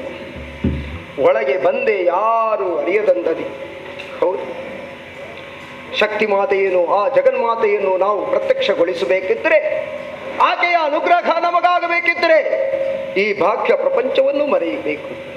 ಅಂತರ್ಮುಖಿಯಾಗಿ ಅಂತರಾಳದಿಂದ ಆ ಶಕ್ತಿಮಾತೆಯನ್ನು ಪೂಜಿಸಿದೆವು ಎಂದಾದರೆ ಏಕಾಂತವಾದಂತಹ ಪ್ರದೇಶವೇ ಇರಬೇಕು ಎನ್ನುವಂತಹ ಉದ್ದೇಶದಿಂದಲೇ ಇದೇ ಪ್ರದೇಶವನ್ನು ಆಯ್ಕೆ ಮಾಡಿದೆ.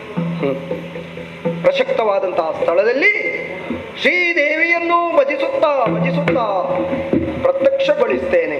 ಶಂಕರಿ, ಸುಲಲಿತೆ, ದುರುಳ ಭಯಂಕರಿ, ಜಗನ್ಮಾತೆ ರಕ್ಷಿಸಮ್ಮ, ರಕ್ಷಿಸು. ಪುನರಿಗಾ ಮಗನು ಚಾಮುಂಡಿಯು ಮಧ್ಯದಲ್ಲಿ ಪ್ರಾರ್ಥಿಸಿ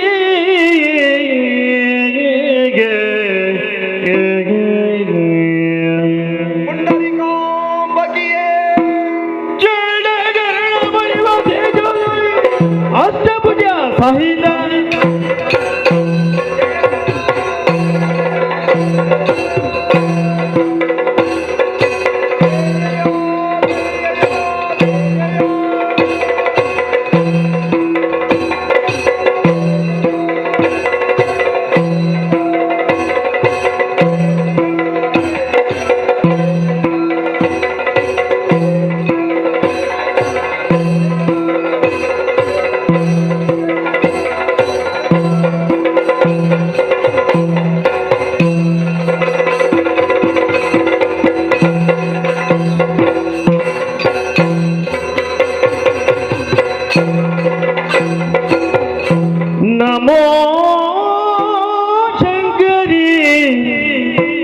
ವೈರಿ ಭಯಂಕರಿ ನಮೋ ಹಿಂಕಾರಿ ನಮೋ ಶಂಕರಿ ವೈರಿ ಭಯಂಕರಿ ನಮೋ ಇಂದ್ರಾಣಿ ದ್ಯುಮನಿ ಪ್ರಕಾಶಿದೆ ರಾಮರೀ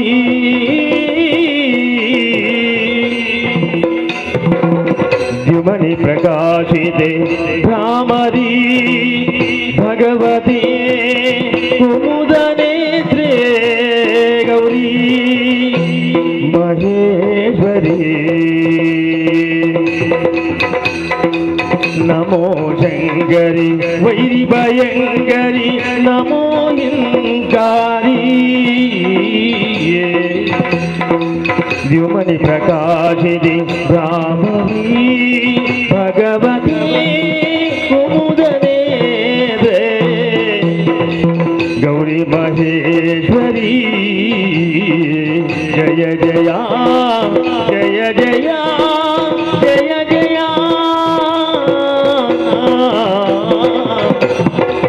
ಜಯ ಜಯ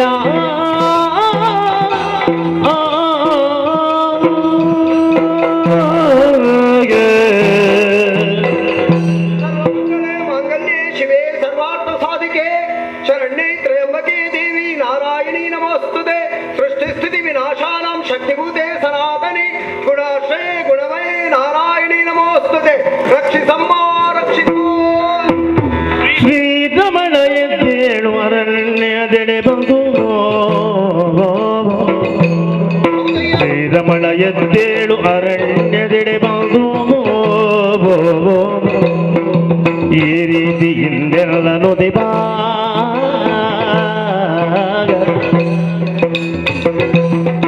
ಕಾರಣವ ಬೇಳೆನನು ನಾರಾಯಣ ಜನದಿ ಸಾರದ ಕೇಳೆಂದನಾಗ ಶ್ರೀರಮಣ ಎದ್ದೇಳು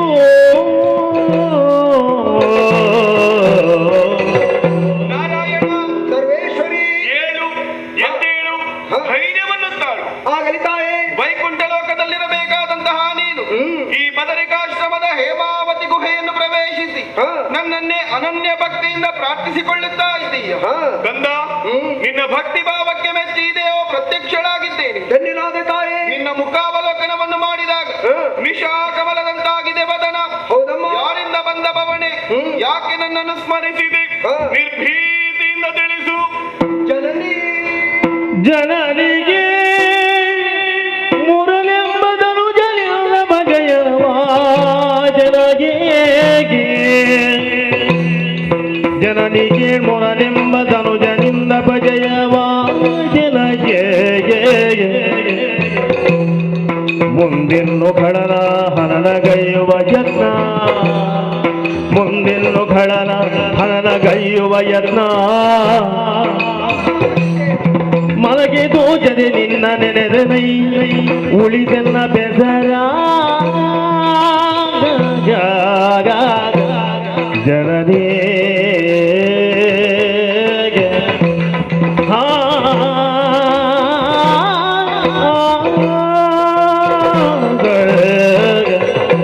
ಜಗನ್ಮಾತೆ ನಾರಾಯಣ ನನಗೆ ಬಂದ ಕಷ್ಟವಲ್ಲ ಇದು ದೇವತೆಗಳನ್ನು ಪೀಡಿಸುತ್ತಾ ಇದ್ದಾನೆ ದುಷ್ಟನಾಗಿರುವಂತಹ ಮುರಾಸುರನು. ಅಷ್ಟು ಮಾತ್ರವಲ್ಲ, ಮತ್ತೆ ಮೂರು ಲೋಕಗಳನ್ನೇ ತನ್ನ ಸ್ವಾಧೀನಪಡಿಸುವುದರ ಮೂಲಕ ಸೂರ್ಯ ಚಂದ್ರನಿಗೂ ದಿಗ್ಬಂಧನವನ್ನು ಮಾಡುತ್ತಾ ಯಾಗ ಯಜ್ಞಾದಿಗಳನ್ನು ಹಾಳು ಮಾಡುತ್ತಾ ಆನೆ ನಡೆದದ್ದೇ ದಾರಿಯನ್ನು ಹಾಗೆ ತಾನೇ ತನ್ನ ಅನ್ಯಾಯವನ್ನು ಮಾಡುತ್ತಾ ಮಾಡುತ್ತಾ ಅಟ್ಟಹಾಸದಿಂದ ಬೆರೆಯುತ್ತಾ ಇದ್ದಾನೆ. ಸರಿ. ಈ ವಿಚಾರವನ್ನು ತಿಳಿದಂತಹ ನಾನು ಪ್ರಶ್ನಿಸುವುದಕ್ಕಾಗಿ ಹೋದೆ. ಅವನ ತಂದೆಯಾಗಿರುವಂತಹ ನಾಡಿಜಂಗನು ಸ್ವರ್ಗಕ್ಕೆ ದಾಳಿ ಮಾಡಿದಾಗ ಗರುಡನ ಮೂಲಕ ಕೊಲ್ಲಿಸಿದ್ದೇನೆ ಎನ್ನುವಂತಹ ಹಗೆಯ ಹಿನ್ನೆಲೆಯಾಗಿ ನನ್ನನ್ನು ಬಹುವಾಗಿ ಪ್ರಶ್ನಿಸಿದ. ಅವನ ಪ್ರಶ್ನೆಗಳಿಗೆ ಉತ್ತರ ಬಂದಿತ್ತೆ, ಹೋರಾಟಕ್ಕೆ ಬದ್ಧರಾದೆ. ಆದರೆ ಜನನಿ ಪುರುಷರಿಂದ ಮರಣವಿಲ್ಲ ಎನ್ನುವಂತಹ ವರವನ್ನು ಪಡೆದಂತಹ ಆ ಮುರಾಸುರನನ್ನು ವಧಿಸುವುದಕ್ಕೆ ನನಗೆ ಕಷ್ಟವಾಯಿತು. ಹಾಗಾಗಿ ತನು ಗುಂದಿದವನಾಗಿ ಮನ ನೊಂದವನಾಗಿ ಆತನಿಂದ ರಕ್ಷಣೆಯ ಉದ್ದೇಶದಿಂದಾಗಿ ನಾನಿತ್ತ ಓಡಿ ಬಂದೆ ತಾಯಿ. ಈ ಗುಹೆಯನ್ನು ಪ್ರವೇಶಿಸಿದೆ.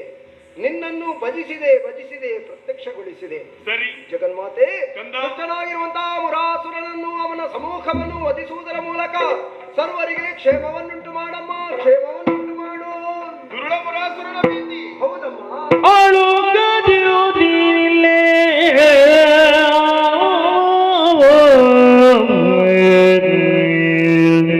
ಅಳುಕದಿರು.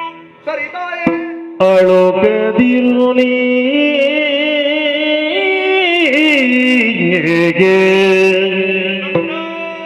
ಜನನಿ ಇಲ್ಲೇ ಮಲಗಿರೆ ಹಾ ಕಳನು ಪೊಡುಗುದ ಬರುವನಿಗೆ ಓಹೋ ಪಳಿವ ನಿನ್ನ ನನದಿಲ್ಲ ಸಂಭವಿಸಿ ಪಳಿವ ನಿನ್ನ ನನದಿಲ್ಲ ಸಂಭವಿಸಿಗೆ ದಾನವನ ಕಲಹದದಿ ಸಂಹರಿಸಿ ರಾಕ್ಷಸ ಕುಲ ಕುಠಾರಗನೆಂಬ ಬಿರುದನು ಉಳಿಪೆನೆಂಬ ಈಗ ಕಂದ. ಆಗಲಿ ತಾಯೇ. ರಾಕ್ಷಸ ಕುಲ ಕುಠಾರಗನೆಂಬ ಬಿರುದನು ಉಳಿಸುವೆನೆಂದೆನುದ ಅಳುಗದಿರು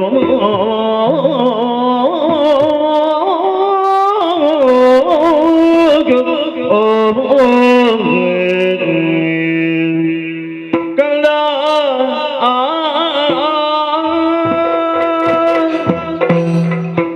ಶ್ರೀದೇವಿ. ವರಬಲದಿಂದ ಕೊಬ್ಬಿ ಮೆರೆಯುತ್ತಿರುವಂತಹ ಮುರಾಸುರ ಎನ್ನುವ ದಾನವನಿಂದ ಕಂಗೆಟ್ಟೆಯ ಮಗನೇ, ಹೌದಮ್ಮ. ಭಯಪಡದಿರು ಭಯಪಡದಿರು. ಸರಿ ತಾಯೇ. ಸೂರ್ಯೋದಯವಾದ ಬಳಿಕ ಕತ್ತಲೆಯ ಭಯ ಉಂಟೇ ಹೇಳು. ಇಲ್ಲವಲ್ಲ. ನಾನೇ ಅಭಯಪ್ರದಳಾದ ಮೇಲೆ ಹಾ. ಕೂಳನ ಬಾಧೆ ಹ್ಮ್ ಕಿರಿದು ದಿನದೊಳಗೆ ಹ್ಮ್ ಮಾಡುತ್ತೇನೆ. ಧನ್ಯನಾದೆ ತಾಯಿ. ಕಂದ, ಅಮ್ಮ. ಅಲ್ಲಿಯ ತನಕ ನೀನಿಲ್ಲೇ ನಿದ್ರಿಸಬೇಕು. ಸರಿ. ನಿನ್ನನ್ನು ಅರಸುತ್ತಾ ಅರಸುತ್ತಾ ದುರುಳ ಇತ್ತ ಬಂದೇ ಬರುತ್ತಾನೆ. ಹಾ. ನಿನ್ನನ್ನು ಕಂಡ ಕ್ಷಣಕ್ಕೆ ನಿನ್ನನ್ನು ಕೊಲ್ಲುವುದಕ್ಕಾಗಿ ಮುಂದುವರಿಯುತ್ತಾನೆ. ಹಾ. ಆ ಸಂದರ್ಭದಲ್ಲಿ ನಿನ್ನ ಶ್ರೀಮುಖದಿಂದ ಉದ್ಭವಿಸಿ ಹ್ಮ್. ದುರುಳಾದಂದು ಹಾ. ರಾಕ್ಷಸ ಕುಲಕುಟಾರಕ ಎನ್ನುವಂತಹ ನಿನ್ನ ಬಿರುದನ್ನು ಹಾ. ಶಾಶ್ವತಗೊಳಿಸುತ್ತೇನೆ ಶಾಶ್ವತಗೊಳಿಸುತ್ತೇನೆ. ಜಯ ಜಯ ಜಯ ಜಯ.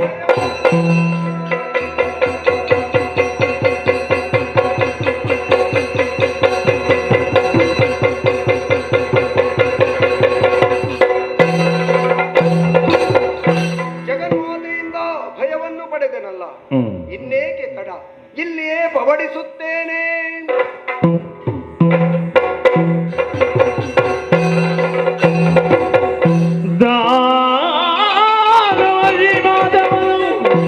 ಗಾನದ ಗಾನನದೊಳ್ ಅರಸಿ ಜವದಿ ನಡೆದಂದು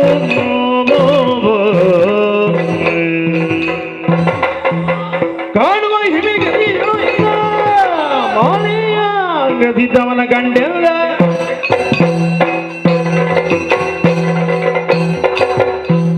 ಲೋಕೆಯ ಮಲಗಿರುವೆ ಯಾಕಯ್ಯ ಮಲಗಿದು ಬೇಗೆ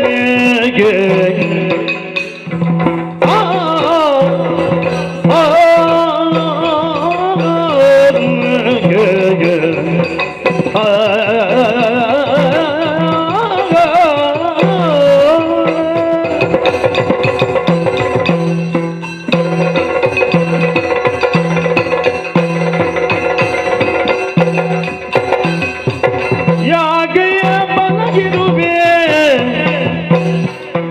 ಲೋಕಯ್ಯ ನೀ ಯಾಕಯ್ಯ ಮಲಗಿರುವೆ ಲೋಕಯ್ಯ ನೀ ಯಾಕಯ್ಯ ಮಲಗಿರುವೆ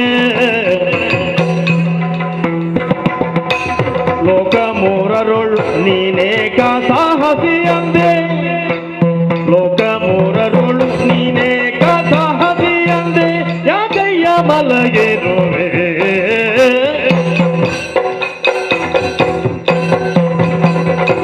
ಯಾಕೆ ಯಾಗಯ್ಯ ಮಲಗಿರುವೆ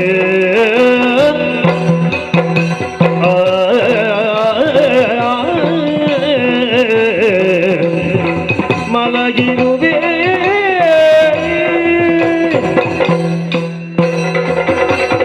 ಯಾಗಯ್ಯ ಮಲಗಿರುವೆ. ಅಯ್ಯೋ ಅಯ್ಯೋ ನಿನ್ನ ಅವಸ್ಥೆಯೇ. ರಣಾಂಗಣದಿಂದ ಓಡಿಕೊಂಡು ಬಂದವ ಈ ಗವಿಯೊಳಗೆ ಬಂದು ಇಲ್ಲಿ ಸೇರಿಕೊಂಡಿದ್ದೀಯಲ್ವೋ? ಹೌದೇನೋ? ಮೂರು ಲೋಕದಲ್ಲಿ ಅಸಮ ಸಾಹಸಿಯಂತೆ ನಿಮ್ಮವರೆಲ್ಲರೂ ಕೂಡ ನಿನ್ನನ್ನು ಕೊಂಡಾಡುವುದರ ಬಗ್ಗೆಯನ್ನು ಕೇಳಿದ್ದೇನೆ. ಅವರು ಹೇಳುವುದೇನು ಬಿಡು. ಈ ಮೊದಲು ನಾನು ನೀನು ರಣಾಂಗಣದಲ್ಲಿ ಮುಖಾಮುಖಿಯಾದಂತಹ ಹೊತ್ತಿನಲ್ಲಿ ನಮ್ಮ ಪೂರ್ವಜರಿಗಾದಂತಹ ಅನ್ಯಾಯದ ಕುರಿತಾಗಿ ನಿನ್ನಲ್ಲಿ ಪ್ರಶ್ನಿಸಿದ ಹೊತ್ತಿಗೆ ನಾನು ಅದಕ್ಕೆ ಅವನನ್ನು ಕೊಂದದ್ದು ಆ ಎಲ್ಲ ಅವರ ವಧೆಯನ್ನು ಮಾಡುವುದಕ್ಕೆ ನಿನಗೆ ಸಾಧ್ಯವಾಯಿತಲ್ವೇ? ಹಾಗಾಗಿ ನೀನು ಅಸಮ ಸಾಹಿತ್ಯ ಲೋಕದ ರಕ್ಷಕ ನೀನು. ಸೂರಪ್ಪನಿಗೆಲ್ಲ ನೋವು ಬಂದಂತಹ ಹೊತ್ತಿಗೆ ಆತನ ಕಣ್ಣೀರನ್ನು ಒರೆಸುವುದಕ್ಕಾಗಿ ವೈಕುಂಠದಿಂದ ಓಡೋಡಿ ಹೋಗುತ್ತಿದ್ದೀಯಲ್ಲ.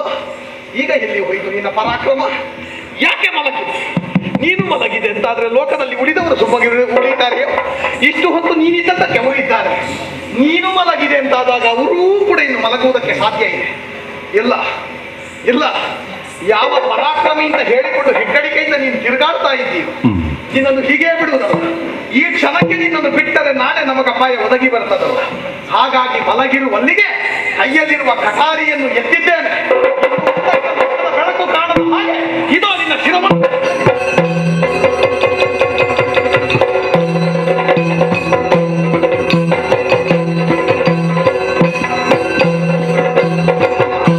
ಜಡಜಾಕಿ ನೀನಾ ಜಡಜಾಕಿ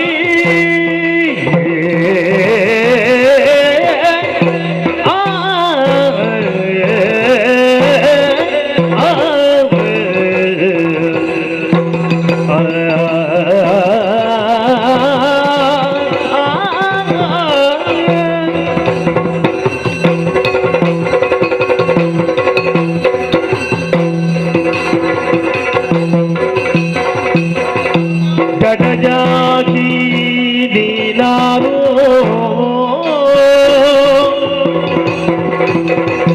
ನುಡಿದೆದರ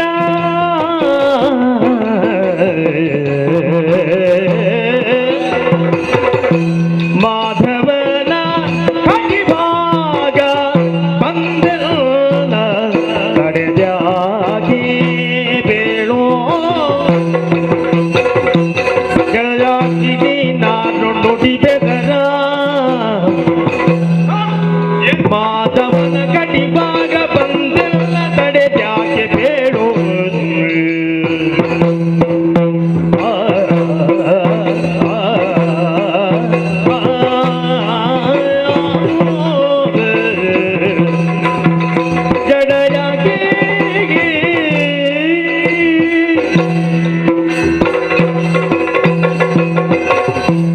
ಜಡಜಾಕ್ಷಿ ಏನು ಬಹಳ ಆಶ್ಚರ್ಯ ಕಾಡಿತು. ಯಾಕೆ?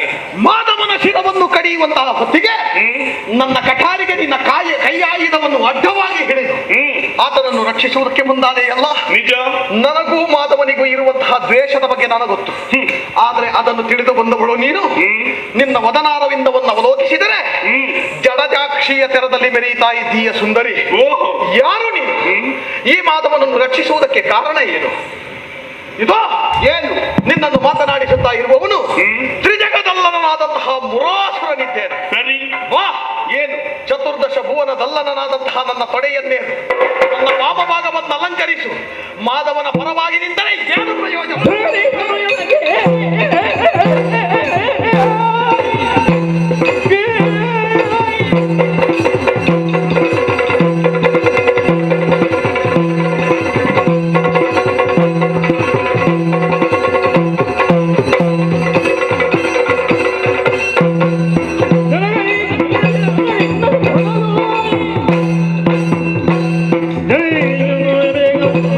ಹೊರಗೆ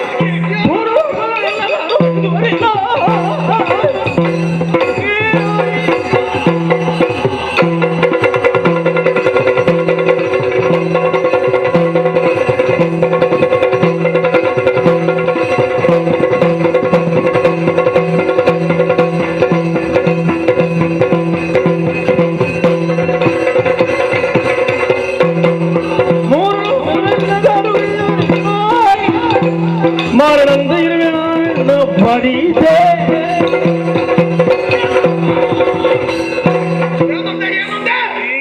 ಹರಿಯ ಮುಖದಿಂದ ಉದ್ಭವಿಸಿದವಳೆ ಬಾನನನ್ನು ವರಿಸುತ್ತ ಕೇಳಿಕೊಂಡರೆ ಹರಿಯ ಹಾಗೆ ಅಹಂಕಾರದಿಂದ ಮಾತಾಡುವುದಕ್ಕೆ ಮುಂದಾದೆಯಲ್ಲ, ಹರಿಯನ್ನು ರಕ್ಷಿಸುವುದಕ್ಕಾಗಿ ಮುಂದೆಯಾದವ ಎತ್ತಿದ ಮುಚ್ಚು ಮುಚ್ಚು ಮಾಯ ಮುಚ್ಚು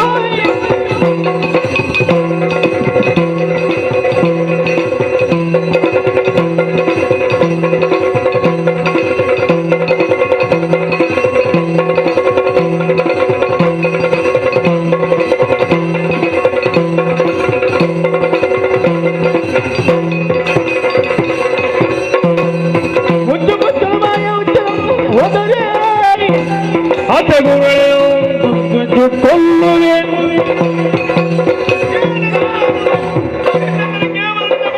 ಎನ್ನುವ ಹಾಗೆ ಭಾವಿಸಿಕೊಂಡೆಯ ನನ್ನನ್ನೇ ಬಯಸುವುದಕ್ಕೆ ಮುಂದಾದೆಯ ಇದು ನಿನ್ನ ಅಂತ್ಯಕಾಲ.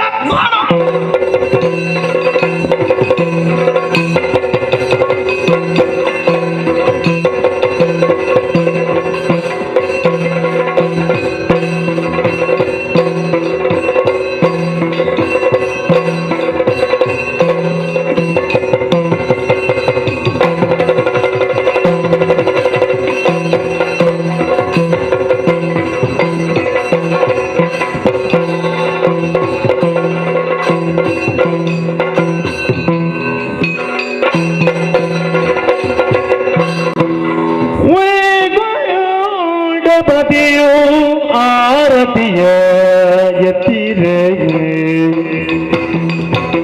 ಮುರಾತುರ ಮರ್ದಿನಿಗೆ ಆರತಿಯ ಬೆಳಗಿದನು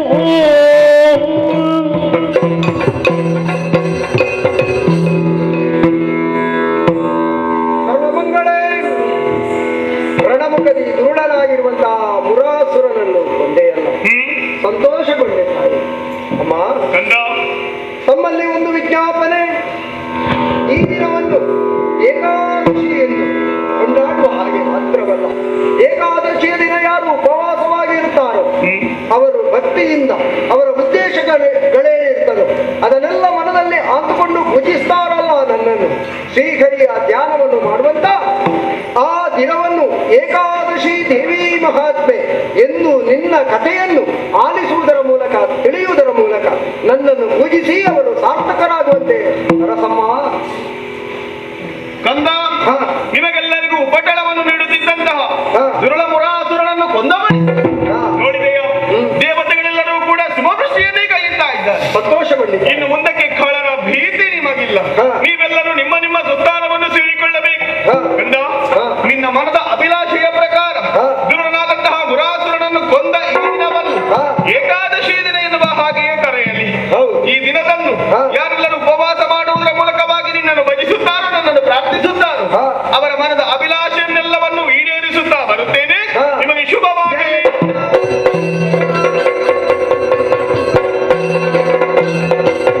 ನಾಳಿನಾಗಿ ಹರಸುತ್ತ ಅದೃಶ್ಯವಾಗಲು ಹರಿಯು ಬೈಕುಂಡವ ಸೇಜೆ ಸಿರಿಯೊಳೆಲ್ಲ ಬೇಡಿ ಹರುಷದಿಂದಿದ್ದನೋ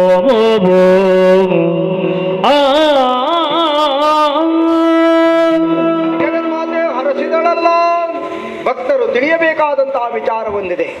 ಮಾಸಿಕದೊಳಗೆ 2 ಪಕ್ಷಗಳು ಇರ್ತವೆ, ಕೃಷ್ಣ ಪಕ್ಷ, ಶುಕ್ಲ ಪಕ್ಷ ಅಂತ ಹೇಳ್ಕೊಂಡು. ದಶಮಿಯ ದಿನ 10ನೇ ದಿನ ಮಧ್ಯಾಹ್ನ ಮಾತ್ರ ಆಹಾರವನ್ನು ಸ್ವೀಕರಿಸುತ್ತಾ ನನ್ನನ್ನೇ ಭಜಿಸುತ್ತಾ ಚಿತ್ತಶುದ್ಧಿ ಉಳ್ಳವರಾಗಿ ಹೃದಯ ಶುದ್ಧ ಉಳ್ಳವರಾಗಿ ಇದ್ದು, ಏಕಾದಶಿಯ ದಿನ ಅಂದರೆ 11ನೆಯ ದಿನ ಉಪವಾಸವಿದ್ದು ನನ್ನನ್ನು ಭಜಿಸುತ್ತಾ ರಾತ್ರಿ ಪೂರ್ತಿ ಹರಿಧ್ಯಾನದಿಂದ ಪಾರಾಯಣವನ್ನು ಮಾಡಬೇಕು. ಮರುದಿವಸ ಬೆಳಗ್ಗೆ ಸೂರ್ಯೋದಯಕ್ಕೆ ಹೀಗೆ ನನ್ನನ್ನು ಪೂಜಿಸುವವರನ್ನು ಜಗನ್ಮಾತೆ ಸಕಲ ಆರೋಗ್ಯ ಆಯುರ್ಭಾಗ್ಯವನ್ನು ಕರುಣಿಸುತ್ತಾ ಉತ್ತರೋತ್ತರ ಅಭಿವೃದ್ಧಿಯನ್ನು ಮಾಡುತ್ತಾಳೆ ಎಂದು ಹೇಳುತ್ತಾ ಲೋಕಕ್ಕೆ ಮಂಗಳವಾಗಲಿ. ಈ ಕಥಾನಕವನ್ನು ಯಾರು ಆಡಿಸಿದ್ರೋ, ಈ ಕಥಾನಕವನ್ನು ಕೇಳುವುದಕ್ಕೆ ಯಾರು ಅವಕಾಶವನ್ನು ಮಾಡಿಕೊಟ್ರೋ, ಹಾಗೆ ಇದನ್ನು ಯಾರು ಕೇಳಿದ್ರೋ, ಕಣ್ಣು ತುಂಬ ನೋಡುತ್ತಾ ನೋಡುತ್ತಾ ಆನಂದಿಸಿದ್ರೋ ಅವರಿಗೆಲ್ಲ ಉಮಾಮಹೇಶ್ವರ ದೇವರು ಸಕಲ ಉತ್ತರೋತ್ತರ ಅಭಿವೃದ್ಧಿಯನ್ನು ಮಾಡಲಿ ಎಂದು ಬೇಡುತ್ತಾ ಕಥೆಯ ಮಂಗಳಾಚರಣೆಯನ್ನು ಮಾಡುತ್ತೇವೆ. ಭದ್ರಂ ಶುಭಂ ಮಂಗಳಂ. ನೇತ್ರೆಯರು ಕೋಶದಿ ನಡೆದರು ತವರು ಮುದುರರಲ್ಲಿ ಮಂದ್ರಾಕ್ಷರೆಯುಂಗಲಿ ಸೇಜೆಯದಳೆದು ಕೀರ್ತಿಸಿ ಮುದದಿಂದ ಮದದೆ ಗೀತಿಯ ಪಡೆಯಿರೆನುತ ಸರ್ವೇ ಜಗಾರತಿ ಬೆಳಗಿರೆ ಶೋಭಾ